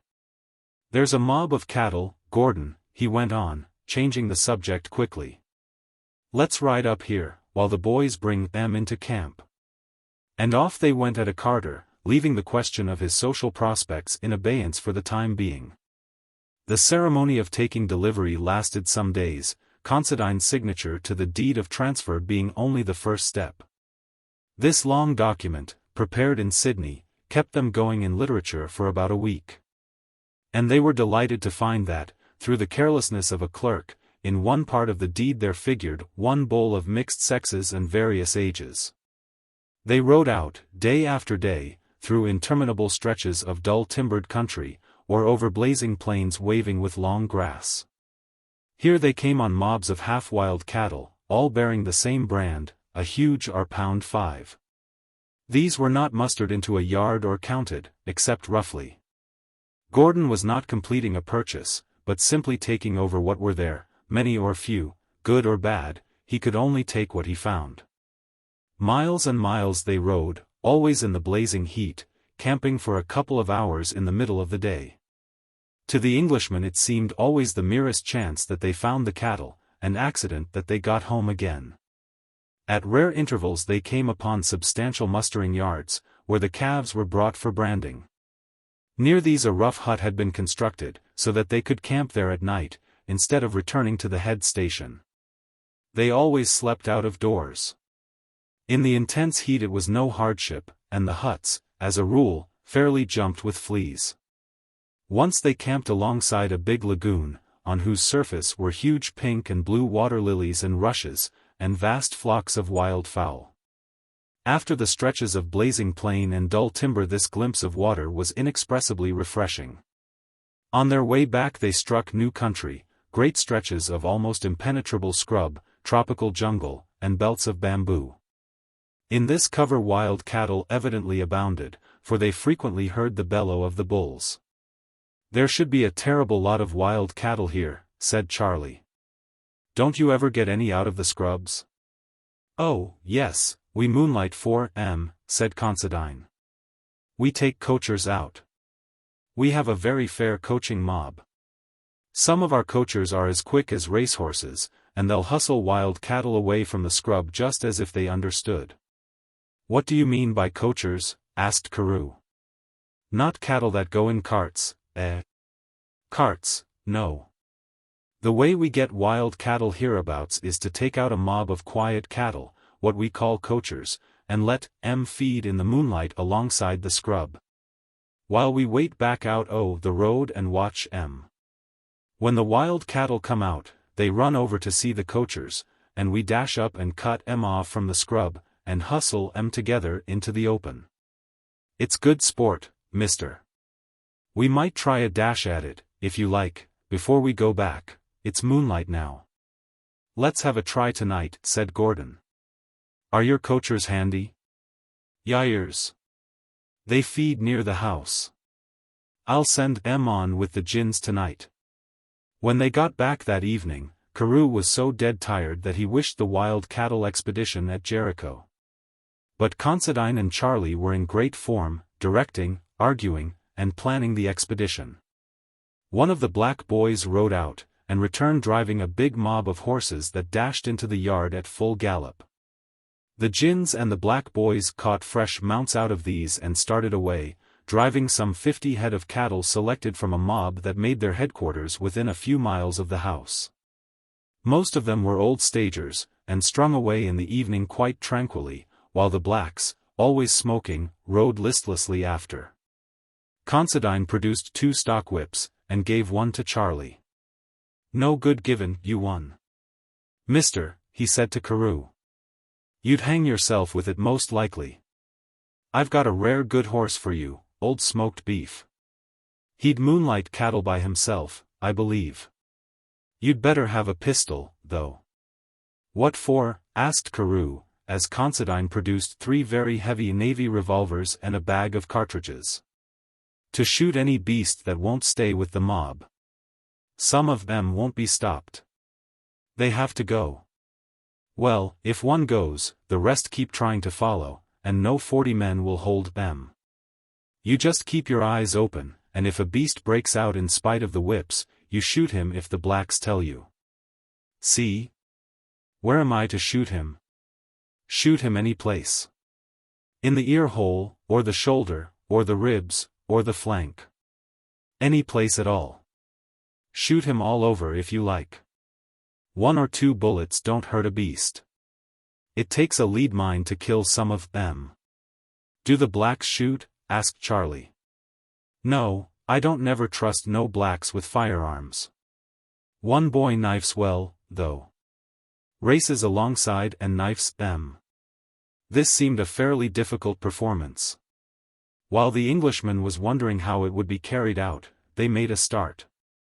They rode mile after mile in the yellow moonlight, until they discerned a mob of cattle feeding placidly near some big scrub. They whistled to the blacks, and all rode away downwind to a spot on the edge of the plain, a considerable distance from the cattle. Here they dismounted and waited, Considine and Charlie talking occasionally in low tones, while the blacks sat silent, holding their horses. Carew lay down on the long dry grass and gazed away over the plain. His horse stood over him with head down, apparently sleeping. Far away under the moon, in vague patches of light and shade, the cattle were feeding. Hours seemed to pass, and Carew almost fell asleep. Suddenly a long-drawn bellow, the angry challenge of a bull, broke the silence. A mob of wild cattle were evidently coming along the edge of the scrub, and had caught scent of the strangers. Again the bull roared. There is no animal on earth with so emphatically warlike a note as the wild bull when advancing to meet a strange mob. The quiet cattle answered with plaintive, long-drawn lowings, and the din became general as the 2 lots met. Let 'em get well mixed up, said Considine quietly, tightening his girths, and swinging into the saddle. Everyone followed his example. Carew was shaking with excitement. Angry bellowing now arose from the cattle, which were apparently horning one another, such being their manner of greeting. Considine said, "There's a big lot there. Hope to blazes we can hold them. Are you ready, mister?" "Yes, I'm ready," replied Carew. "Come on, then. We'll sneak up slowly at first, but once I start galloping let your horse go as fast as he likes, and trust him altogether. Don't pull him at all, or he'll break your neck." They started slowly in Indian file, keeping well in the shadow of the scrub. The horses picked their way through the outlying saplings and bushes, until suddenly Considine bent forward on his horse's neck, and said, "Come on." What a ride that was! The inexperienced reader is apt to imagine that because a plain is level, it is smooth, but no greater fallacy exists. The surface of a plain is always bad galloping. The rain washes away the soil from between the tussocks, which stand up like miniature mountains. The heat cracks the ground till it opens in crevices, sometimes a foot wide and a yard or two deep. Fallen saplings lie hidden in the shadows to trip the horse, while the stumps stand up to cripple him, and over all is the long grass hiding all perils, and making the horse risk his own neck and his master's at every stride. They flew along in the moonlight, Considine leading, Charlie next, then the two black boys, and then Carew, with a black gin on each side of him, racing in grim silence. The horses blundered and, piqued, stumbled, picked themselves up again, always seeming to have a leg to spare. Now and again a stump or a gaping crack in the ground would flash into view under their very nose, but they cleared everything, stumps, tussocks, gaps, and saplings. In less time than it takes to write, they were between the mob and the scrub. At once a fusillade of whips rang out, and the men started to ride round the cattle in Indian file. The wild ones were well mixed up with the tame, and hardly knew which way to turn. Carew, cantering round, caught glimpses of them rushing hither and thither, small, wiry cattle for the most part, with big ears and sharp, spear-pointed horns. Of these there were 50 or 60, as near as Considine could judge, 3 or 4 bulls, a crowd of cows and calves and half-grown animals, and a few old bullocks that had left the station mobs and thrown in their lot with the wild ones. By degrees, as the horses went round them, the cattle began to ring, forming themselves into a compact mass, those on the outside running round and round. All the time the whips were going, and the shrill cries of the blacks rang out, "Woe back! Woe back, there! Woe!" as an animal attempted to break from the mob. They were gradually forcing the beasts away from the scrub, when suddenly, in spite of the gin's shrill cries, some of the leaders broke out and set off up the plain. With the rush of a cavalry charge the rest were after them, racing at full speed parallel with the edge of the scrub, and always trying to make over towards it. Old Considine met this new development with Napoleonic quickness. He and the others formed a line parallel with the course of the cattle, and raced along between them and the timber, keeping up an incessant fusillade with their whips, while the old man's voice rang out loudly in directions to the blacks behind. "Keep the coachers with M. Flog M along. Cut the hides off M." In the first rush the quiet cattle had dropped to the rear, but the blacks set about them with their whips. And, as they were experienced coachers, and had been flogged and hustled along in similar rushes so often that they knew at once what was wanted, they settled down to race just as fast as the wild ones. As the swaying, bellowing mass swept along in the moonlight, crashing and trampling through the light outlying timber, some of the coachers were seen working their way to the lead. And the wild cattle, having no settled plan, followed them blindly. Considine, on his black horse, was close up by the wing of the mob, and the others rode in line behind him, always keeping between the cattle and the scrub. "Crack your whips," he yelled. "Crack your whips. Keep M off the scrub. Go on, Billy, drive that horse along and get to the lead." Like a flash one of the black boys darted out of the line, galloped to the head of the cattle, and rode there, pursued by the flying mob, the cracks of his heavy stockwhip sounding above the roar of hoofs and the bellowing of the cattle. Soon they steadied a little, and gradually sobered down till they stopped and began to ring again. "That was pretty pure, mister," roared Considine to Carew. "Ain't it a caution the way the coachers race with them? That old bald-faced coacher is worth 2 men and a boy in a dash like this." Suddenly an old bull, the patriarch of the wild herd, made towards one of the gins, whose shrill yells and whip-cracking failed to turn him. Considine dashed to her assistance, swinging his whip round his head. "Woe back, there! Woe back, will you?" he shouted. The bull paused irresolute for a second, and half turned back to the mob, but the sight or scent of his native scrub decided him.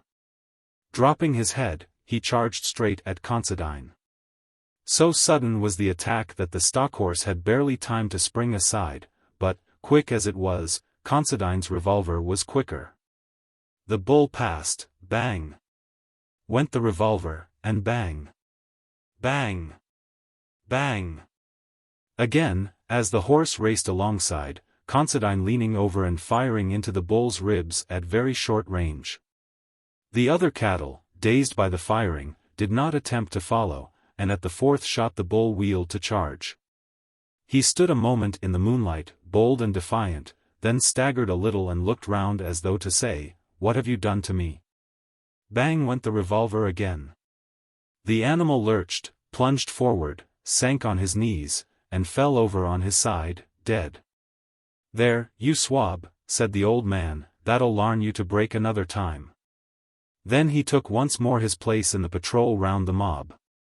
They circled and eddied and pushed, always staring angrily at the riders. Suddenly a big, red bullock gave a snort of defiance, and came out straight towards Carew. He stopped once, shook his head ominously, and came on again. One of the gins dashed up with the whip. But the bullock had evidently decided to take all chances, and advanced on his foes at a trot. "Shoot him, that feller," screamed the gin to Carew. "You shoot him. He been yen away. No more stop. Shoot him." Carew lugged out his revolver, and tried to pull his horse to a standstill, but the wary old veteran knew better than to be caught standing by a charging bullock. Just as Carew fired, he plunged forward, with the result that the bullet went over the mob altogether, and very nearly winged Charlie, who was riding on the far side. Then the bullock charged in earnest, and Carew's horse, seeing that if he wished to save human life he must take matters into his own hands, made a bolt for it. Carew half-turned in the saddle, and fired twice, only making the black boys on the far side cower down on their horses' necks. Then the horse took complete charge, and made off for the scrub with the bullock after him, and every animal in the mob after the bullock. Nothing in the world could have stopped them. Considine and Charlie raced in front, alongside Carew, cracking their whips and shouting. The blacks flogged the coachers up with the wild cattle. But they held on their way, plunged with a mighty crash into the thick timber, and were lost. No horseman could ride 100 yards in that timber at night. Coachers and all were gone together, and the dispirited hunters gathered at the edge of the scrub and looked at each other. "Well, mister, you couldn't stop him," said the old man. "I'm afraid I made, rather a mess of things, don't you know," said the Englishman. "I thought I hit him the second time, too. Seemed to be straight at him. I think you done very well to miss us. I heard one bullet was past me like a scorpion. Well, it can't be helped. Those old coachers will all battle their way home again before long. Gordon, I vote we go home. They're your cattle now, and you'll have to come out again after 'em some day, and do a little more shootin'. Get a suit of armor on you first, though." As they jogged home through the bright moonlight, they heard loud laughter from the blacks, and Carew, looking back, found the fat gin giving a dramatic rehearsal of his exploits. She dashed her horse along at a great pace, fell on his neck, clutched wildly at the reins, then suddenly turned in her saddle, and pretended to fire point-blank at the other blacks, who all dodged the bullet.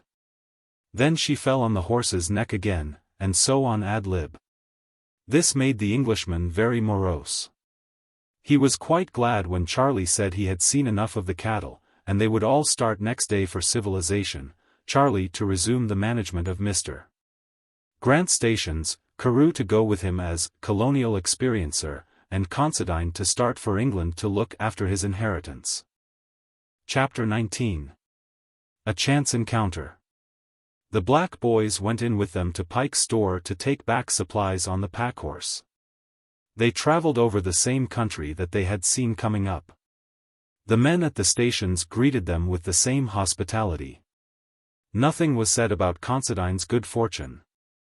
It was thought wise to be silent, as he didn't know how soon his wife might hear of it. They left the gins at the blacks' camp, which they chanced on by a riverside. The camp was a primitive affair, a few rude shelters made by bending bamboo sticks together and covering them with strips of paper bark. Here the sable warrior sat and smoked all day long, tobacco being their only civilized possession. Carew was very anxious to look at them, a development of curiosity that Considine could not understand. "Most uninteresting devils, I call them," he said. "They're stark naked, and they have nothing. What is there to look at?" Having parted with Maggie and Lucy, they pushed onwards, the old man beguiling the time with disquisitions on the horse-hunting capabilities of his gins, whom he seemed really sorry to leave. As they got near Pike's, he became more restless than ever. "See here, mister," he said at last, "my wife's here, I expect, and if she gets wind of this, I'll never get rid of her.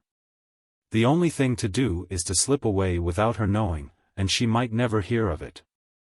I won't go into the place at all. I'll go on and camp down the creek, and get the coach there after it leaves the town, and she'll never know." The town of Pike's consisted of a hotel, a store, a post office, a private residence, and coach stables. These were all combined in one establishment, so the town couldn't be said to be scattered. Pike himself was landlord of the pub, keeper of the store, officer in charge of the post office, owner of the private residence, holder of the mail contract, and proprietor of the coach stables. Behind him was only wilderness and new country. Nobody ever saw him at home.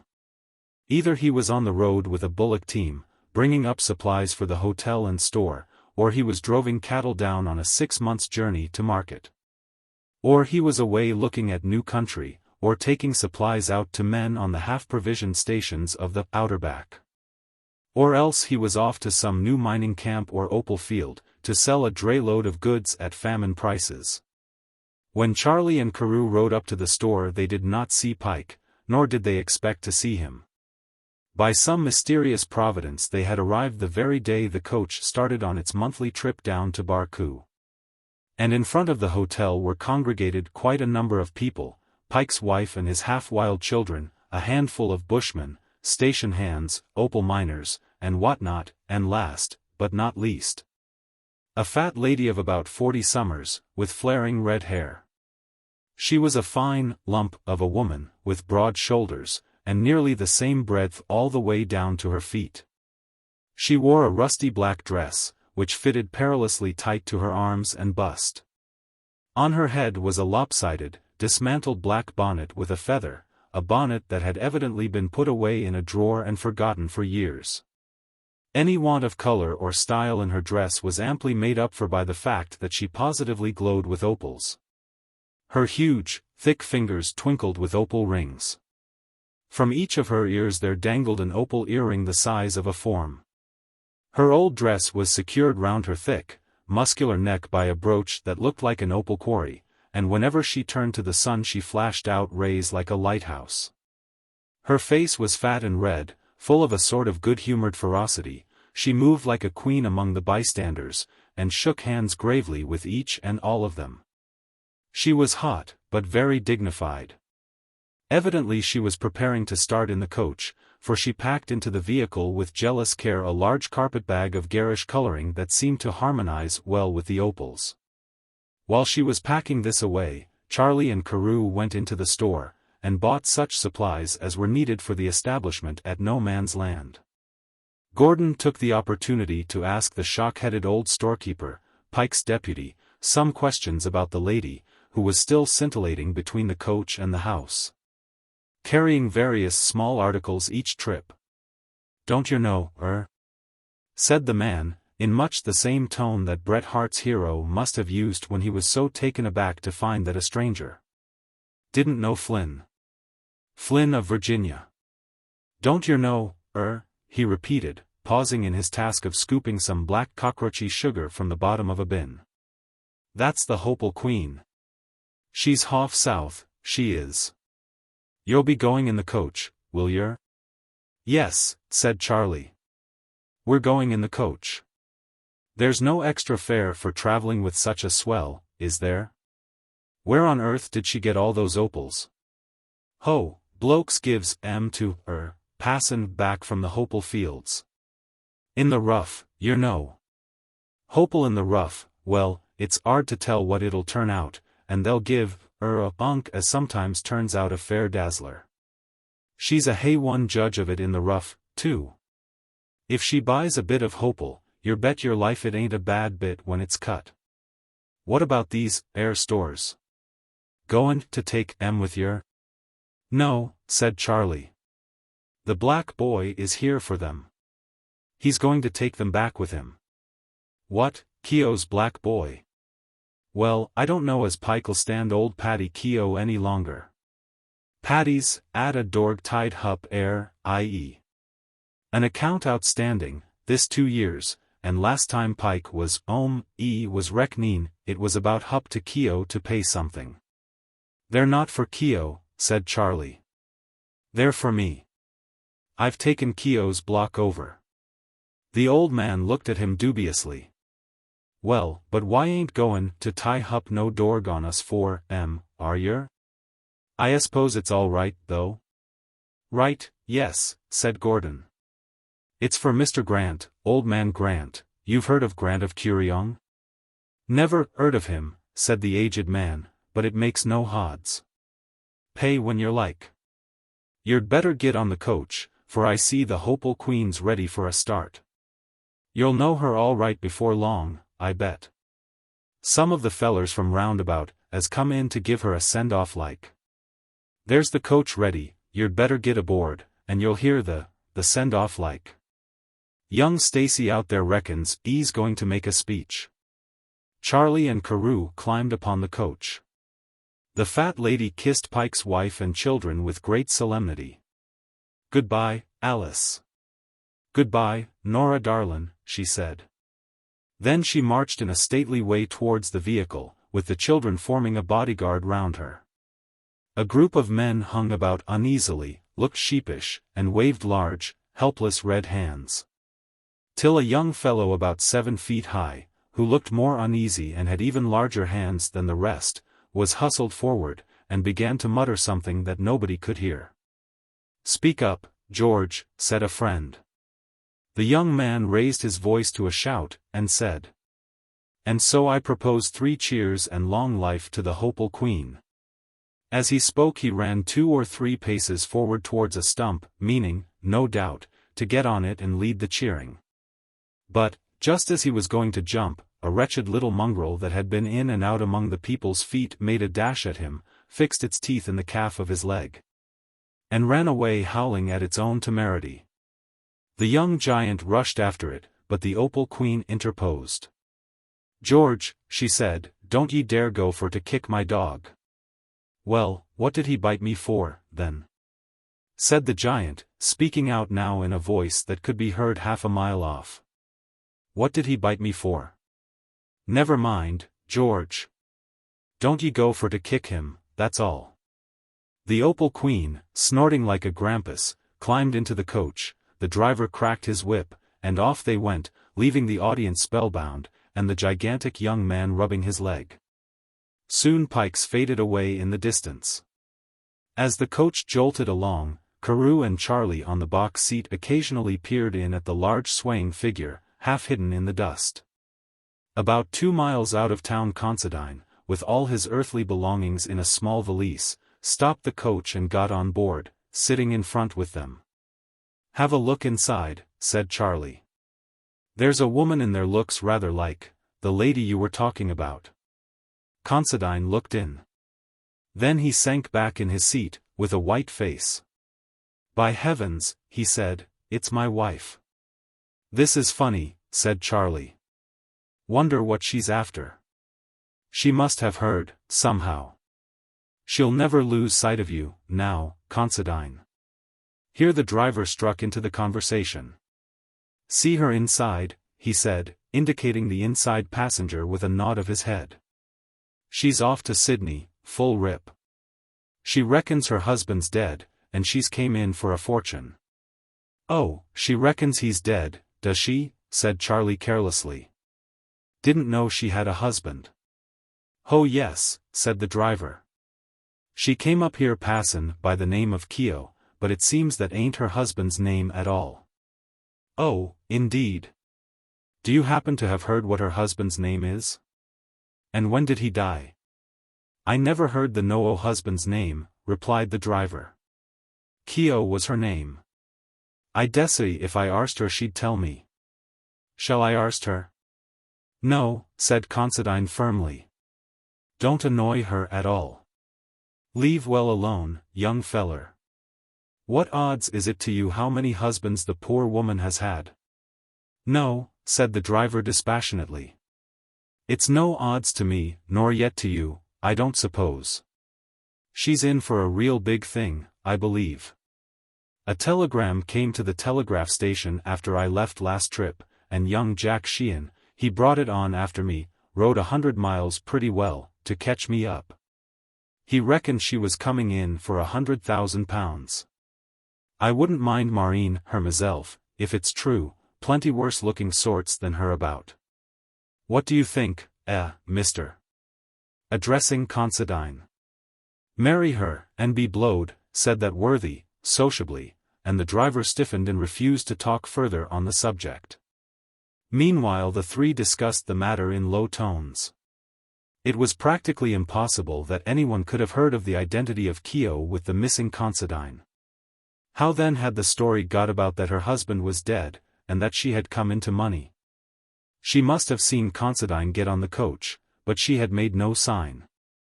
Their astonishment was deeper than ever when the coach stopped for a midday halt. It was quite impossible for Considine to conceal himself. The house, where the coach changed horses, was a galvanized iron, one-roomed edifice in the middle of a glaring expanse of treeless plain, in which a quail could scarcely have hidden successfully. It was clear that Considine and his wife would have to come face to face. Carew and Charlie looked expectantly at each other, and clambered down quickly when the coach stopped. Considine descended more slowly, straightening his figure and looking fixedly before him. He marched up to the door of the change house. His wife got leisurely out of the coach, put on her bonnet, and walked straight over to him. Then she looked him full in the face for at least 3 seconds, and passed by without a sign of recognition.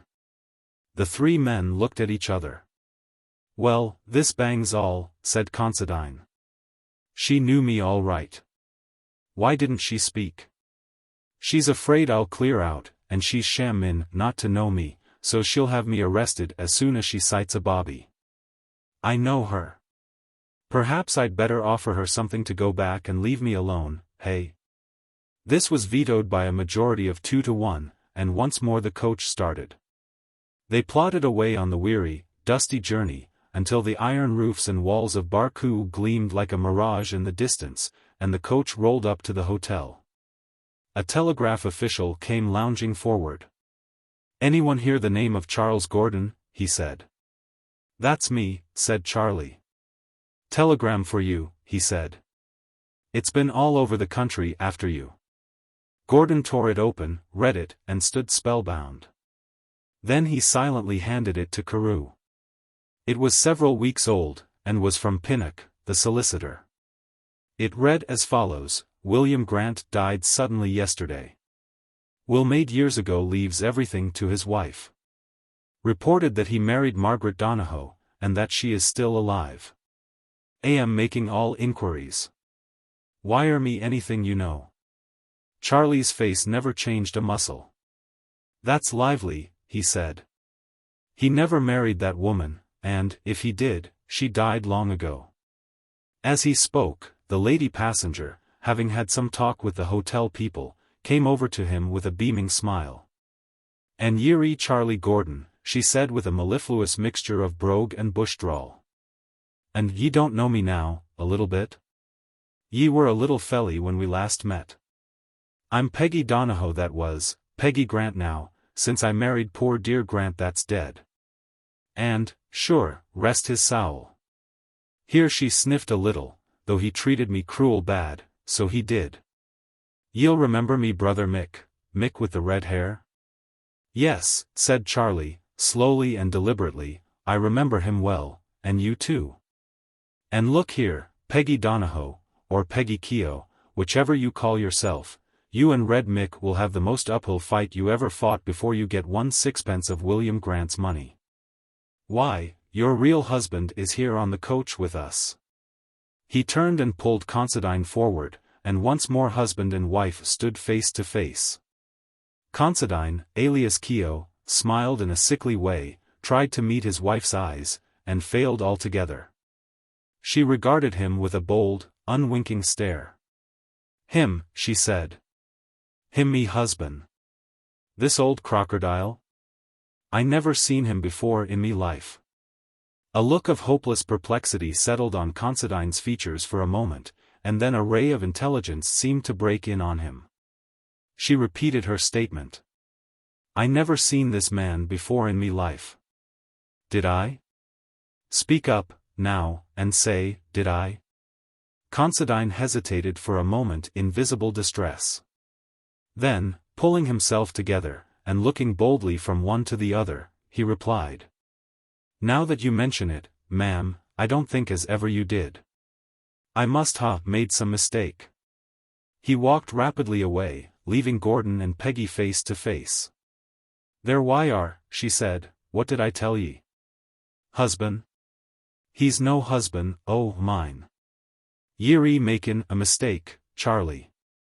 Charlie looked after the retreating bushman, and back at the good lady who was beaming at him. Don't call me Charlie, he said. That old man has come in for a whole lot of money in England. His name is Considine, and he pretends he isn't your husband so that he can get the money and leave you out of it. Don't you be a fool. It's a lot better for you to stick to him than to try for William Grant's money. Mr. Carew and I can prove he said you were his wife. Och, look at that now. Said I was his wife. And his name was Considine, the lion bold vagabond. His name's not Considine, and I'm not his wife, nor never was. Grant was my husband, and I'll prove it in a court of law, so I will. Her voice began to rise like a southeasterly gale, and Charlie beat a retreat. He went to look for the old man, but could not find him anywhere. Talking the matter over with Carew, he got no satisfaction from the wisdom of that Solon. Deuced awkward thing, don't you know, was his only comment. Things were even more awkward when the coach drew up to start, and no sign of the old man could be found. He had strolled off to the back of the hotel, and vanished as absolutely as if the earth had swallowed him. The Chinese cook was severely cross-questioned, but relapsed into idiotic smiles and plentiful no-civis. A black fellow, loafing about the back of the hotel, was asked if he had seen a tall, thin old man with a beard going down the street. He said, "Yoi, he been go longa other pub." But as, on further questioning, he modified his statement by asserting that the man he saw was young, short and very fat. No heed was paid to his evidence, it being the habit of blacks to give any answer that they think will please the questioner. "He'll play us some dog's trick, that old fellow," said Charlie. "I can't wait here looking for him, though. I'll find him when I want him if he's above ground. Now let's go on. Can't keep the coach waiting forever while we unearth him. Let's get aboard." Just as the coach was about to start, a drover came out of the bar of the hotel, wiping his lips with the back of his hand. He stared vacantly about him, first up the street and then down, looked hard at a post in front of the hotel, then stared up and down the street again. At last he walked over, and, addressing the passengers in a body, said, "Did any of you see e'er a horse anywheres? I left my prad here, and he's gorn." A bystander, languidly cutting up a pipeful of tobacco, jerked his elbow down the road. "That old bloke took 'im," he said. "Old bloke that come in the coach. While yous was all talking in the pub, he sneaks out here and nabs that 'orse, and away like a rabbit. See that dust on the plain? That's 'im." The drover looked helplessly out over the stretch of plain. He seemed quite incapable of grappling with the problem. "Took my horse, did he? Well, I'm blowed. By cripes." He had another good stare over the plain, and back at the party. "My oath," he added. Then the natural stoicism of the bushman came to his aid, and he said, in a resigned tone, "Oh, well, anyways, I suppose, Suppose he must have been in a hurry to go somewheres. I suppose he'll fetch him back some time or other. Gordon leant down from the box of the coach. You tell him, he said, when he does fetch him back, that if I'd had a rifle, and had seen him sneaking off like that he'd have wanted an ambulance before he got much farther. Tell him I'll find him if I have to hunt him to death. Tell him that, will you?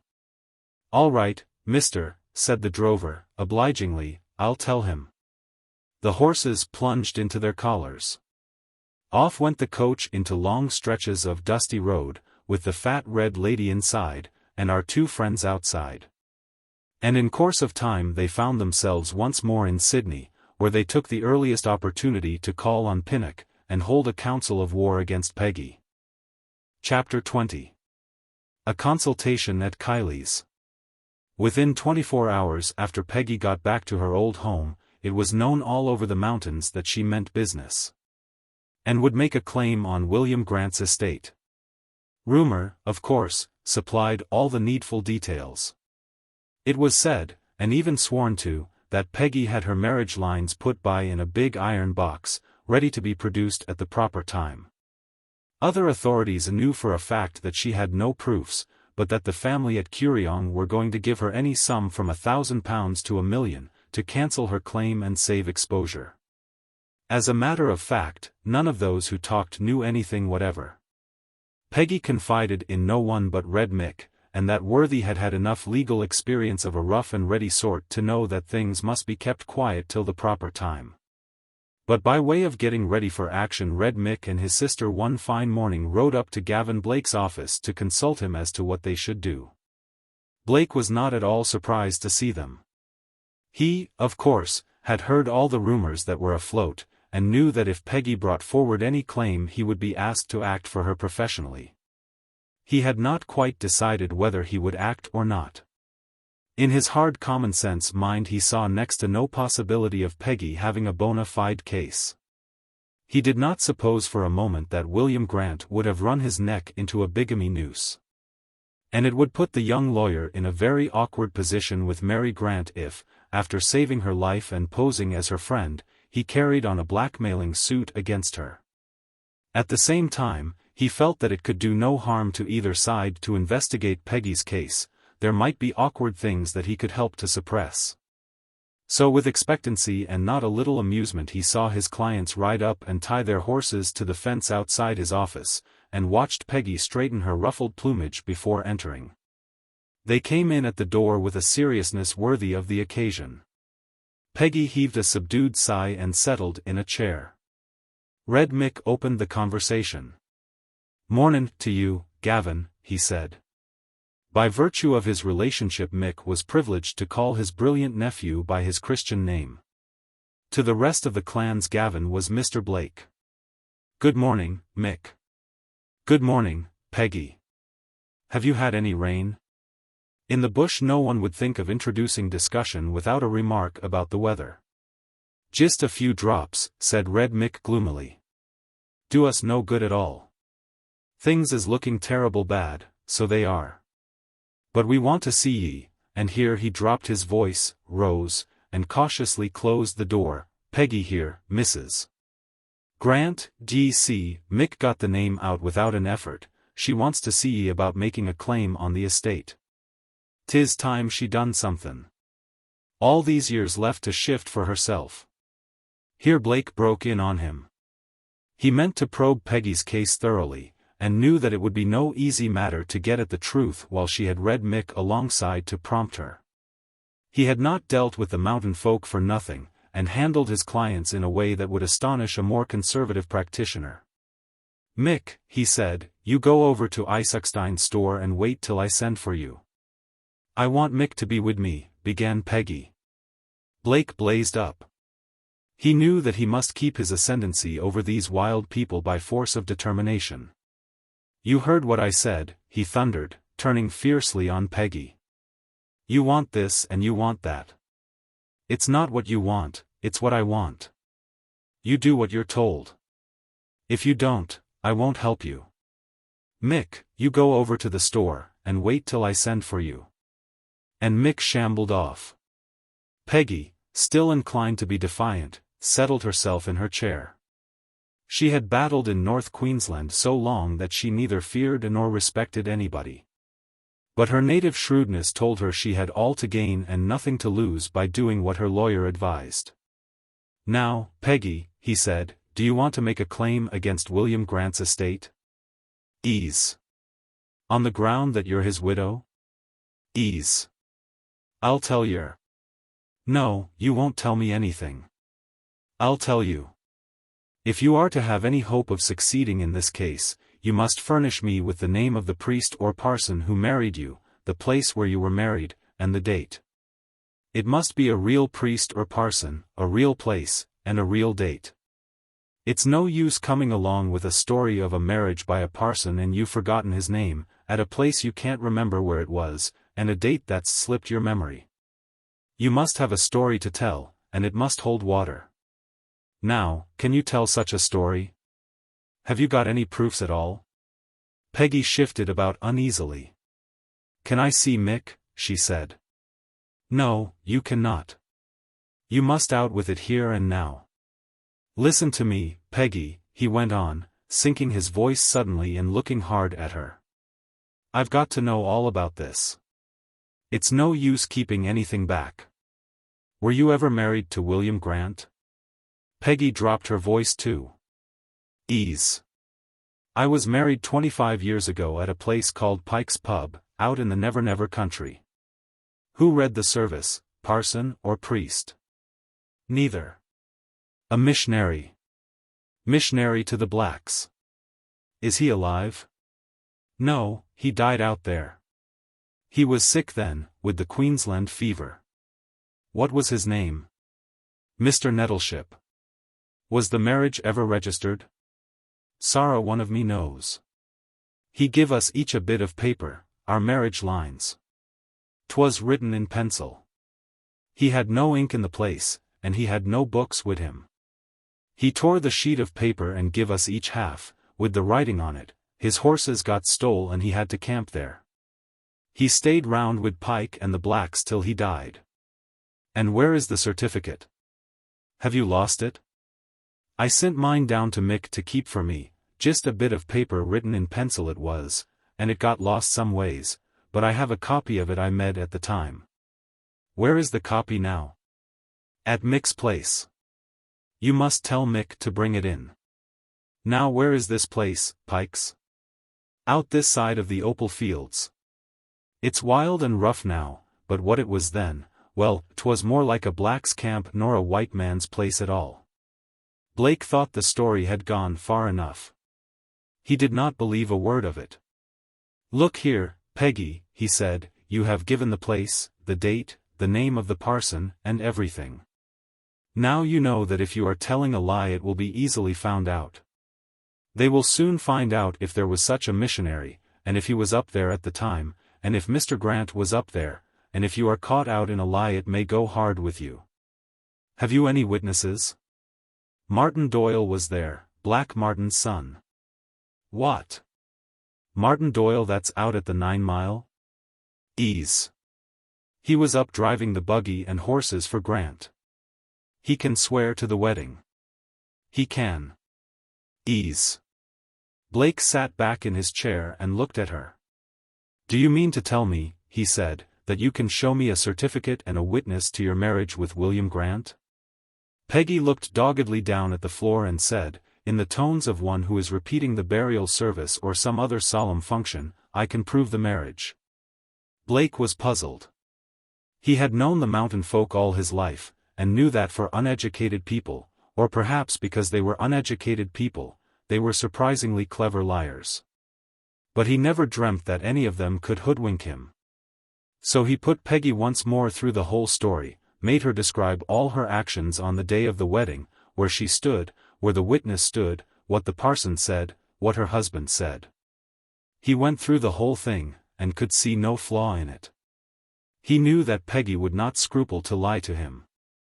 But, with the contempt of a clever man, he felt satisfied that he could soon upset any concocted story. This story seemed to hold water, and the more he cross-examined her the more sure he was that there was something genuine about it. At the same time, he was sure that it was not all genuine. Then a thought occurred to him. "Would you settle this case if they offered you something?" he said. "I'll do whatever you say," said Peggy, rising. "'Tis for you to say what I ought to do. 'Tis not for the like of me, that is no scholar." "Leave it to me," said Blake. "I'll do what is best for you. Send Martin Doyle in to see me," Martin that was the witness. "And about this copy of the certificate, tell Mick to bring it in here. Now you go home, and don't you say to one living soul one word of what has passed in here. Tell them you are going on with the case, but don't say any more, or you may land yourself in jail. Do you hear me?" And the cowed and flustered Peggy hurried away to join her brother, who was far too wise to ask questions. "Least said soonest mended," he said, when told that Blake required silence. After his clients had gone, Gavin Blake sat for half an hour almost dazed. If Peggy's story was true, then Mary Grant was an outcast instead of a great heiress. And while he had become genuinely fond of her, which he never was of Ellen Harriet, he had no idea of asking her to share his debts with him. He puzzled over the affair for a long time, and at last his clear brain saw a way out of all difficulties. He would go over to the old station, put the whole case before Mary Grant, and induce her for peace sake to give Peggy money to withdraw her claim. Out of this money he himself would keep enough to pay all his pressing debts. He would be that much to the good whatever happened, and afterwards would have an added claim on Mary Grant's sympathies for having relieved her of a vast lawsuit in which her fortune, and even her very name, were involved. This plan seemed to him the best for all parties, for himself especially, which was the most important thing. If he could get a large sum to settle the case, he could make Peggy give him a big share for his trouble, and then at last be free from the haunting fear of exposure and ruin. He felt sure that he was doing quite right in advising Mary Grant to pay. Again and again he ran over Peggy's case in his mind, and could see no flaw in it. In the old days haphazard marriages were rather the rule than the exception, and such things as registers were never heard of in far-out parts.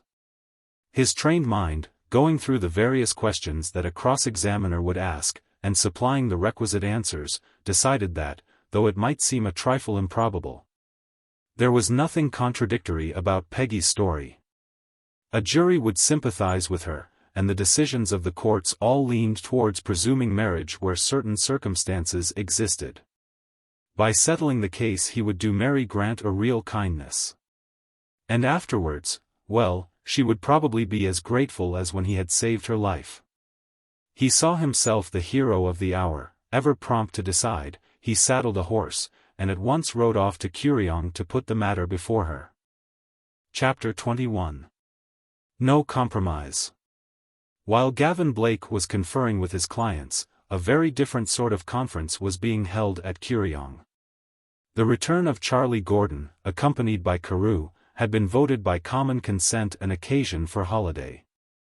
And although, according to theory, a bush holiday is invariably spent in kangaroo hunting, yet the fact is that men who are in the saddle from daylight to dark, from weekend to weekend, generally spend a holiday resting legs that are cramped from the saddle, and arms that ache from lifting sheep over hurdles or swinging the gates of drafting yards. Thus it was that, on the holiday at Curriong, the bachelors' quarters, two large dormitory-like rooms that opened into one another, were full of athletic male figures sprawling on the beds, smoking black pipes all day, and yarning interminably. The main topic of conversation was Peggy's claim against the estate. They had all heard the rumors that were going round. Each had quietly been trying to find out what Peggy had to go on, and this powwow was utilized for the purpose of comparing notes. They had one advantage over Gavin Blake: they knew all about Considine, which Blake did not. On one bed lay Pinnock, who had come up to make arrangements for carrying on the station till the will was proved. On another bed sprawled Carew, who, by virtue of his trip out back, was looked upon as a bit of an oracle by Pass and Bingia, who had never been further than the mountains. Pass and Bingia had dragged an old couch out of the next room and were stretched on that, listening to the talk, and occasionally throwing in a word of such wisdom as they had. Hugh sat in an armchair by the window, smoking and dreaming. Pa's voice cut knife-like through a cloud of tobacco smoke. He spoke as one on the defensive. "Well, I believe there's something in it, anyhow. Bryony Donahoe told me." Charlie Corden's cold drawl interrupted the youth. "It's all rot," he said. "Bryony Donahoe told you, what does he know about it? You two boys and Hugh have been stuck at home here so long, you believe anything. I tell you, they'll do nothing. It's all talk, just to make themselves big people. They have nothing to do just now, so it comes in handy as an excuse to ride from one selection to another all day long and leave our gates open. We have Peggy's measure, haven't we, Carew? That long-lost relation of yours, old Considine." "I wish you did have him," said the lawyer. "He might come in very handy. With a big property like this to go for, they are nearly sure to have a try at it." Pa's took heart at finding himself supported by this new champion. "Yes," he said. "Red Mick and Peggy are down at Gavin Blake's today. I saw their horses hanging up outside as I came through. And Bryony Donahoe told me." "What do you think, Carew?" said Charlie, cutting Bryony Donahoe off again. "Don't you think that old fellow was telling the truth when he said he married Peggy?" "Sure he was," said the Englishman. "Never saw a fellow in such a funk in my life." "What about Peggy?" said Pinnock. "How did she take it?" "Bold as brass. I thought she was going to kiss Charlie there, when she found out who he was." Pinnock laughed. "Funny thing," he said, "a woman like Peggy having the chance to choose between two fortunes. Pity we couldn't induce her to take the old bushman and be done with it. How much money has he come into, Carew?" "Oh, plenty of money. But of course there's an old place to keep up, and the death duties are very heavy. Very expensive thing having money left you in England, you know." Charlie Gordon turned to Pinnock. "What you ought to do," he said, "the far-out man who has to shift for himself is always quite sure he can settle all difficulties better than those whose profession it is. What you ought to do," he repeated, "is to send someone to Peggy and tell her not to be such a fool. Tell her to stick to old Considine. That's what you ought to do. Well, suppose you go and do it. You know the lady better than anyone here, seemingly. But if she has been to see Blake, I expect the fat's in the fire by this time." "I don't think much of Blake talking up the case," said Benjia, after the old lady asked him here. "It's doing the Blacksnake Act, I call it. I don't suppose he'll come here any more after this." Hugh still sat looking out of the window, smoking silently. "Here comes Blake now, anyhow," he said. "He's just coming up the flat. Wants to see me, I expect," said Pinnock. "We'll know all about it now. Must have heard I was here, and is come to declare war or sue for peace. Someone had better go and meet him, I suppose." "Dashed if I'll go," said Pa's. "I don't care about a chap that doesn't act white. I saw Red Mick's and Peggy's horses at his office today, and now he comes up here as bold as brass." "Let him go round to the front," said Hugh, "and then he can ask the servants for whoever he wants. If we go out and meet him, we'll have to ask him to stay. The approach to houses in the bush is generally by way of the yard where the horses arrive, and it is very unusual for anyone, except a stranger making a formal visit, to be allowed to find their way round to the front." Blake rode up and gave his horse to the horseboy. "Put him in the stable for a while," he said. "I may want him again." Then he went round to the front door and asked for Mrs. Gordon. "I have come to see Miss Grant on very important business," he said when the old lady came in. "Would you ask her if she would see me?" The old lady was in a quandary. She had heard all the rumors that were going about, but she knew that they had been kept from Mary Grant. And she thought that if Blake meant to talk business he might shock or startle the girl terribly. "Mr. Pinnock the lawyer is here," she said. "Perhaps you had better see him. Miss Grant does not know." "I am come as a friend of Miss Grant's, Mrs. Gordon," he said. But, if Mr. Pinnock is here, perhaps it would be better for me to see him first. Shall I wait for him here? If you will go into the office I will send him in there, and the old lady withdrew to talk of commonplace matters with Mary, all the time feeling that a great crisis was at hand. Soon the two lawyers faced one another over the office table, and Blake got to business at once. Mr.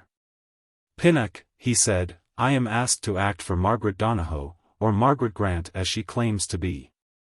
And I want you to believe that I am seriously telling you what I believe to be the truth, when I say that Miss Grant had better settle this case.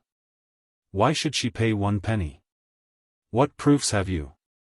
It looks to me, with all respect to you, Mr. Blake, like an ordinary case of blackmail. If it were blackmail, said Blake quietly, do you think that I would be here, giving you particulars of the case? I tell you, man, I am ready now to give you all particulars, and you can soon see whether to advise a settlement or not. Fire away, then, said Pinnock. It will take a lot to convince me, though, and so I tell you. Blake gave him the particulars gleaned from Peggy. I have examined and cross-examined and recross-examined her, and I can't shake her story. Pinnock listened with an immovable face, but his mind was working like lightning. As the name of the missionary and Pike's Hotel were mentioned, he remembered that he had seen these very names on the butts of Grant's checkbooks. Getting Blake to excuse him for a moment, he hurried to his room and pulled out a bundle of check-butts. The best diary of many a man is found in his check-butts. There he saw on the very date mentioned by Blake, checks drawn to Self and P, also one drawn to Pike Accommodation, and one simply to the name of Nettleship for £5. Of course it was quite possible that the latter was only a donation to charity, such as Old Bully was occasionally very free with. But, taken together, the whole lot made Blake's story look unpleasantly probable. Pinnock whistled to himself as he tied the bundle up again. Case of settle or be sorry, he said to himself. I wonder how much will settle it. When he faced Blake again, he had pulled the mask of professional stolidity over his features, also he lied boldly. I can see nothing to corroborate this story, he said, but it may be that Miss Grant would rather pay a few pounds than have the unpleasantness of a trial.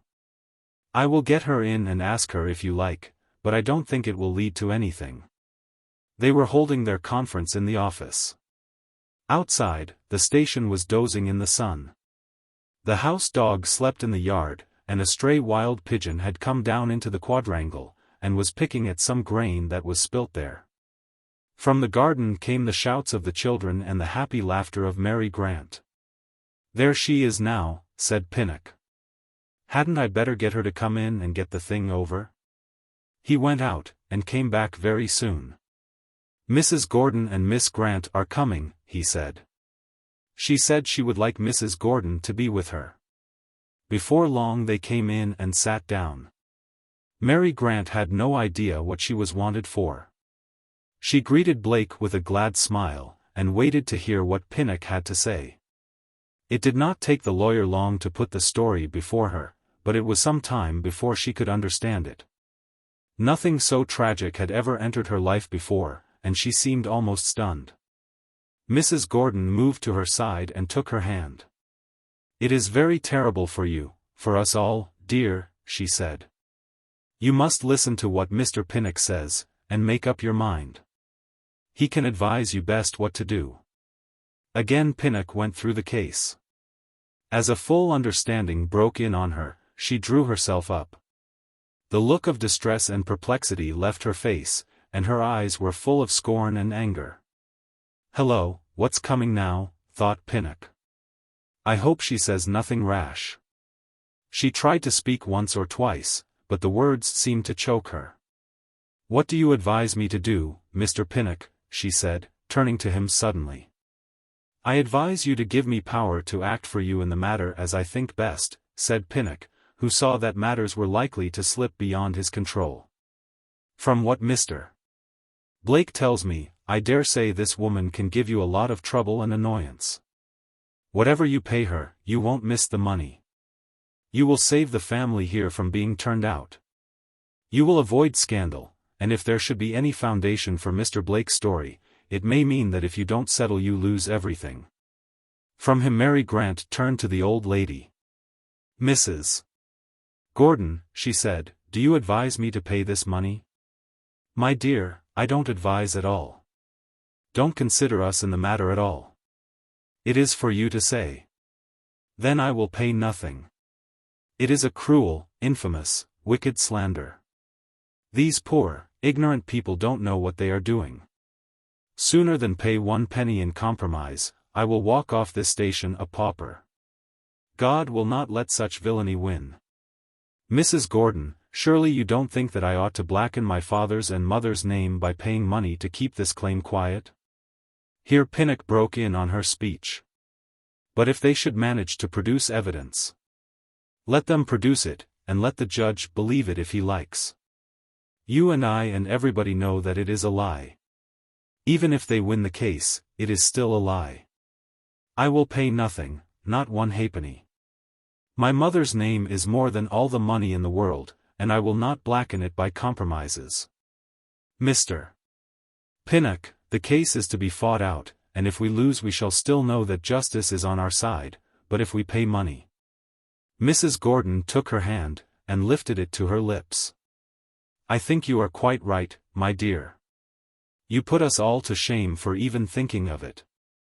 I am very sorry, Mr. Blake," the girl went on, "very sorry indeed that you should have come here on such an errand.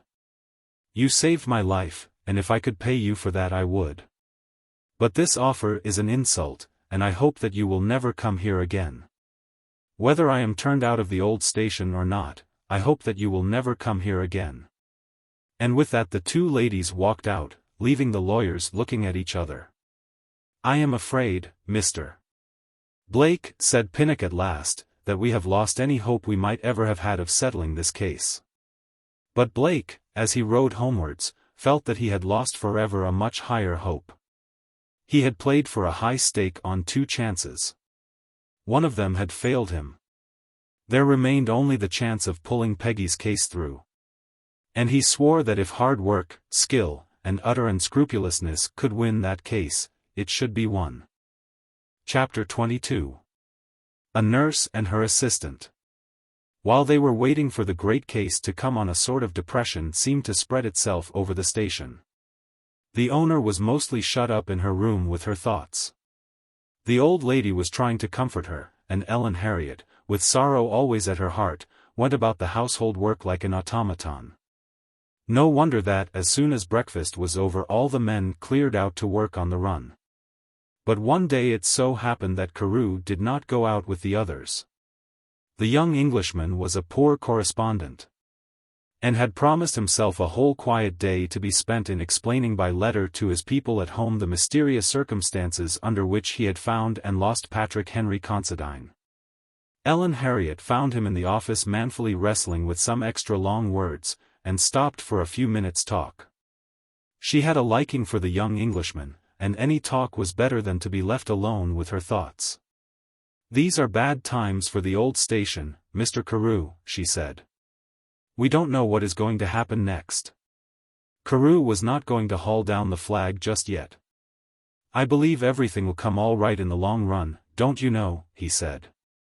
"Never give up first hit, you know, see it out." "What?"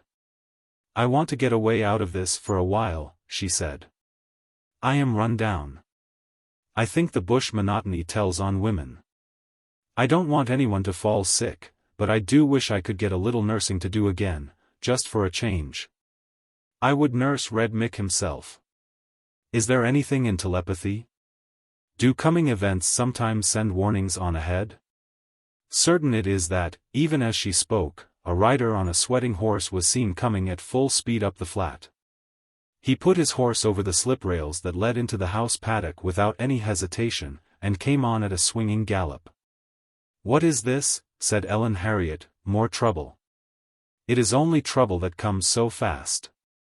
"Why, it is one of Red Mick's nephews." By this time the rider was up to them. Without dismounting he called out, "Miss. Please, miss. There's been an accident." My uncle got run egg in a tree and he's all smashed in the head. I'm off to the doctor now. I'll get the doctor here by tomorrow night, and would you go out and do what you can for Mick? There's no one out there but old Granny, and she's helpless like. Will you go? Is he much hurt? I'm afraid he's killed, miss. I found him, he'd been out all night and the side of his head all busted. After a dingo he was, I seen the tracks. Coming back from Gavin Blake's he must, seen the dorg off the track, and the colt he was on was orchard-like and must have hit him egg in a tree. The colt came home with the saddle under his belly, and I run the tracks back till I found him. Will you go out, miss? Yes, said Ellen, I will go. And you hurry on now, and get the doctor. Tell the doctor I've gone out there. Like an arrow from the bow the young fellow sent his big thoroughbred horse across the paddocks, making a bee-line over fences and everything for Tarrong. While Ellen Harriet hurried in to pack up a few things. Can I help you at all? Said Carew, following her into the house. I'd like to be some use, don't you know, but in this country I seem to be so dashed useless. You will be a lot of use if you will come out with me. I shall want someone to drive the trap out, and I may want help with the patient. You are big and strong. Yes, and it's about the first time my strength has even been of any use to anybody. I will go and get the trap ready while you dress. Hurriedly they packed food and blankets into the light buggy, and set off.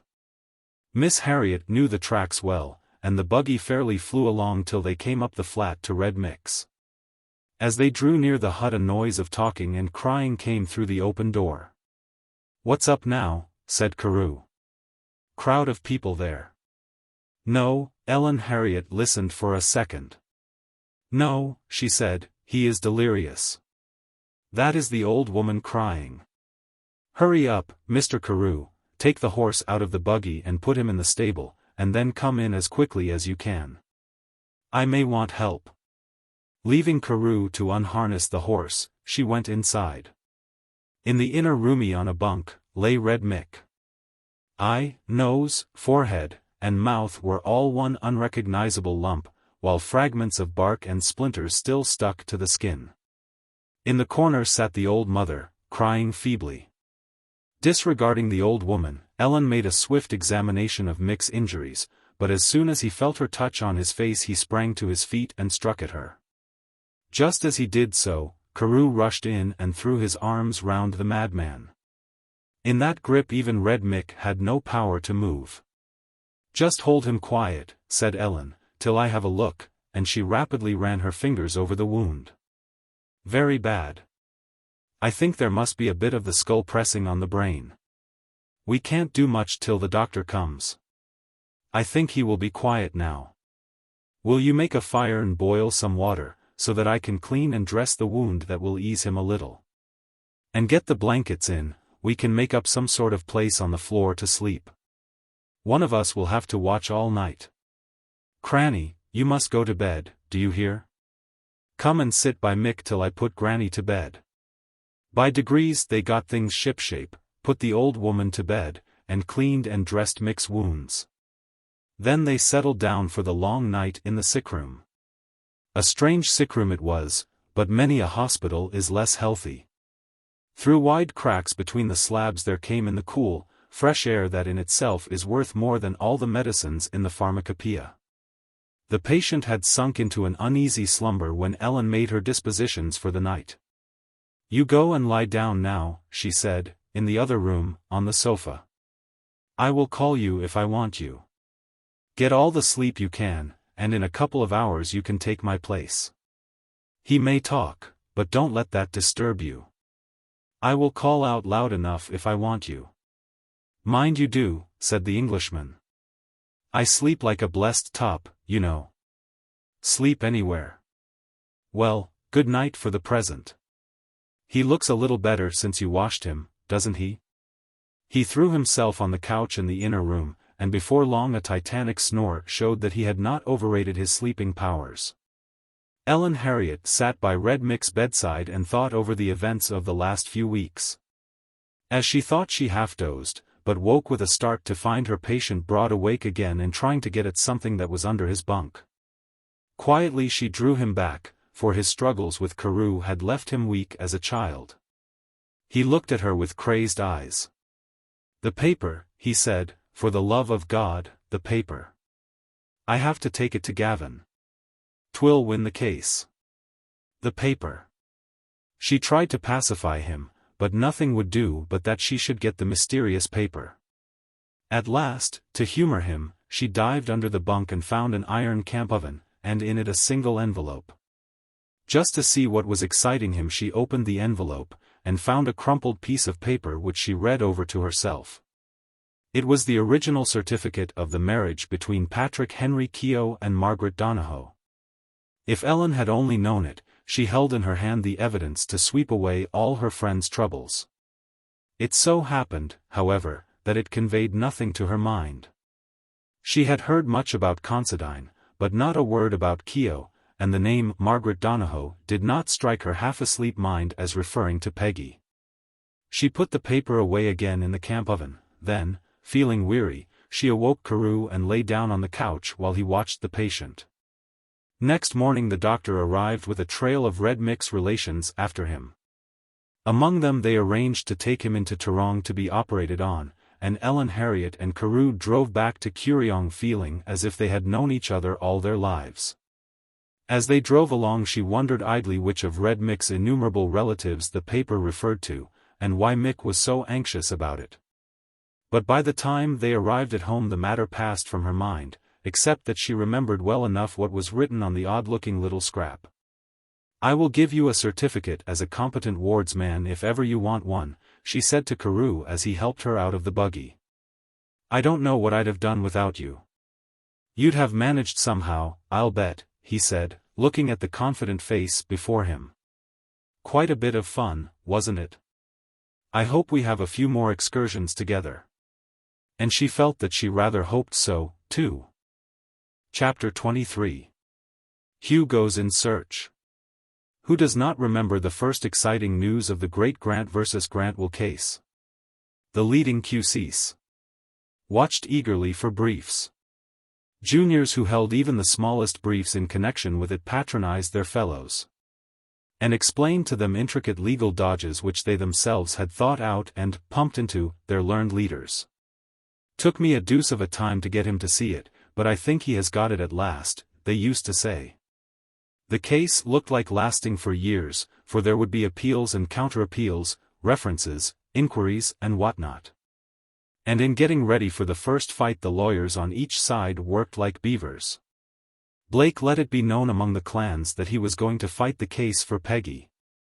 And that there was going to be a lawsuit such as the most veteran campaigner of them all had never even dimly imagined, a lawsuit with the happiness of a beautiful woman and the disposal of a vast fortune at stake. Word was carried from selection to selection, across trackless mountain passes, and over dangerous river crossings, until even Larry, the outermost Donohoe, heard the news in his rocky fastness. Miscalled a grazing lease, away in the gullies under the shadows of Black Andrew Mountain. By some mysterious means it even reached Briney Doyle, who was camped out near the foothills of Kosciuszko, running wild horses into trap yards. This occupation had taken such hold on him that he had become as wild as the horses he pursued. And it was popularly supposed that the other Doyles had to go out with horses to run him in whenever they wanted him. Peggy brought in the copy of her marriage certificate, an old and faded piece of paper which ran, "This is to certify that I, Thomas Nettleship, duly ordained clergyman of the Church of England, have this day solemnized a marriage between William Grant, bachelor, and Margaret Donohoe, spinster." The name of Pike's Hotel and the date were nearly illegible, but there the document was, and though it was not the original certificate, it was pretty clear that Peggy could never have invented it. Its production made a great impression. It certainly went far to convince Blake. He had cross-examined all the witnesses, had checked their accounts by each other, had followed William Grant's career at that time, had got on to the history of the bush missionary. And everything fitted in. Martin Doyle, Black Martin's son Martin, was letter-perfect in his part. Peggy could give the details of the ceremony with unfaltering accuracy 50 times a day if need be, and never contradict herself. So at last he gave up trying to find holes in the case, and determined to go in and win. On the other side there was trouble in the camp, no witnesses could be found, except Martin Doyle, and he was ready to swear to the wedding. At last it became evident that the only chance of overthrowing Peggy's case was to find Considine, but the earth seemed to have swallowed him up. The influence of the chief of police was brought to bear, and many a weary mile did the troopers of the Outback ride in search of the missing man.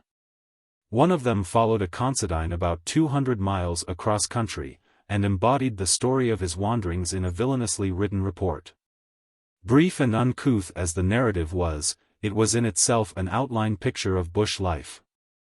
From shearer's hut to artesian borer's camp, from artesian well to the opal fields, from the opal fields to a gold rush, from the gold rush to a mail coach stable, he pursued this Considine. Only to find that, in the words of the report, the individual was not the same. Things looked hopeless for Mary Grant, when help came from an unexpected quarter. A letter written in a rugged, forcible fist, arrived for Charlie Gordon from a young fellow named Redshaw, once a station hand on Kuriong, who had gone out to the back country and was rather a celebrity in his way. His father was a pensioner at the old station, and Redshaw Jr., who was known as Flash Jack, evidently kept in touch with things at Kuriong. He wrote, "Dear Sir, I hear from Gannon the trooper that you want to find Keo."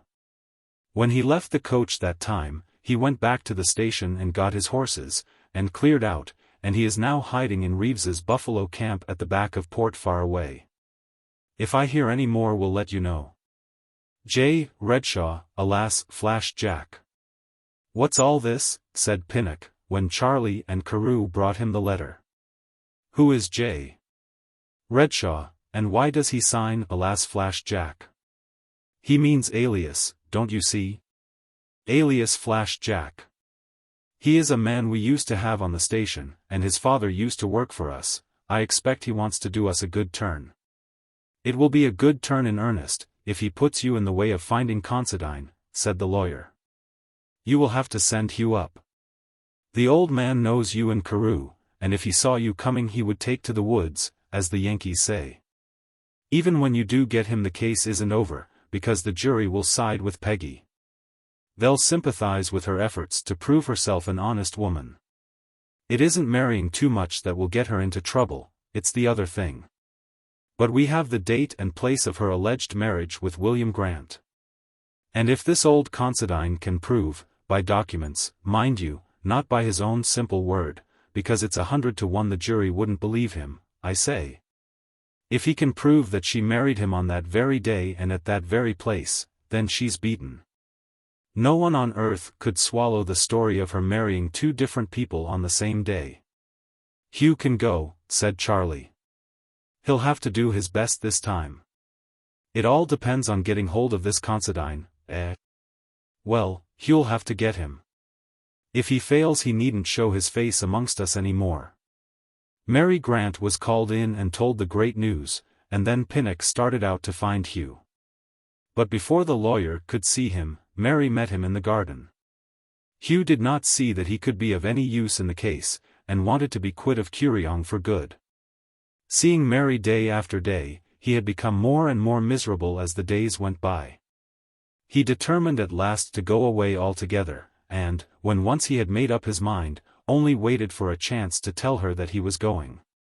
The chance came as she left the office after consulting with Pinnock. "Miss Grant," he said, "if you don't mind, I think I will resign my management of this station. I will make a start for myself or get a job somewhere else. You will easily get someone to take my place." She looked at him keenly for a while. "I didn't expect this of you," she said, bitterly. "The rats leave the sinking ship. Is that it?" His face flushed a dull red. "You know better than that," he said. "I would stop if I could be of any use, but what is there I can do?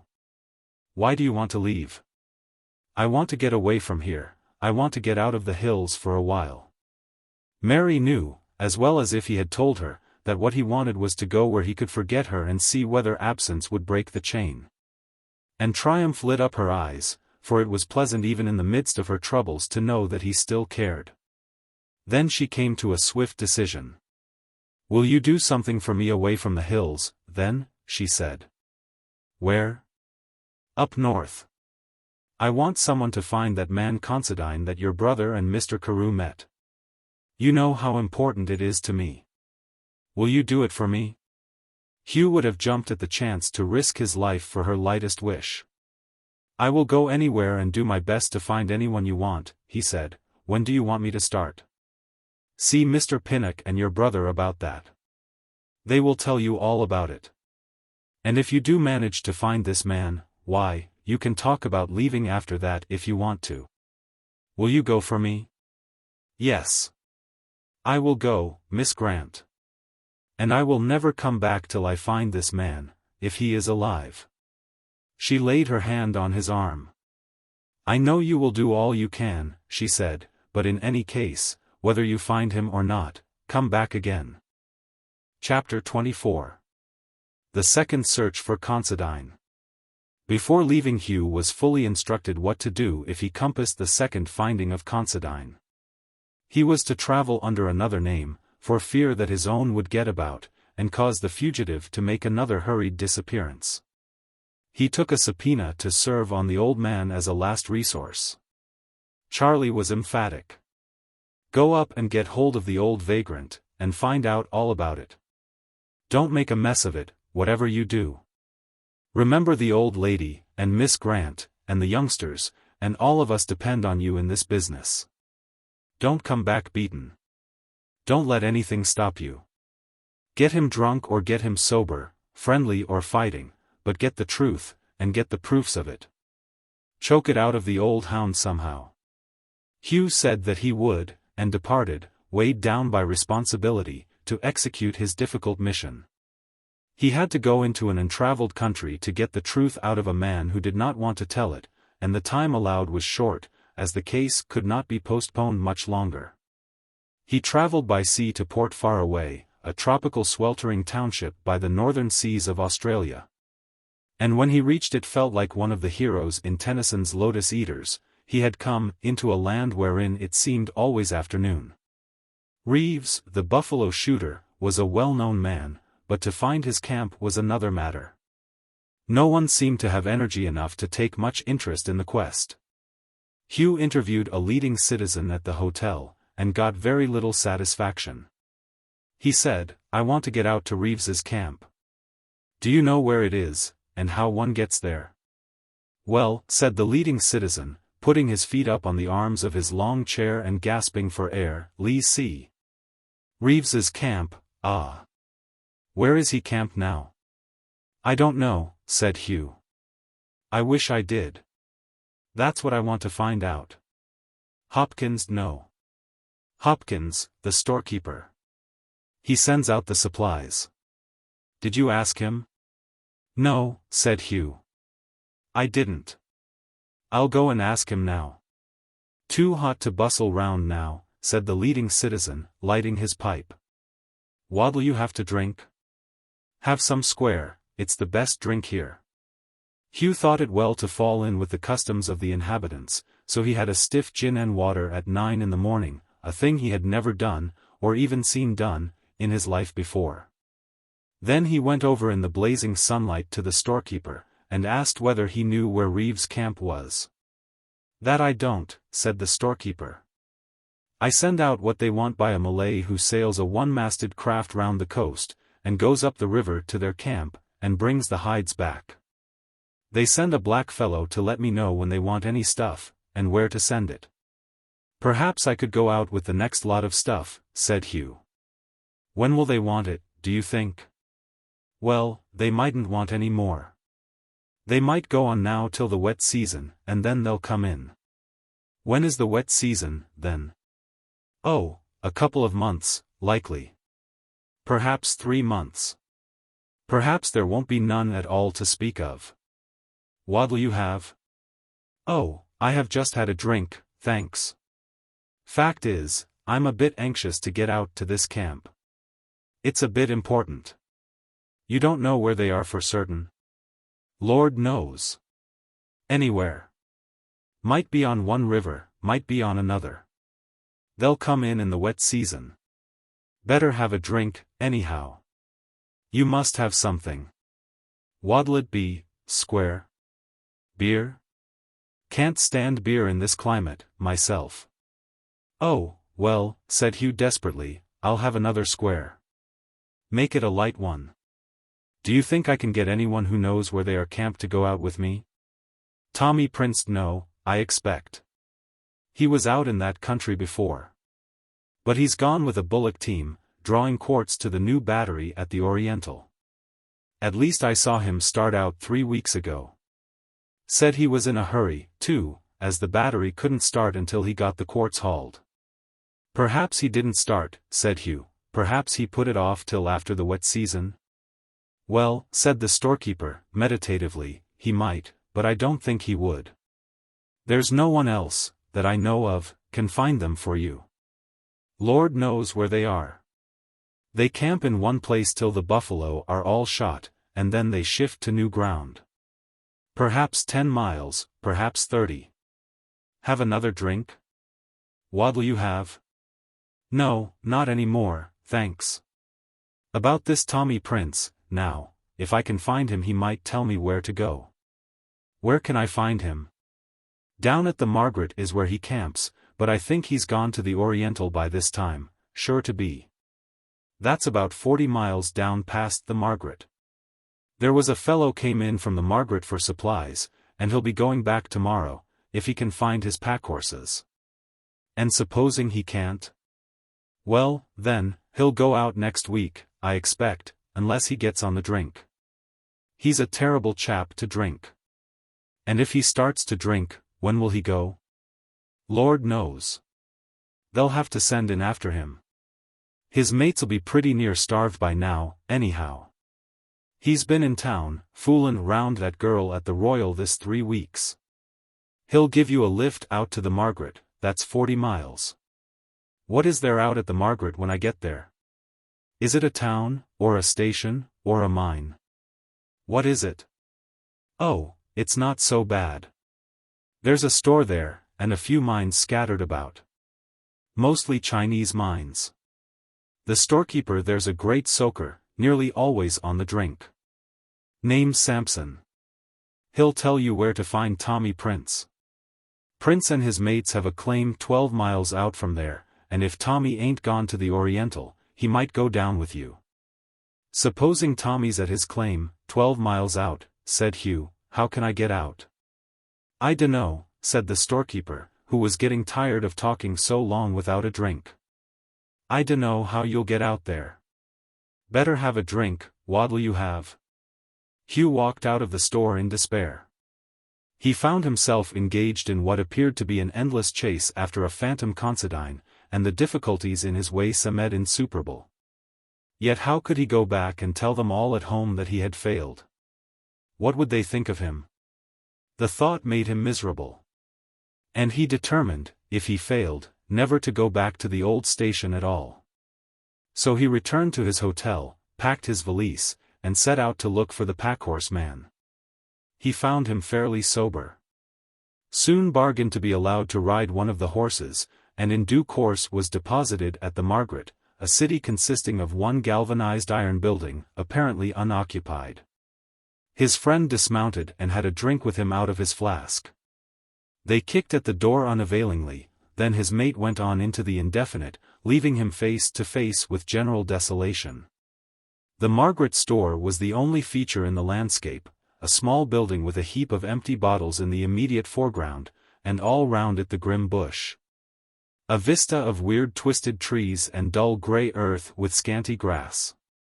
At the back were a well, a windlass, and a trough for water, round which about 100 goats were encamped. Hugh sat and smoked, and looked at the prospect. By and by out of the bush came 2 men, a Chinaman and a white man. The Chinaman was like all Chinamen, the white man was a fiery, red-faced, red-bearded, red-nosed little fellow. The chinny was dragging a goat along by the horns, the goat hanging back and protesting loudly in semi-human screams. Every now and again a black mongrel dog would make sudden fiendish dashes at the captive, and fasten its teeth in its neck. This made it bellow louder. But the Chinaman, with the impassibility of his race, dragged goat, dog, and all along, without the slightest show of interest. The white man trudged ahead, staring fixedly in front. When they reached the store he stared at Hugh as if he were the bunyip, but said no word. Then he unlocked the door, went in, and came out with a large knife, with which he proceeded to murder the goat scientifically. The chinny meanwhile bailed up the rest of the animals, and caught and milked a couple of nannies, while a patriarchal old Billy walked fragrantly round the yard, uttering hoarse books of defiance. It was a truly pastoral scene, but Hugh took little interest in it. He was engrossed with the task of getting out to the buffalo camp, finding Considine, and making him come forward and save the family. He approached the white, or rather red man, who cocked a suspicious eye at him, and went on tearing the hide off the goat. Hugh noticed that his hand trembled a good deal, and that a sort of foam gathered on his lips as he worked. "Good day," said Hugh. The man glared at him, but said nothing. "My name is Lambton," said Hugh. "I want to go out to the buffalo camp. I want to find Tommy Prince, to see if he can go out with me. Do you know where he is?" The man put the blade of the butcher's knife between his teeth, and stared again at Hugh, apparently having some difficulty in focusing him. Then his lips moved, and he was evidently trying to frame speech. He said, "Boo, boo, boo," for a few seconds, then he pulled himself together, and said, "What you want?" "I want to get to the buffalo camp," said Hugh. "You know Reeves's camp?" Here a twig fell to the ground just behind the man. He gave one blood-curdling yell, dropped the knife, and rushed past Hugh, screaming out, "Save me! Save me! They're after me! Look at them, look at them!" His hair stood perfectly erect with fright, and, as he ran, he glanced over his shoulder with frightened eyes. He didn't get far. In his panic he ran straight towards the well, banged his head against the windlass, and went thundering down the 20 or 30 feet of shaft souse into the water at the bottom, where he splashed and shrieked like a fiend, the noise reverberating up the long shaft. Hugh and the Chinaman ran to the well top, Hugh cursing under his breath. Every possible obstacle that could arise had arisen to block his journey. Every man that could have helped him was away, or dead, or otherwise missing. And now, to crown all, after getting thus far, he had apparently struck a prize lunatic, and would have to stay in that awful desolation, perhaps for a week, with him and a Chinaman. Perhaps he would have to give evidence on the lunatic's dead body, and even be accused of causing his death. All these thoughts flashed through his mind as he ran to the wellhead. From the noise he made the man was evidently not dead yet, and, looking down, he saw his eyes glaring up as he splashed in the water. "What's up with him?" roared Hugh to the Chinaman. "Him, blink, blink, all a time blink, him catchy hollows." They had started to lower the bucket, when suddenly the yells ceased, a loud bubbling was heard, and looking down they saw only a dim, round object above the water. Without an instant's delay Hugh put his foot in the bucket and signed to the chinny to lower him. Swiftly and silently he descended the well, jumped out of the bucket, and grabbed the floating body of the drunkard with one hand, holding on to the rope with the other. The man had collapsed, and was as limp as a rag. Hugh made the rope fast under his armpits, and gave the old mining cry, "On top there, haul away." Heavily the windlass creaked. Mightily the chinny strained. The unconscious figure was drawn out of the water and up the shaft, inch by inch. The weight of a man in wet clothes is considerably more than that of a bucket of water, and it seemed a certainty that either the old windlass would break or the Chinaman's arms give out. Slowly, slowly, the limp wet figure ascended the shaft, while Hugh supported himself in the water, by gripping the logs at the side of the well, praying that the tackle would hold.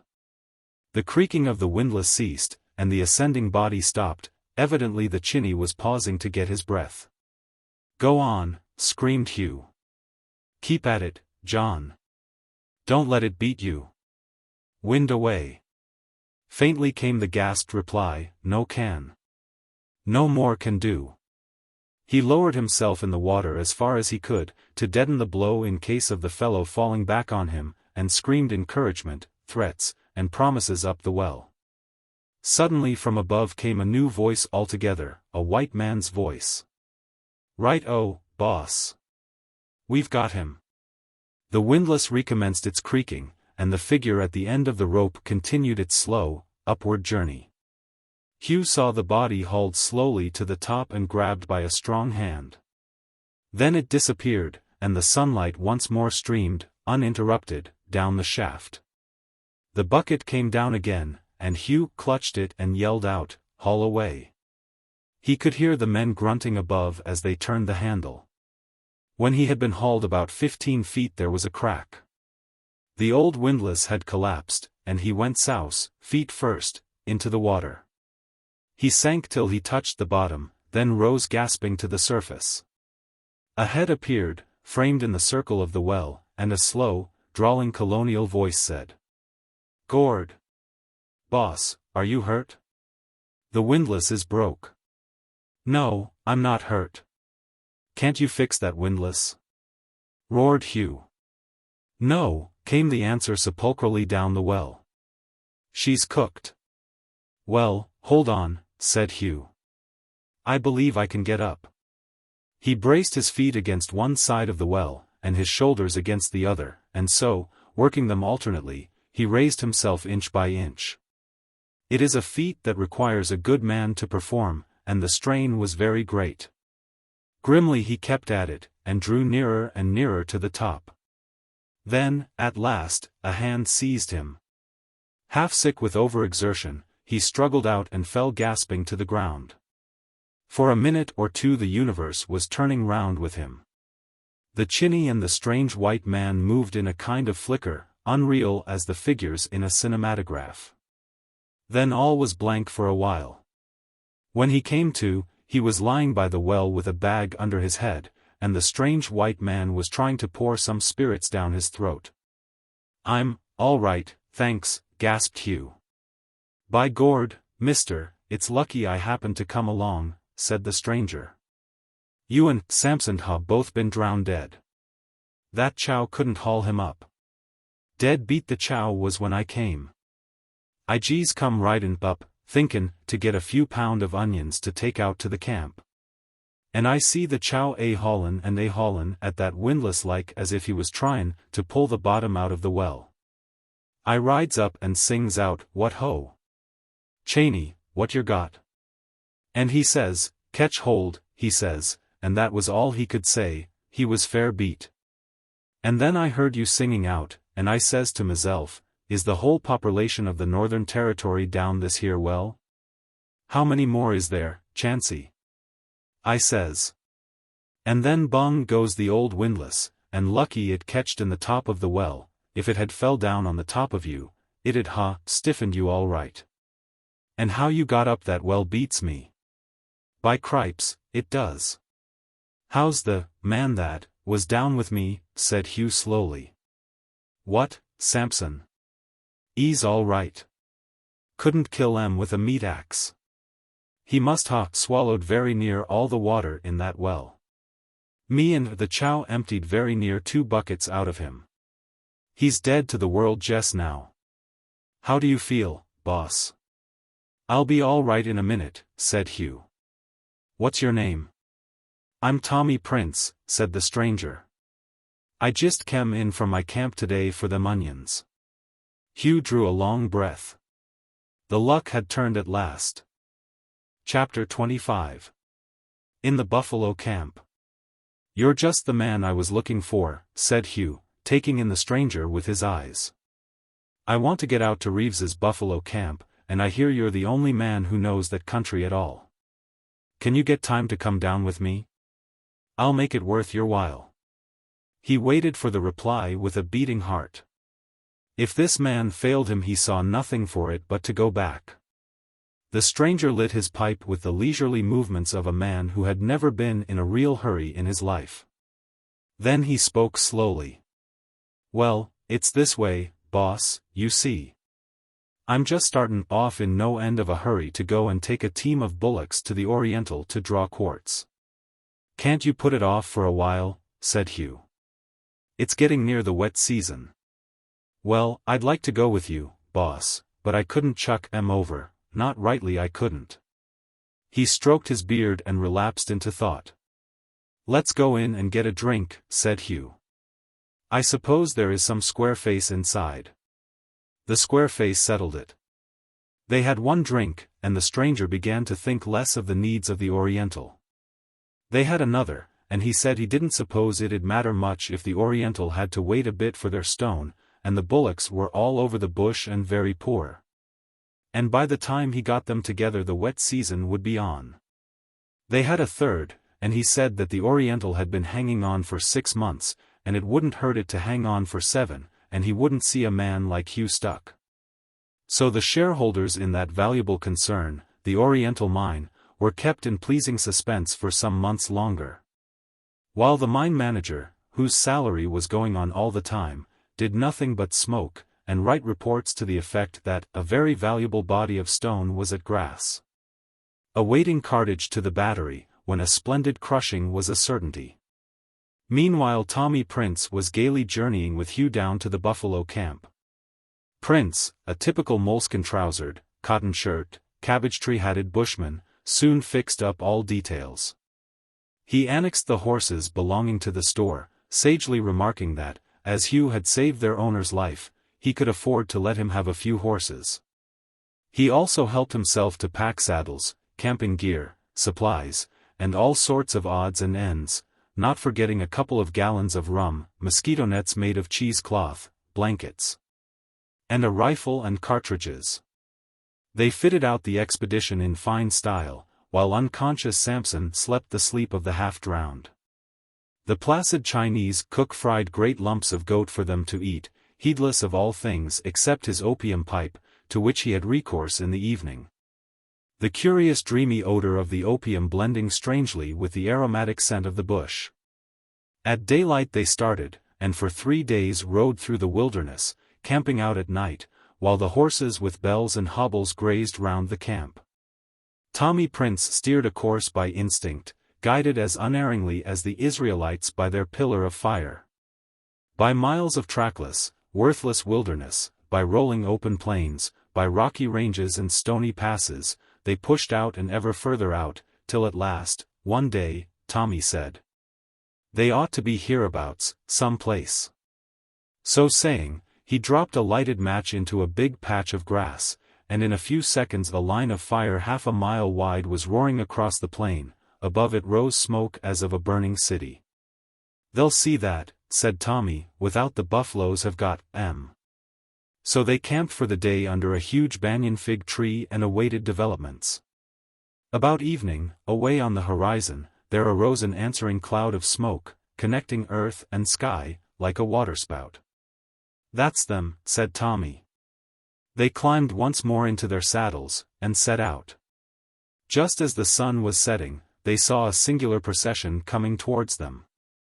In front rode 2 small, wiry, hard-featured, inexpressibly dirty men on big well-formed horses. They wore dungaree trousers, which had once been blue, but were now begrimed and blood-stained to a dull neutral color. Their shirts, once colored, but now nearly black, were worn outside the trousers, like a countryman's smock frock, and were drawn in at the waist by broad leathern belts full of cartridges. Their faces were half hidden by stubbly beards, and their bright alert eyes looked out from under the brims of 2 as dilapidated felt hats as ever graced head of man. Each carried a carbine between thigh and saddle. These were the buffalo shooters. Behind them rode an elderly, grizzled man, whom Hugh had no difficulty in recognizing as Keogh or Considine. Following him were some 7 or 8 packhorses, all heavily laden with hides. And behind the packhorses rode 3 or 4 naked blacks and a Chinaman. Hugh's guide at once made himself welcome in his happy-go-lucky style. He introduced Hugh as Mr. Lambton, from New South Wales. The buffalo shooters made him welcome after the fashion of their kind. But Considine was obviously uneasy, and avoided him, riding with Tommy Prince for a while, and evidently trying to find out what Hugh had come for. That night, when they got to the buffalo shooters' camp, Hugh opened fire on Considine. The veteran was in a cheerful mood after his meal, and Hugh wanted to start diplomatically, thinking he might persuade him. If that failed, he would give him the summons. But he would start with the suaviter in modo. When it came to the point, however, he forgot his diplomacy, and plunged straight into trouble. "I'll tell you what I've come up here for, Considine," he said. "My name's Hugh Gordon, and I want to find out something about your marriage with Peggy Donahoe." "Well, if that's what you come for, mister," said the veteran, pulling a fire stick out of the fire, and slowly lighting his pipe, "if that's what you come for, puff, puff. Puff, you've come on a wild goose chase. I never knew no Peggy Donahoe in my life. My wife, Puff, was a small, dark woman, named Smith. I thought you told my brother that you married Peggy Donahoe." "So I might have told him," assented the veteran. "Quite likely I did, but I must have made a mistake. A man might easy make a mistake over a thing like that. What odds is it to you who I married, anyhow?" "What odds?" "Why, look here, Considine, it means that my old mother will be turned out of her home." "That's some odds to me, isn't it?" "Yairs, that's right enough, mister," said the courteous Considine, "it's lots of odds to you, but what I ask you is, what odds is it to me? Why should I go and saddle myself with a she-devil just when I'm coming into a bit of money? I'd walk miles to do her a bad turn." "Well, if you want to do her a bad turn, come down and block her getting Mr. Grant's estate." "Yes, and put her on to myself. What next? I tell you, mister, straight, I wouldn't have that woman tied to me for all the money in China. That English bloke said there was a big fortune for me in England.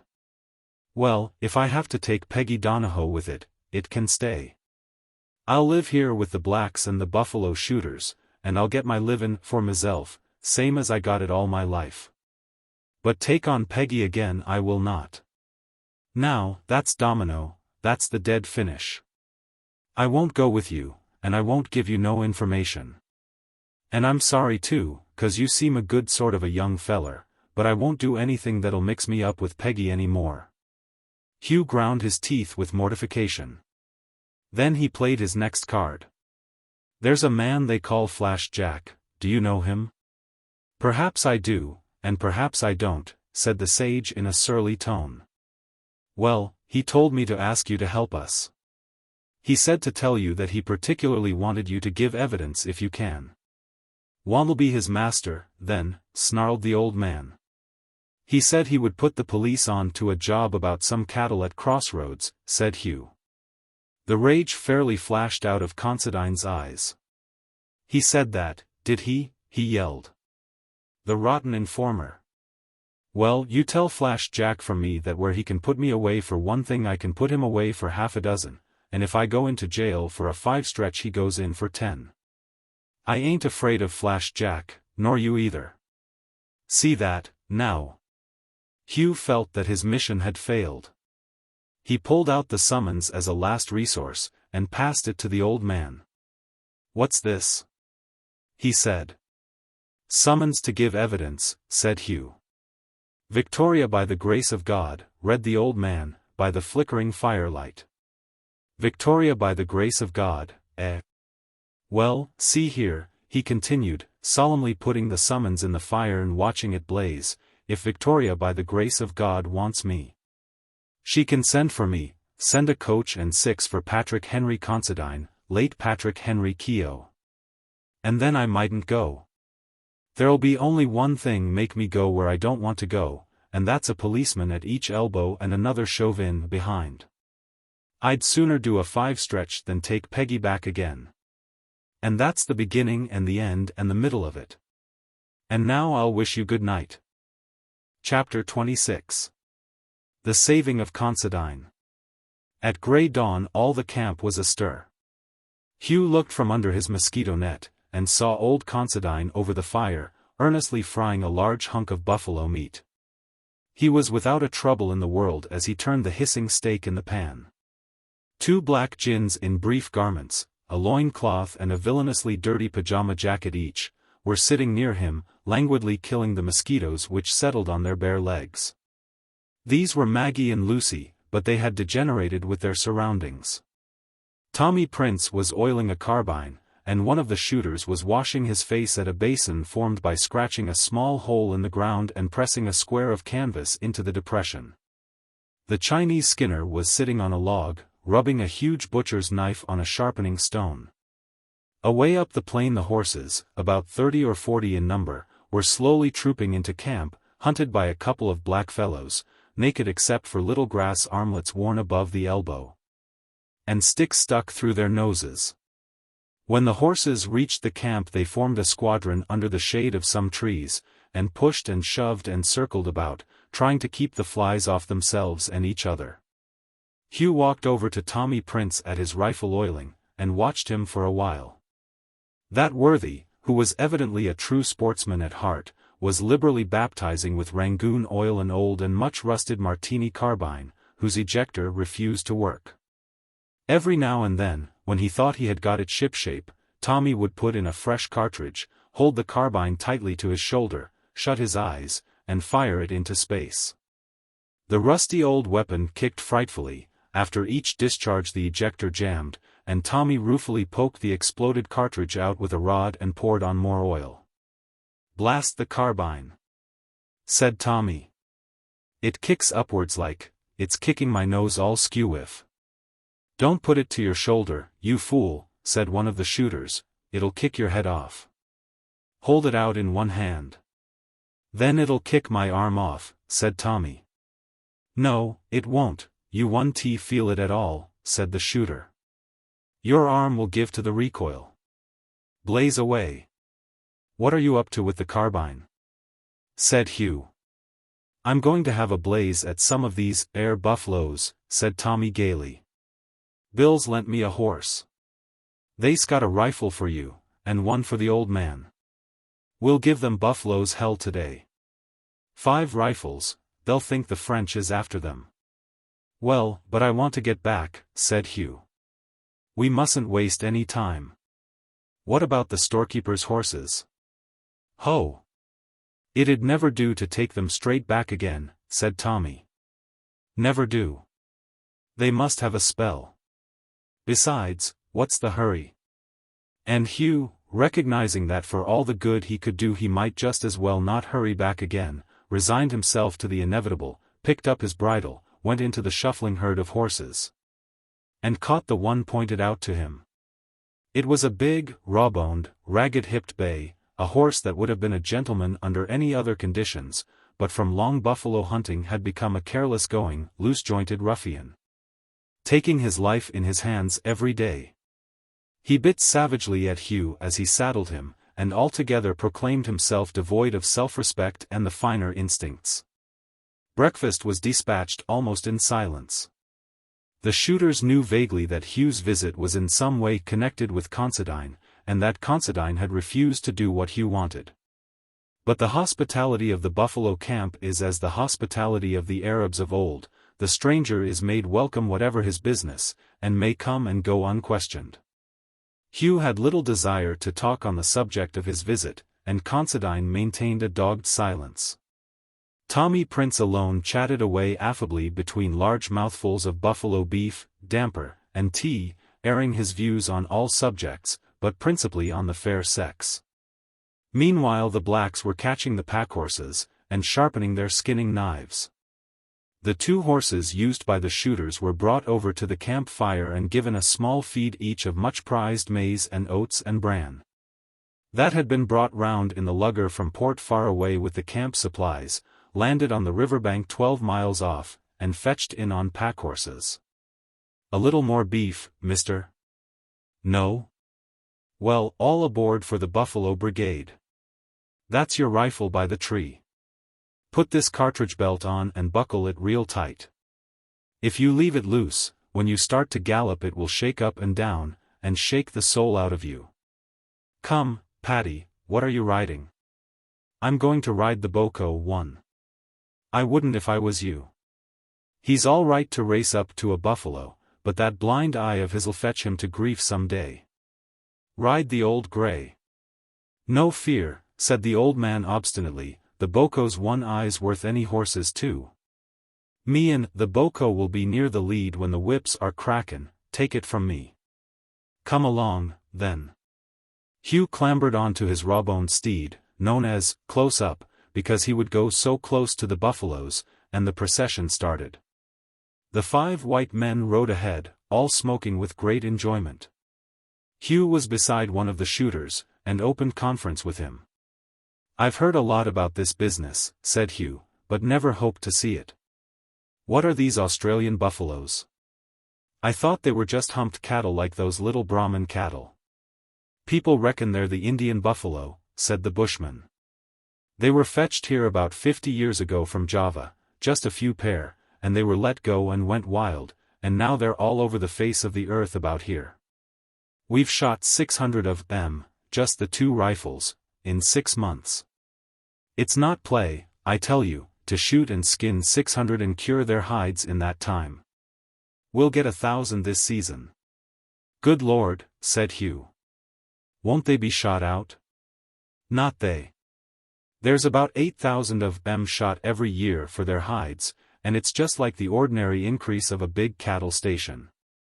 They're all over these plains, and for miles and miles away down the coast, and in the jungles there's thousands of them. There's jungles here that are 100 miles round, and no animal but a buffalo will go into them.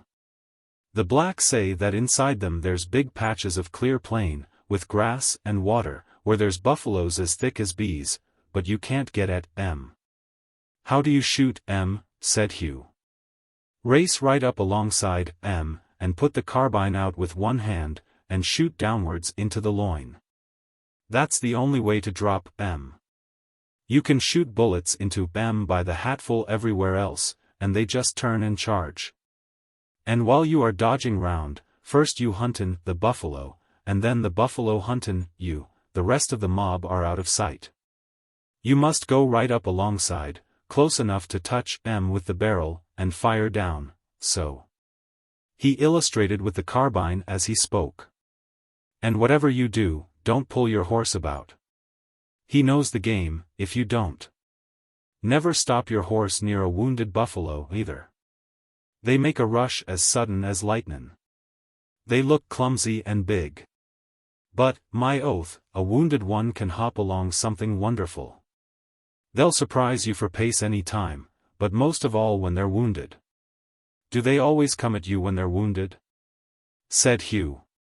Always, said the shooter, and very often when they're not wounded they'll turn and charge if you've run them a long way. You want to look out, I tell you. They'll very sudden, and if they catch your horse they'll grind him into pulp. Ben, my mate here, had a horse killed under him last week, horse we gave 25 quid for, and that's a long shot for a buffalo horse. I believe in India they shoot 'em off elephants, but that's 'cause they won't come out in the open like they do here. There's hundreds of toffs in England and India'd give their ears for a day after these, you know. Hello. Look. See there. Far away out on the plain Hugh saw 15 or 20 bluish-gray mounds in a line rising above the grass. It was a herd of buffalo feeding. The animals never lifted their heads, and were curiously like a lot of railway trucks covered with grey tarpaulin. It was impossible to tell which was head and which was tail. A short halt was made while girths were tightened, cartridges slipped into place, and hats jammed on. They all mounted and rode slowly towards the herd, which was at least half a mile off, and still feeding steadily. Everyone kept his horse in hand, ready for a dash the moment the mob lifted their heads. How fast will they go? Whispered Hugh to the nearest shooter. Fast as blazes. You've no idea how fast they are. They're the biggest take-in there is. When they lift their heads they'll stare for half a minute, and then they'll run. The moment they start, off you go. Watch 'em. There's one sees us. Keep steady yet, don't rush till they start. One of the blue mounds lifted a huge black-muzzled head, decorated with an enormous pair of sickle-shaped horns that stretched right back to the shoulders. He stared with great sullen eyes and trotted a few paces towards them, one after another. The rest lifted their heads and stared too. Closer drew the horsemen at their steady, silent jog, the horses pricking their ears and getting on their toes as racehorses do at the start of a race. "Be ready," said the shooter. "Now." The mob, with one impulse, wheeled, and set off at a heavy lumbering gallop, and the horses dashed in full gallop after them. It was a ride worth a year of a man's life. Every man sat down to his work like a jockey finishing a race, and the big stock horses went through the long grass like hawks swooping down on a flock of pigeons. The men carried their carbines loaded, holding them straight up over the shoulder so as to lessen the jerking of the wrist caused by the gallop. The surface of the plain was level enough, but frightfully bad going. The sun had baked the black soil till great gaping cracks, a couple of feet wide and 10 feet deep, were opened in the ground. The buffaloes had wallowed in the wet season and made round well-like holes that were now hard, dry pitfalls. Here and there a treacherous, slimy watercourse wound its slinking way along, making a bog in which a horse would sink to his shoulders. And over all these traps and pitfalls the long waving jungle grass drew a veil. Every now and then belts of small bamboo were crossed, into which the horses dashed blindly, forcing their way through by their weight. When they started the buffaloes had a lead of 1/4 of a mile, and judging by their slogging, labored gallop, it looked as though the horses would run into them in half a mile.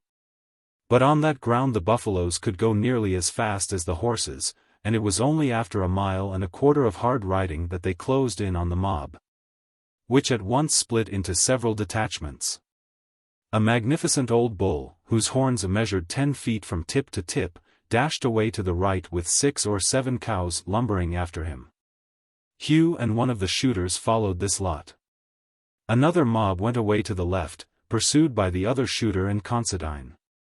While one old cow, having had enough running, suddenly wheeled in her tracks, and charged straight at Tommy Prince, whose horse at once whipped round and carried his rider, with the old cow at his tail, into a clump of bamboos.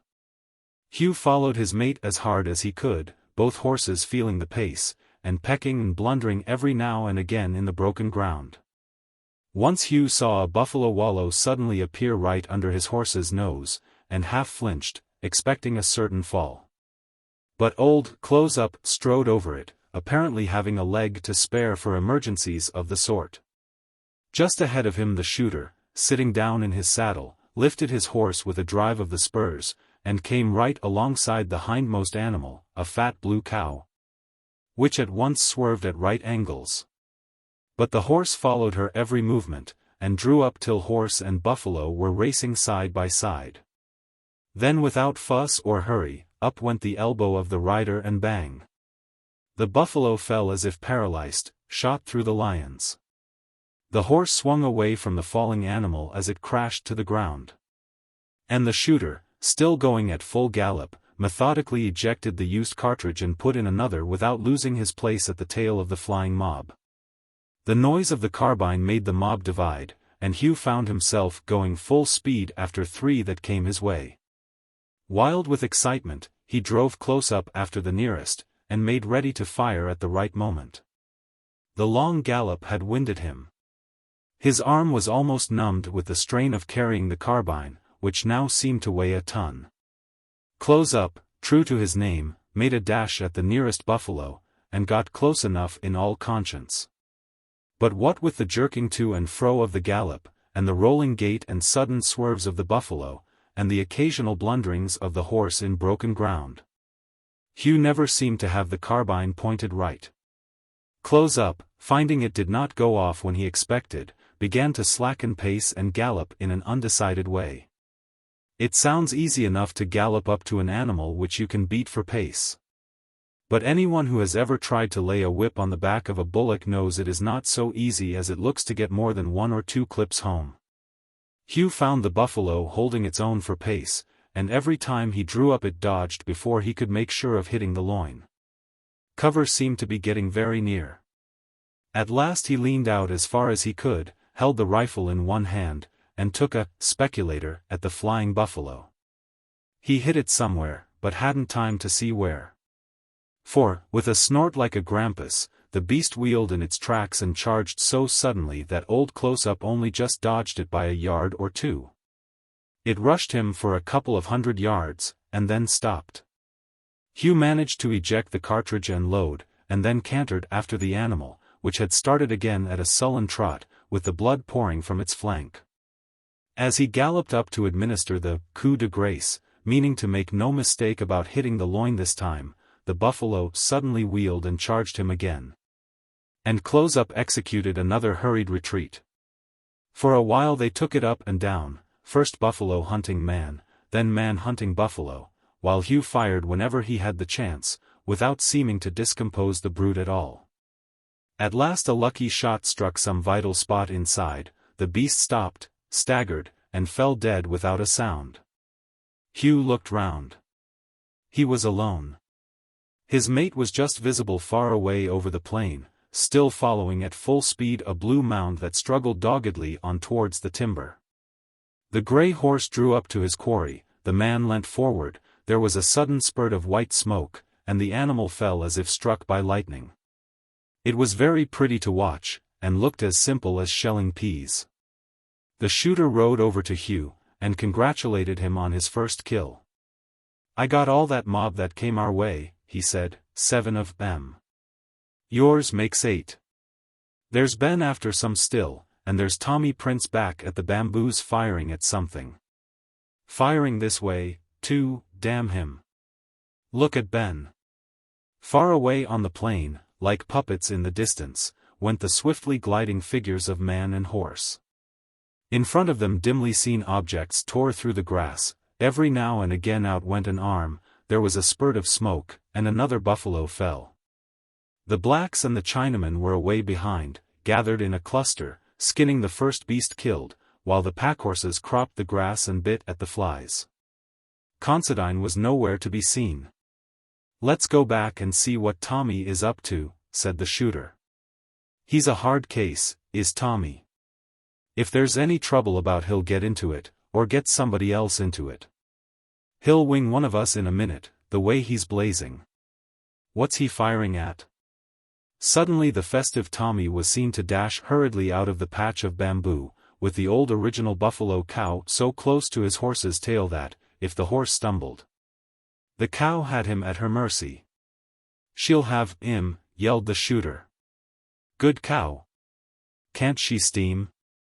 Come on, and let's see the fun." For a while it looked any odds on the cow. Then she slackened pace, wheeled round, and bolted back to the bamboos. They found Tommy very excited. He had used about 18 cartridges, and had nothing to show for it. "That's the most underhand cow ever I seen," said Tommy. "She runs into them their bamboos and pretends she's going to run right clean through to Queensland, and when I go in after her, she wheels round and hunts me for my life. Near had me twice, she did. Every time I fire the old carbine, it jams, and I have to get the rod to it. Gimme your rifle, Walter, and I'll go in and finish her." "She must have a lead mine in her already," said the shooter. "Mind she don't catch you, Tommy." Tommy went in, but couldn't find a sign of the cow. While they were talking she had slipped along the belt of bamboos, and was then, no doubt, waiting for a chance to rush somebody. As no one cared to chance riding onto her in that jungle, she escaped with the honors of war. The other shooter came up, having shot 9, and reported that Considine had had a fall. His horse, not being used to the country, had plunged up to his shoulders in a concealed buffalo wallow, and turned right over on him. Luckily, the buffalo he was after was well ahead, and did not turn to charge him, but he was very much shaken. When he came up, however, he insisted on going on. They set to work to find the rest of the dead buffaloes, no easy matter in that long grass, and all hands commenced skinning. This job kept them till noonday, when they camped under some trees for their midday meal, hobbling the horses. Then they rested for an hour or two, packed the hides on the packhorses, and heavily loaded they were, each hide weighing about 1 hundredweight, and went back to the hunt. Scanning the plain carefully. They were all riding together through a belt of timber, the blacks and the Chinamen being well up with the packhorses, when suddenly the blacks burst out with great excitement. "Buffalo! Buffalo!" Sure enough, a huge blue bull, a regular old patriarch, that had evidently been hunted out of a herd, and was camping by himself in the timber, made a rush out of some thick trees, and set off towards a dense jungle, that could be seen half a mile or so away. Hugh and Considine were nearest him, each with his rifle ready, and started after him together, full gallop through the timber. The old man was evidently anxious to make up for his morning's failure, and to take Hugh down a peg, for he set a fearful pace through the trees, grazing one and gliding under the boughs of another as only a trained bushrider can. Hugh, coming from the mountains, was no duffer in timbered country either, and the two of them went at a merry pace for a while. The bull was puzzled by having two pursuers, and often in swerving from one or the other would hit a tree with his huge horns, and fairly bounce off it. He never attempted to turn, but kept straight on, and they drew on to him in silence, almost side by side, riding jealously for the first shot. Considine was on the wrong side, and had to use the carbine on the near side of his horse. But he was undeniably a good rider, and laughed grimly as he got first alongside, and, leaning over, prepared to fire. Then a strange thing happened. Before he could fire, the buffalo bull tripped on a stump and fell on his knees, causing Considine's horse to shoot almost past him. As the bull rose again, he sprang savagely sideways, bringing his huge head up from beneath, and fairly impaled the horse on his horn. It gave a terrible scream, and reared over. The old man never lost his nerve. Almost as he fell he fired down into the buffalo's shoulder, but the bullet had no effect. Man and horse were fetched smashing to the ground, the man pinned under the horse's body. The bull hesitated a second before hurling himself upon the two. And in that second Hugh jumped from his horse, ran up, stood over the fallen man, holding out the rifle like a pistol with the muzzle an inch off the bull's head, and fired. A buffalo's skull is 1.5 inches thick, solid bone, as hard as granite, but a Martini carbine, sighted for 1,000 yards, will pierce it like paper at short range. The smoke had not cleared away when the huge beast fell to the ground within 2 feet of his intended victims. Hugh pulled Considine from under the horse. The unfortunate beast struggled to his feet, with blood gushing from a terrible wound in the belly, ran 50 yards, and fell dead. The old man looked round him in silence. "Serve me damn well right," he said at last. "I ought to have got the other side of the buffalo." Not another word did he say, as he transferred his saddle to one of the blacks' horses. But in the camp, that night, the old man came over to Hugh holding a paper in his hand. "I've got something for you," he said. "Here's the certificate of my weddin with Peggy Donahoe. The parson gave us each one. That ought to do you, oughtn't it? I'll come down with you, as soon as you like, and give all the evidence you want. I'll chance how I get on with Peg. I'll divorce her, or poison her, or get shut of her somehow. But after what you done today I'm on Grant's side, I am." And off he stalked to bed, while Hugh talked long with Tommy Prince and the buffalo shooters of the best way to get down to the wire and send the news of his success.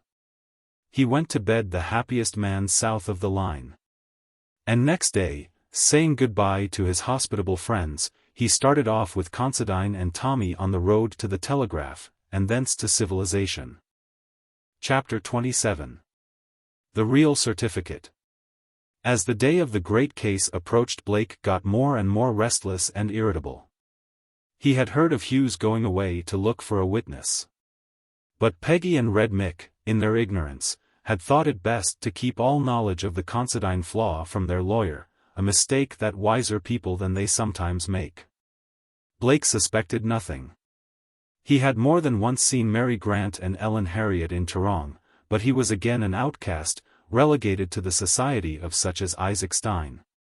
Well, he would see it out, and would yet make these people glad to crawl to him. Ellen Harriet he never spoke to. However the case went and whoever won, she could be of no use to him, so he decided to include her among his enemies. And though she went deathly white when she saw him, she made no sign of recognition. There was one thing, however, which he had to do before taking the case into court, and that was to secure a fair share of the spoil for himself. He had no intention of slaving at the case, perhaps for years, for what he would get as costs. So, a week or two before the case was due to come on, he sent for Peggy and read Mick. It was a hot summer day when Peggy came in. Out of doors there was a blinding glare, and the heat had drawn the scent out of the unseasoned pine with which Toronto was mostly built, till the air was filled with a sort of incense. Peggy came in hot and short-tempered. The strain was beginning to tell on her nerves, and, from a remark or two she let fall, Blake saw that she might be inclined to give trouble if not promptly brought into subjection. "I've sent for you," he said. "Ease, and the first thing." He interrupted her sharply. "The first thing is, how much am I going to get out of this case if I win it?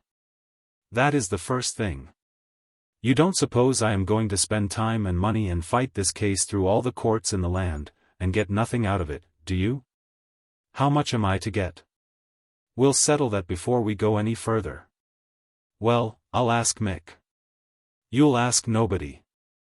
Mick isn't Grant's widow, and you are of age, goodness knows. How much? How much do you want?" "I want 1/3 of what you get. That'll leave you nearly $1 million of money. There will be well over $1 million to divide. There will be a big lawsuit, and lots of appeals, and if I am to see it through it will cost a great lot of money, so if I win I mean to make it pay me. That's my figure. 1/3. Take it or leave it." Peggy wriggled about, but knew that she would have to give in. It was a reasonable proposal, as things stood, but she did not like the way in which she had been bullied. She looked at Blake queerly. "If we have to give ye 1/3, ye may as well know all about it. Ye'll be a partner like." Blake stared at her. He could not guess what she was driving at. Peggy slowly drew out of a handbag a faded piece of paper and handed it to him without a word. It was the original marriage certificate, the same that Ellen Harriet had seen at Red Mick's. He unfolded it and spread it out on the table. "What's this?" "Read it." "I certify that I, Thomas Nettleship," he mumbled through the formula, then, sharply, "what's this name doing here? Who is Patrick Henry Keogh? Is there such a person?" "Ease," said Peggy, boiling up. "A long slab-sided useless feller. He's gone to live with the blacks. He'll never come back no more. Most like he's dead by this time, speared or the like of that." For a few seconds Blake, the cool, audacious gambler, was dazed, in spite of his natural self-confidence. He saw how he had been duped.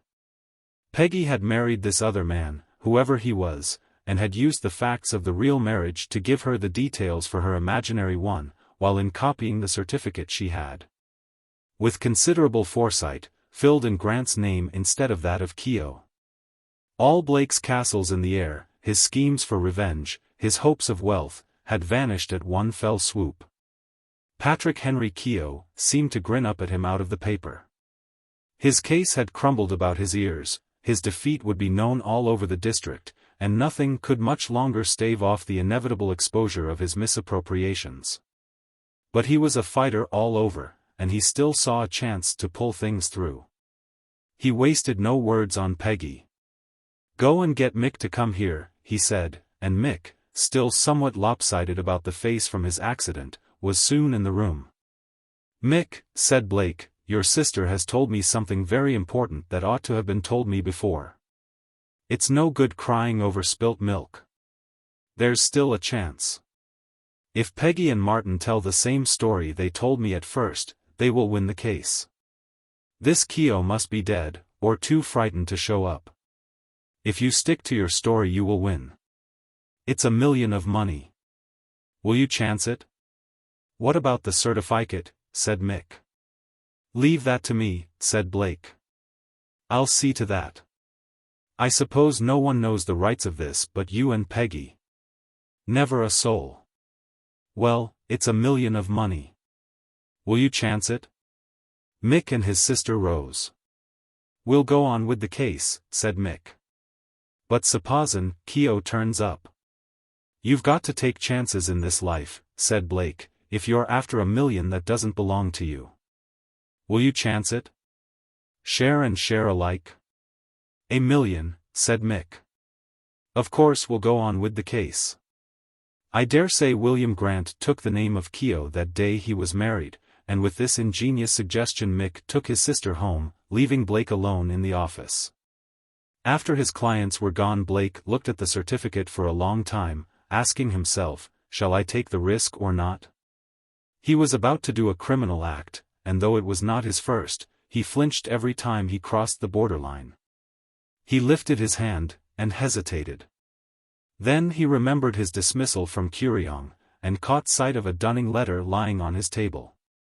That decided him. The risk was worth taking. The danger was great, but the stake was worth it.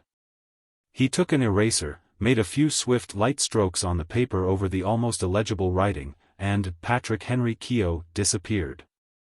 On the space that it had occupied he wrote, William Grant, in faint strokes of a pencil. He had crossed the borderline of crime once more. Chapter 28.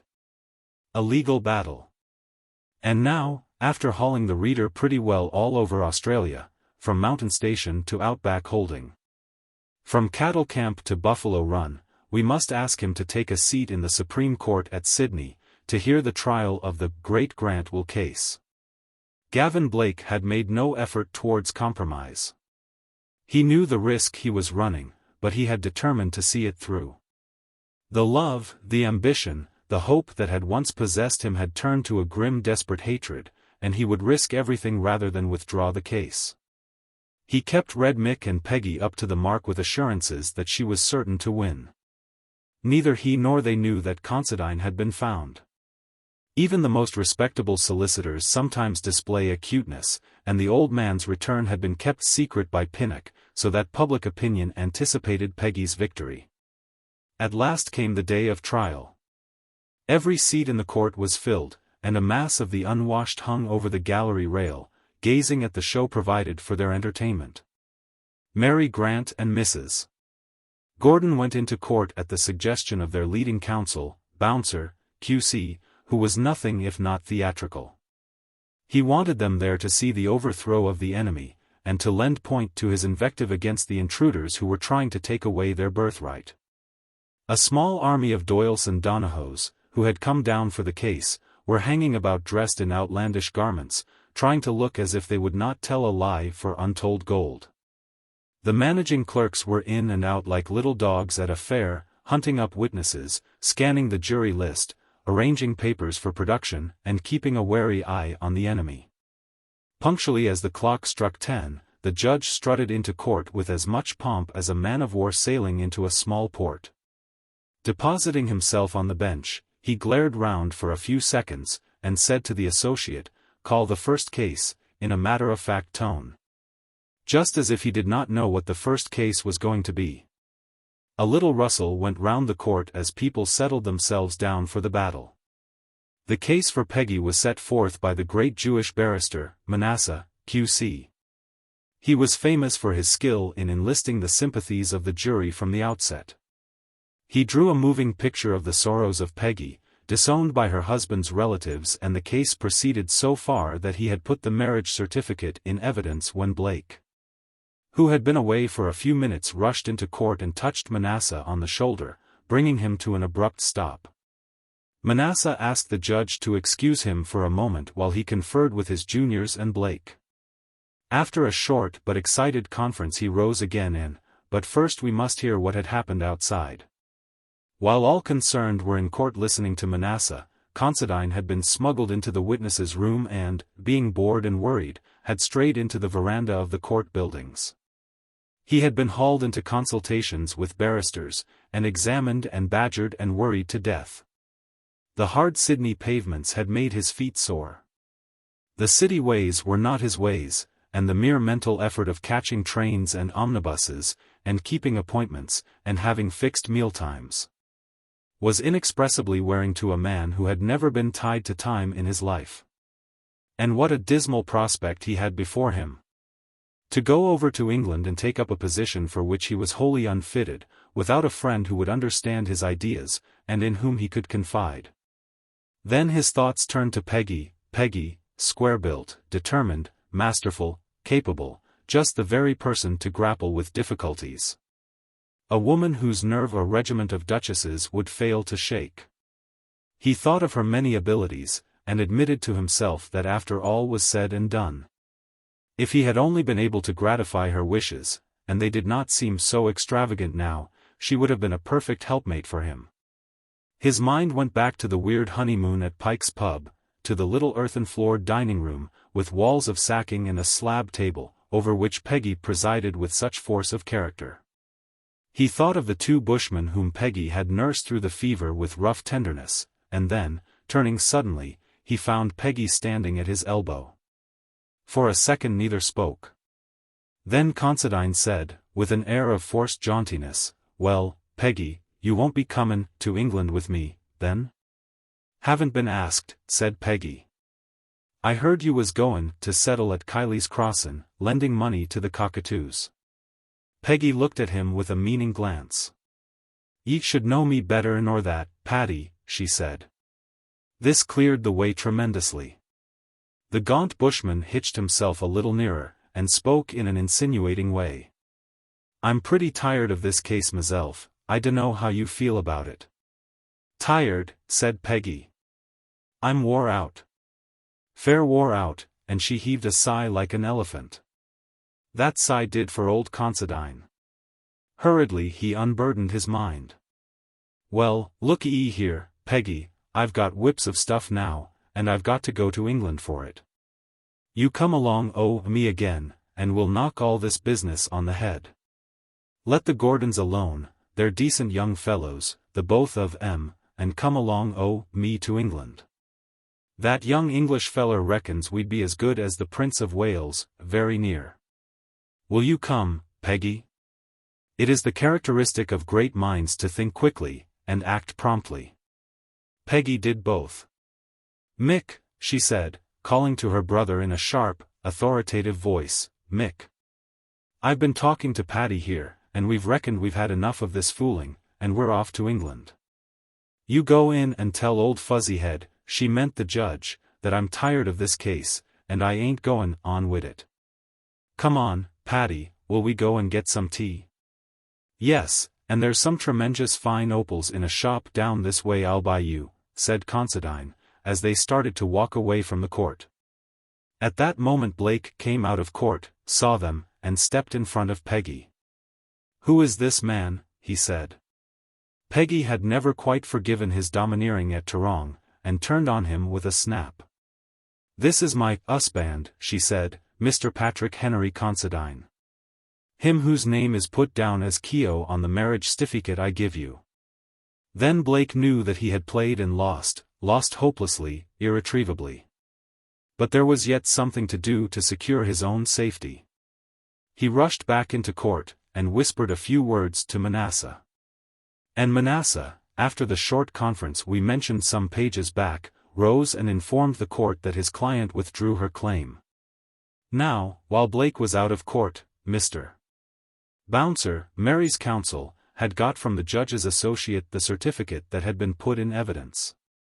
Ellen Harriet, sitting with Mary and Mrs. Gordon behind him, gave a little cry of surprise when she saw the paper. She touched Mr. Bouncer on the shoulder, and for a few seconds they held an excited dialogue in whispers. So Mr. Bouncer rose as Manasseh sat down, with a smile of satisfaction on his face. "I must object to any withdrawal, Your Honor," he said. "My client's vast interests are still liable to be assailed by any claimant. I wish Your Honor to insist that the case be heard. A claim has been made here of a most dastardly nature, and I submit that Your Honor will not allow the claimants to withdraw without some investigation. I will ask Your Honor to put Gavin Blake in the box." Mr. Manasseh objected. He said that there was no longer any case before the court. And Gavin Blake, white to the lips, waited for the judge's decision. As he waited, he looked round and caught the eye of Ellen Harriet. Cool, untroubled, the heavy-lidded eyes met his, and he saw no hope there. She had neither forgiven nor forgotten. Now, it so happened that the judge felt rather balked at the sudden collapse of the big case, in which he had intended to play a star part. "Why do you want to put plaintiff's attorney in the box, Mr. Bouncer?" he said. "I want to examine him as to how and when the name of William Grant got on that certificate. I have evidence to prove that the name on it, only a few months ago, was that of Patrick Keogh." Said the little judge. "I don't see, that I can decide anything, whatever. Case is withdrawn." "But in the interests of justice, and seeing, I say," he went on, warming to his work as the question laid itself open before him, "that there is serious suspicion of fraud and forgery. It would be wrong on my part to allow the case to close without some investigation in the interests of justice. As to Mr. Manasseh's objection, that the court is functus officio so far as this case is concerned, I uphold that contention. But, in exercise of the power that the court holds over its officers, I consider that I have the power, and that I should exercise the power, of putting the solicitor in the box to explain how this document came into its present state. Let Mr. Blake go into the box." But while the little judge was delivering his well-rounded sentences, Blake had slipped out of court and made off to his lodgings. He had failed in everything. He might perhaps keep out of jail, but the blow to his reputation was fatal. He had played for a big stake and lost, and he saw before him only drudgery and lifelong shame. He had reached his lodgings, half-turned at the door, and saw behind him the court tipstaff, who had been sent after him. "The judge wants you back at the court, Mr. Blake," said the tipstaff. "All right. Wait till I run up to my room for some papers. I'll be down in a minute," and he ran upstairs. The tipstaff waited cheerfully enough, until he heard the crack of a revolver shot echo through the passages of the big boarding house. Then he rushed upstairs, to find that Gavin Blake had gone before another court than the one that was waiting for him so anxiously. Chapter 29. Races and a Win. After the great case was over, life at Kuriong went on its old round. Mary Grant, now undisputed owner, took up the reins of government, and Hugh was kept there always on one pretext or another. Considine and his wife stayed a while in the district before starting for England, and were on the best of terms with the folk at the Homestead. Peggy's daring attempt to seize the estate having been forgiven for her husband's sake. Mary seemed to take a delicious pleasure in making Hugh come to her for orders and consultations. She signed without question anything that Charlie put before her, but Hugh was constantly called in to explain all sorts of things. The position was difficult in the extreme, although Peggy tried to give Hugh good advice. "Sure, the girl's fond of you, Mr. Hugh," she said. "Why don't you ask her to marry you? See what a good thing it'd be? She's only waitin' to be asked." "I'll manage my own affairs, thank you," said Hugh. "It isn't likely I'm going to ask her now, when I haven't got a penny." He was as miserable as a man could well be, and was on the point of leaving the station and going back to the buffalo camp in search of solitude, when an unexpected incident suddenly brought matters to a climax. A year had slipped by since William Grant's death, and the glorious spring came round again. The river was bank-high with the melting of the mountain snows, the English fruit trees were all blossoming, and the willows a-bud. One day the mailman left a large handbill, announcing the spring race meeting at Kiley's, a festival sacred, as a rule, to the Doyles and the Donahoes, at which no outsider had any earthly chance of winning a race. In William Grant's time the handbill would have soon reached the fireplace. He did not countenance running station horses at the local meetings. Under the new owner things were different. Charlie Gordon was spoiling for a chance to run Revoke, a back-block purchase, against the locals, and suggested it in an offhand sort of way while reading the circular. Hugh opposed the notion altogether. His opposition apparently made Miss Grant determined to go on with the scheme, and she gave Charlie carte blanche in the matter. When race day arrived, there was quite a merry party at the homestead. Carew was making himself very attentive to Ellen Harriet, Mary was flirting very openly with Charlie Gordon, to Hugh's intense misery. And it was whispered about the station that the younger brother would be deposed in favor of the elder. Hugh did not want to go to the races, but Mary asked him so directly that he had no option. It was a typical Australian spring day. The sky was blue, the air was fresh, the breeze made great, long, rippling waves in the grass, and every soul in the place, Mary in particular, seemed determined to enjoy it to the utmost. Revoke, the station champion, came in first in his race, and was promptly disqualified for short wait, but Mary didn't care. "What is the use of worrying over it?" she said. "It doesn't really matter." "I have been done," said the bushman. "Red Mick lent me the lead cloth, and helped me saddle up, and I believe he took some lead out while we were saddling. It never dropped out. That I'm sure of." "Oh, never mind, Mr. Gordon. Forget it. There's your brother, Hugh, thinks we ought not to have come, and now you are turning sulky. Why do all you Australian people amuse yourselves so sadly?"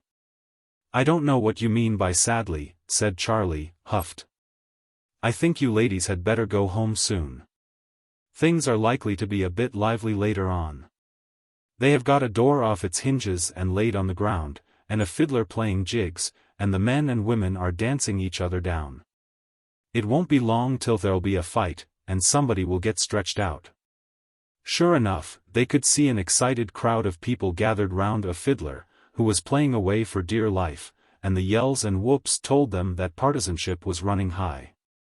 All the young bloods of the ranges were there in their very best finery, cabbage tree hat, well tilted back, and secured by a string under the nose, gaudy cotton shirt, and tweed trousers of loud pattern, secured round the waist by flaring red or green sashes. In this garb such as fancied themselves as dancers were taking their turns on the door. They began by ambling with a sort of strutting walk once or twice round the circumscribed platform. Then, with head well back and eyes closed, dashed into the steps of the dance, each introducing varied steps and innovations of his own, which, if intricate and neatly executed, were greeted with great applause. So it happened that after Jerry the Swell, the recognized champion of the Doyles, had gone off with an extremely self-satisfied air, some adherents of young Red Mick, the opposition champion, took occasion to criticize Jerry's performance. "Darnce," they said. "Jerry the Swell, darnce. Why, we've got an old poley cow would darnce him blind. Haven't we, Mick?" "Yiers," said young Mick, with withering emphasis. "Darnce. He can't darnce. I'll run, darnce, jump, or fight any man in the district for 2 quid. Before the challenge could be accepted there was an unexpected interruption. Hugh had put the big trotting mare in the light trap for Miss Harriet and Mary to drive home. Gentle Annie was used to racing, and Hugh warned the girls to be careful in starting her, as she would probably be excited by the crowd.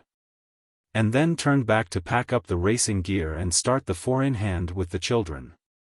As they were putting the racing saddle, bridles, and other gear into the vehicle, Charlie, who had been fuming ever since his defeat, caught sight of the missing lead bag. He picked it up without a word, and with a fierce gleam in his eye, started over to the group of dancers, followed hurriedly by Carew. Just as young Mick was repeating his challenge to run, jump, dance, or fight anybody in the district, Gordon threw the lead bag, weighing about 6 pounds, full in Red Mick's face. "There's your lead, you thief," he said. "Dance on that." Red Mick staggered back a pace or two, picked up an empty bottle from the ground, and made a dash at Gordon. The latter let out a vicious drive with his left that caught Mick under the ear and sent him down like a bullock. In a second the whole crowd surged together in one confused melee, everybody hitting at everybody amid a babel of shouts and curses. The combat swayed out onto the racecourse, where half a dozen men fell over the ropes and pulled as many more down with them, and those that were down fought on the ground, while the others walked on them and fought over their heads. Carew, who was quite in his element, hit every head he saw, and knocked his knuckles to pieces on Black Andy Kelly's teeth. The fight he put up, and the terrific force of his hitting, are traditions among the mountain men to this day.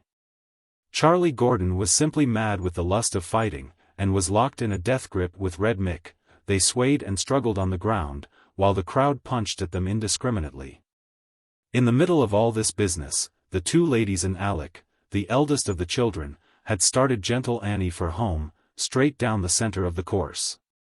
The big mare, hearing the yelling, and recognizing that she was once more on a racetrack, suddenly caught hold of the bit, and came sweeping up the straight full stretch, her great legs flying to and fro like pistons.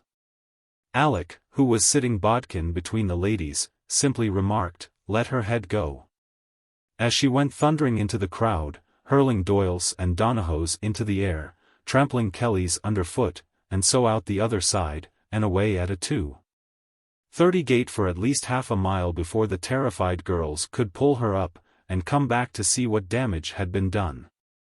That ended the fight. The course was covered with wounded and disabled men. Some had been struck by the mare's hoofs, others had been run over by the wheels. And a great demand for whiskey set in, under cover of which Gordon and Carew retired to the four-in-hand. No one was seriously hurt, except Omidhon Doyle, who had been struck on the head by the big mare's hoof. He lay very still, breathing stertorously, and Jerry the swell took the trouble to come over to the four-in-hand, and inform them that he thought Omidhon had got percussion of the brain, and that things looked very omnibus for him. However, as soon as he could swallow whiskey he was pronounced out of danger, and the Curiong party was allowed to depart in peace for home, glad enough to get away. But the two girls were afraid to drive the big mare, as she was thoroughly roused after her dash in among the Doyles and Donahoes, and was inclined to show a lot of temper. A hurried consultation was held, with the result that Ellen Harriet and Alec were received into the four-in-hand, while Hugh was entrusted with the task of driving his employer home in the sulky. Now, a sulky is a vehicle built to accommodate two people only, and those two people have to sit fairly close together. For a few miles they spun along in silence, Hugh being well occupied with steadying the mare. From time to time he looked out of the corner of his eye at his companion. She looked steadily, almost stolidly, in front of her. Then she began to tap on the floor of the sulky with her foot. At last she turned on him. "Well, we didn't win," she said. "I suppose you are glad." "Why should I be glad, Miss Grant?" "Oh. You said we oughtn't to go and race among those people. And you were right. It served them just right that the mare ran over them. I hope that none of them are going to die." "They wouldn't be much missed," said Hugh wearily. "They have started stealing the sheep again." "Can't you catch them?" she said, with pretended asperity. "If you went out and hid in a fallen tree, don't you think you could catch them?" Hugh looked at her to see if she were in earnest, but she looked straight in front again and said nothing, still keeping up the slight tapping of her foot. He flushed a little, and spoke very quietly. "I think I'll have to resign from your employment, Miss Grant. I don't care about stopping any longer. And I will go out back and take up one of those 20,000-acre leases in Queensland. You might put Poss or Bingia on in my place. They would be glad of a billet, and they might catch Red Mick for you." "Do you really want to go?" she said, looking straight at him for the first time. "Why do you want to go?" "Why?" he burst out. "Because I can't bear being with you and near you all day long, when I care for you, and you don't care for me. I can't eat, or sleep, or rest here now, and it's time I was away. You might give me a good character as a station manager," he went on grimly, "even though I can't catch Red Mick for you. I'll get you to make out my check, and then I'll be off up north." She was looking down now. The sun had gone, and the stars were peeping out, and in the dusk he could catch no glimpse of her face. There was silence for a few moments, then he went on talking, half to himself. It's best for me, anyhow. It's time I made a start for myself. I couldn't stay on here as manager all my life. Then she spoke, very low and quietly. You wouldn't care to stay on, for anything else, then? How do you mean for anything else, Miss Grant? You don't want me for anything except as manager, do you?